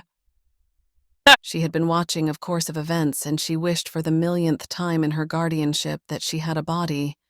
She could see it was Jenny, and while she could give Vicky a bad feeling, she never asked her if it was her, and she could scream yes. Still now, this damn demon faced her, and she'd been let out. Finally, she'd fight this thing, and she'd rip it in 2. The trident came out of the teacher, and he collapsed to the ground, holding his 3 wounds, but in the shoulder. She now faced it, white eyes glowing. He'd dropped the blade in the water, and she took them both. You'll regret this, Azrael. He just stepped backward, the trident growing to a normal size and his body growing bigger. He let his arms and legs extend, his body itself, until he was more like a giant of 10 foot. She stepped back and took one of the swords into her right hand. Around them, the water was growing high. It was up to her knees and would have slowed a human down. Not her. The cuts on his chest were starting to heal, and she knew they weren't deep enough. He lunged at her, and she brought her sword up to meet his weapon. He was fast as her. Now he tried, and she blocked with a second to spare. He shoved the thing with both hands. His body and hate. He was old and strong, once helper in the seas, cause waves, storms, tides. Now he was a hater. She was forced back from the strength of him, and she saw a slight grin reach his lips. She slashed at the trident, hitting it hard with her sword. He drew back, and again he lunged, and she blocked. Each time she brought her second sword into his trident, the same spot, not that he saw, and she hit it again and again as she slowed, and barely raised her blades in time. God's chosen are you. Why so weak chosen? He thrust.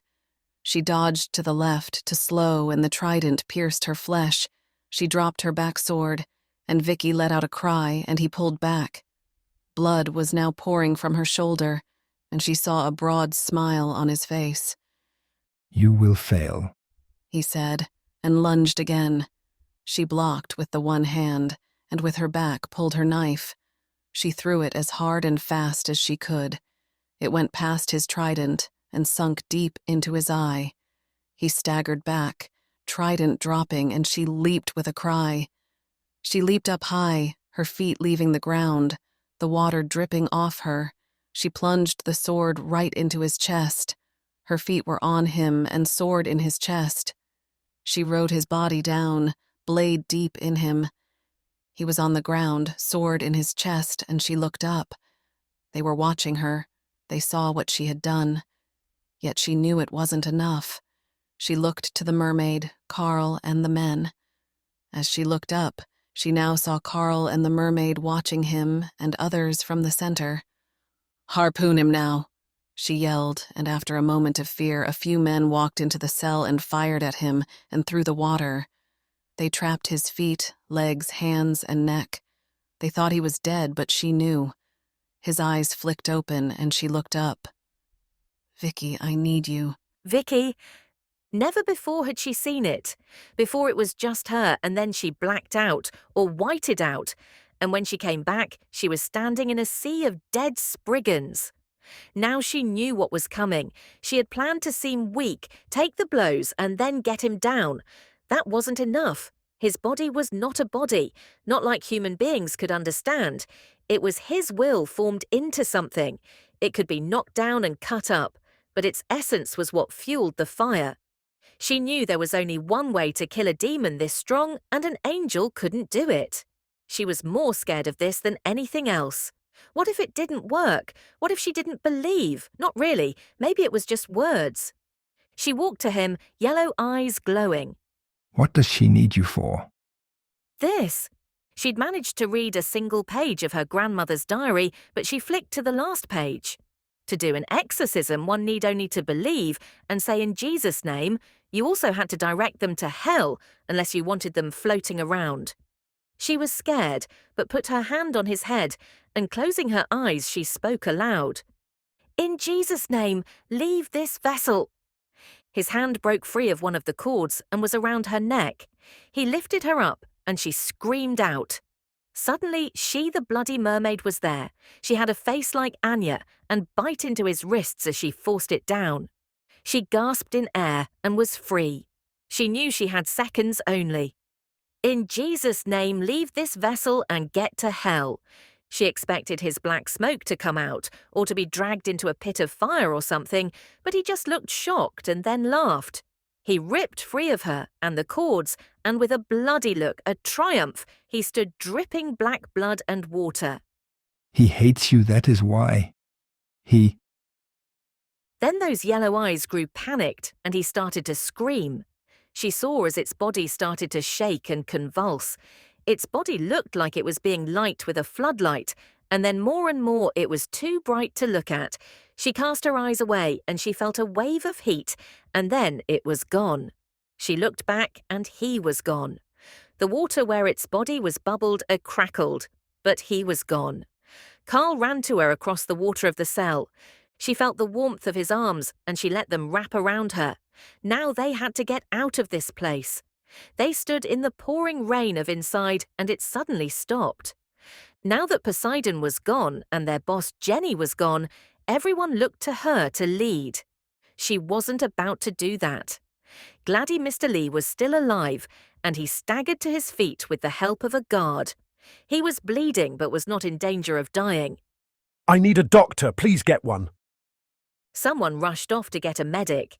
He had clearly been in the army or something, and while the threat was dead, they were still ankle-deep in water and they were trapped in. He looked at Carl and the mermaid, who was on their side now, it seemed. Can you two get us out? She didn't know why he picked them, but Carl nodded. We can, but we have a problem. A few guards may have gotten hurt when they tried to arrest us. As if hearing his name called him like the Candyman, Rendorf staggered into the room. He actually had a pistol out, which he pointed at the cheerleader. He looked crazed and was bleeding from the forehead. Behind him was another guard. She is dangerous and a demon. We will be taking her. Mr. Lee was in charge and not taking any nonsense from this one.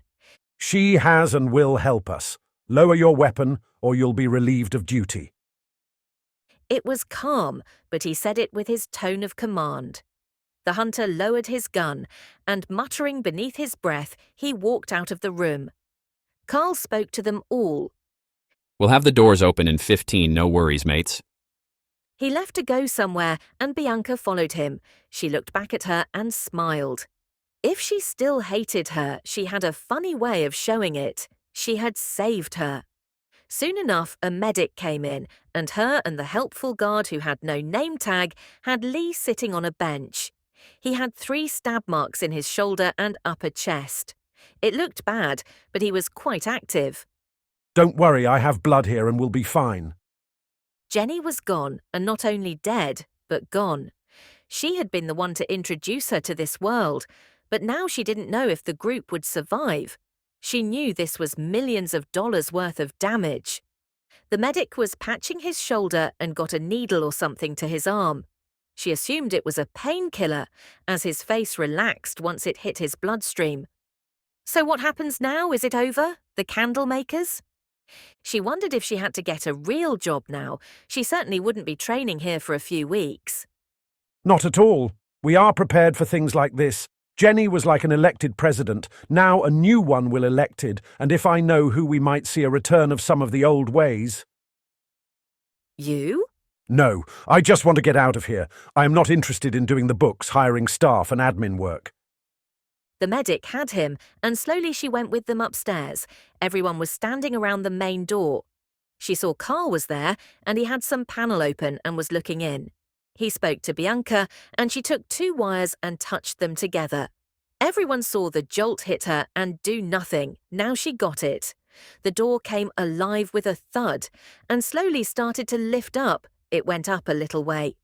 The pressure of water against it was huge, and as it opened a crack, then more and more water flowed out into Fleet Street, washing down the stairs and hitting the parked cars that were there. The door went up, and the water around her feet slowly drained away. She walked over to Carl. She was alive. He was alive. More than before, she felt like this was too much to ask of someone. He wasn't a superhero, but she needed him. You still want to do this? Of course, we just beat Poseidon. We're unstoppable. She looked at the mermaid cheerleader, Bianca. She seemed less bitchy now. Maybe she just liked her a bit now. She had helped them. She wasn't a demon as far as she could gather. She was a dead body brought back to life with no soul. Was she evil or just her? Who knew? Thanks for the help. She was hit hard as the girl hugged her and lifted her off the ground. She was damn strong. She let her down, and she saw she was crying. I am free. Once you killed him, I felt free of him. His control. I still have this blood need, but it will be okay. I feel like I can do anything I want. You're awesome. She was so American, but she guessed she could be helpful. Carl? Bianca was an odd duck. She was still pretty vapid and crazy, but she was like a friendly robot. She had no soul. Still, that didn't mean a person could be mean to her. She had feelings. She was like a brain-damaged puppy, but less cute. He walked with her into a club in Soho. It wasn't the kind of place he went, but this was for her. 3 days had passed since they killed Poseidon. Vicky was off to meet the new head of the candle makers, and he was here with his new odd friend to try and find her a new feeding source. She needed at least a pint of human blood once a week to stay humanish, and he knew where to get it. The world had changed. Twilight had changed it. They walked into the front door of the pub, turned goth club for the night, and he paid for them both to get in. It was £10 each. The sign said it was Blood and Thorns night, and he looked around as he went in. London really did have everyone and everything. Melbourne had around 100 goths in total. This club had around 400, and it wasn't even midnight. She was dressed in tight pink jeans and a t-shirt with some American football team on it. It was cold, but she didn't feel it, which was good for this. Everyone else was rouged up, including him. So tell me again why I have to do this. You need blood, and these freaks will give it to you. This is a gross idea and a very good way to get herpes. You're dead. What do you care? That's rude. They went to the bar and he let her lead. She was a girl, though, and was served right away. Things had been weird for a few days. He was a Christian now, and while he knew she wasn't evil, he didn't want her to have any blood cravings. They sat and drank their drinks. Her was a pink cranberry and vodka, of course, and his rum and coke. They sat and looked at people. What kind of a person do you like? She had said before, it was all men with big muscles and gym fit. This wasn't the place for that. Everyone was all tall and skinny with white faces and looked like vampires, which was good. Still, they looked at her because she was so different. She was the cheerleader that picked on them in high school. She saw a girl and looked at her.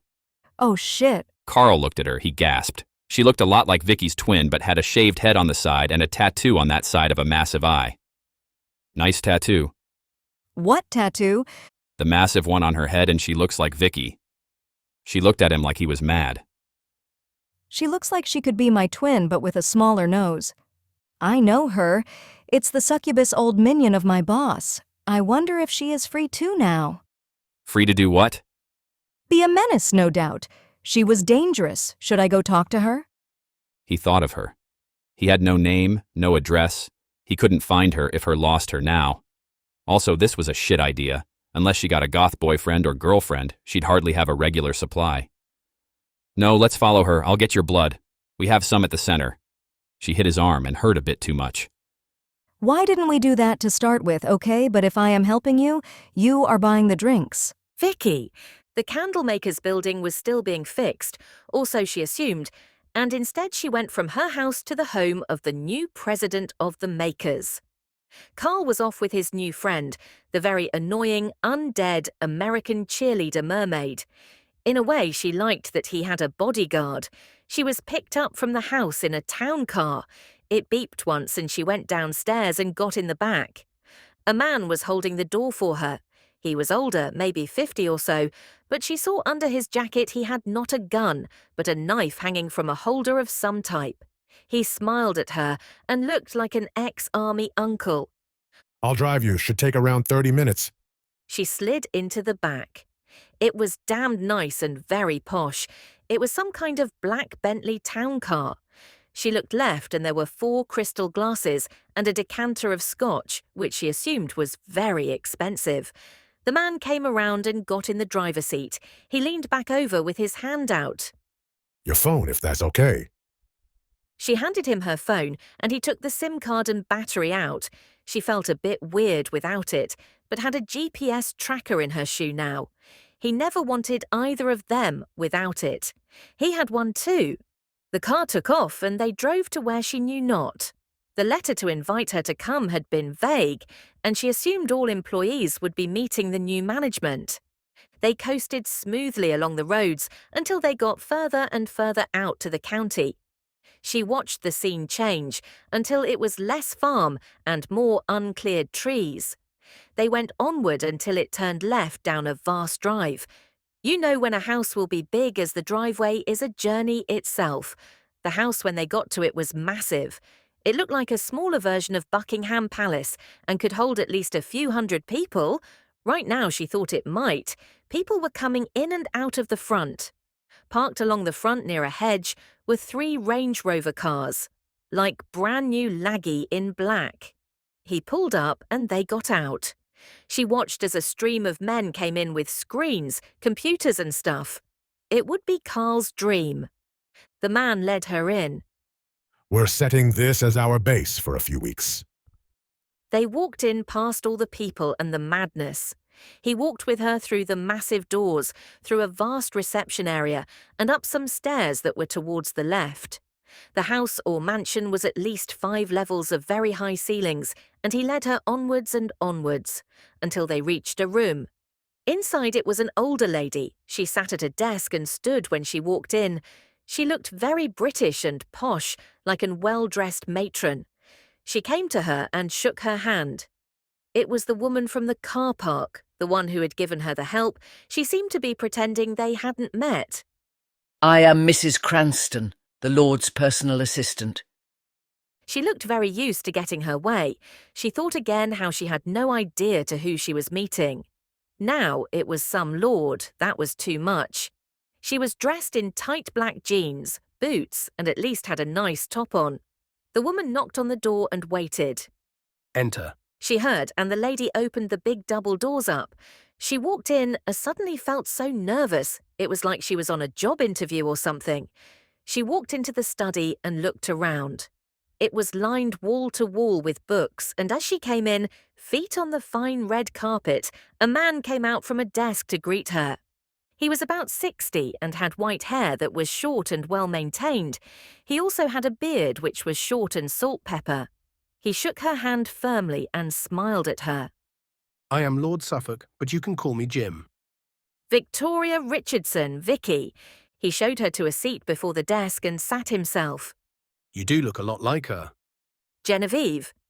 Yes, your great-grandmother, along with my grandfather, founded the Makers, and grandmother, very good people, good Christian soldiers. And you're back in charge. Oh yes, I have been back and forth a lot, but it is mine, as it is yours, we know best, and I hoped you gained from the training and will continue in it. So he had paid for her. She looked around, he could clearly afford it.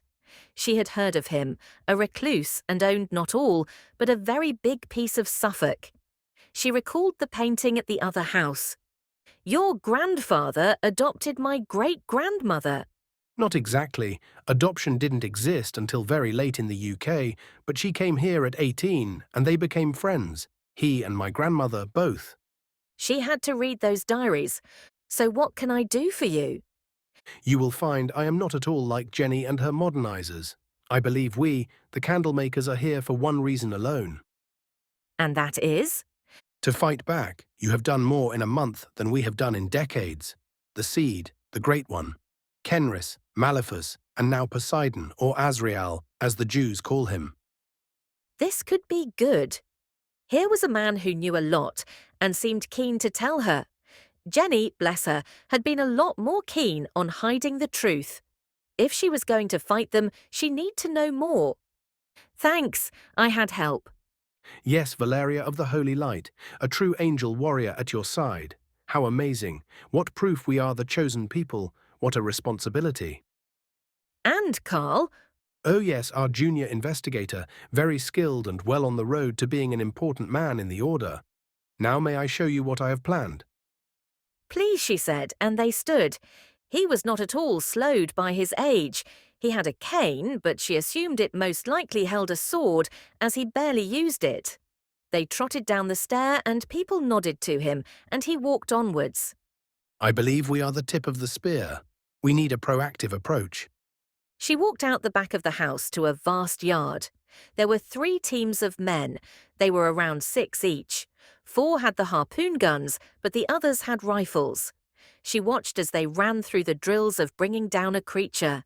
4 teams we will have trained and ready. She saw only 3, and he nodded at her. I am the 4th.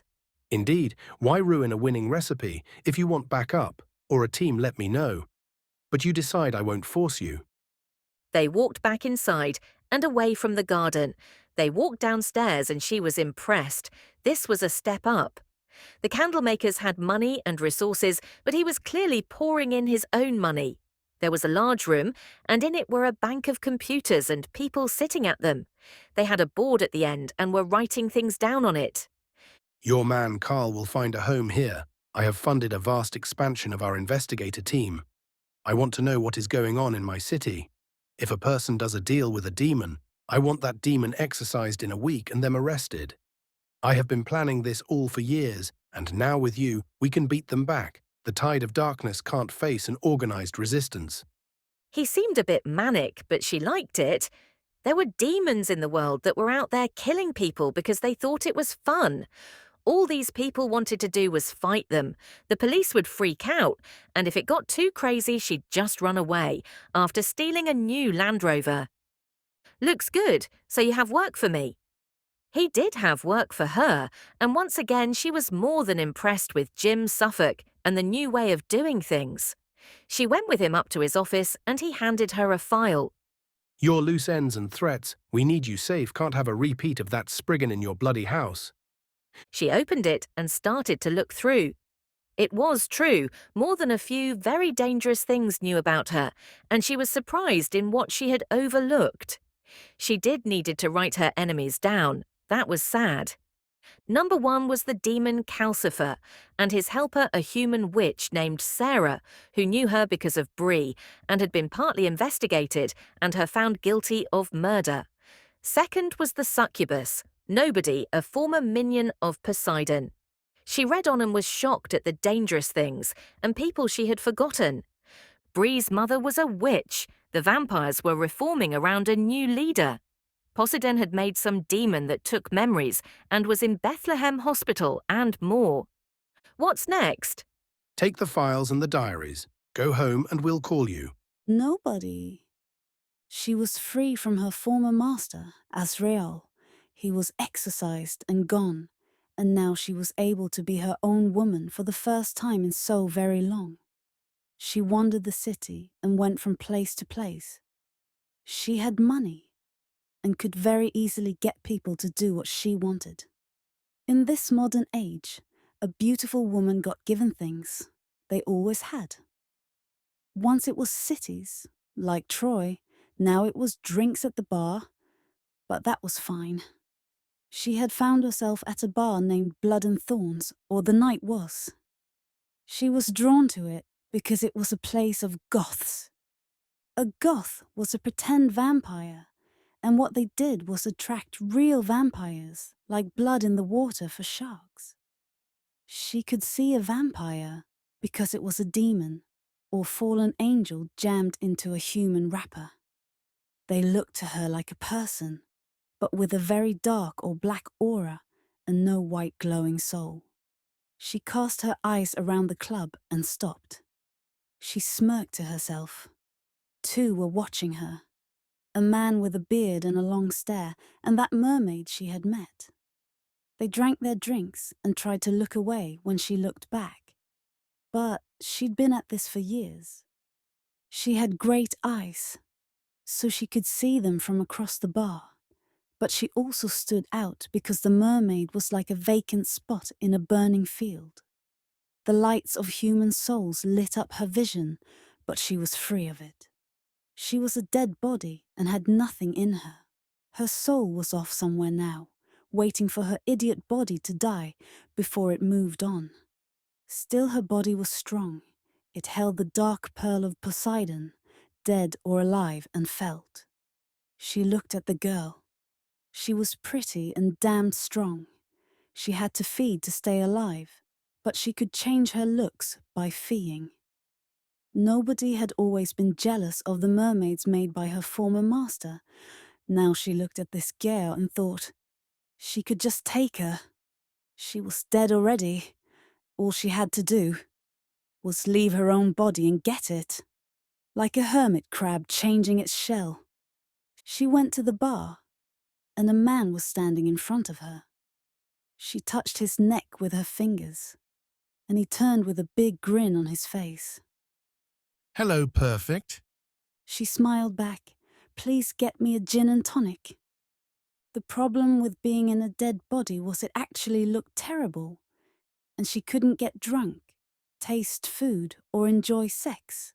It had no feeling, but that would change. She knew the mermaid could feel, and so did a live body. She took the drink and his wallet for good measure and walked off to the outside area. She took a smoke from a woman mouth to the shock of her friends, that she let her, and then thanked her for it. The mermaid was making it easy because she and the man were following her. They were trying to be unseen, but that was fine. They watched her and clearly intended to follow her home and try kill her. Her was some kind of hunter, She wanted her, but not yet. She didn't know enough. And that wasn't why she had come.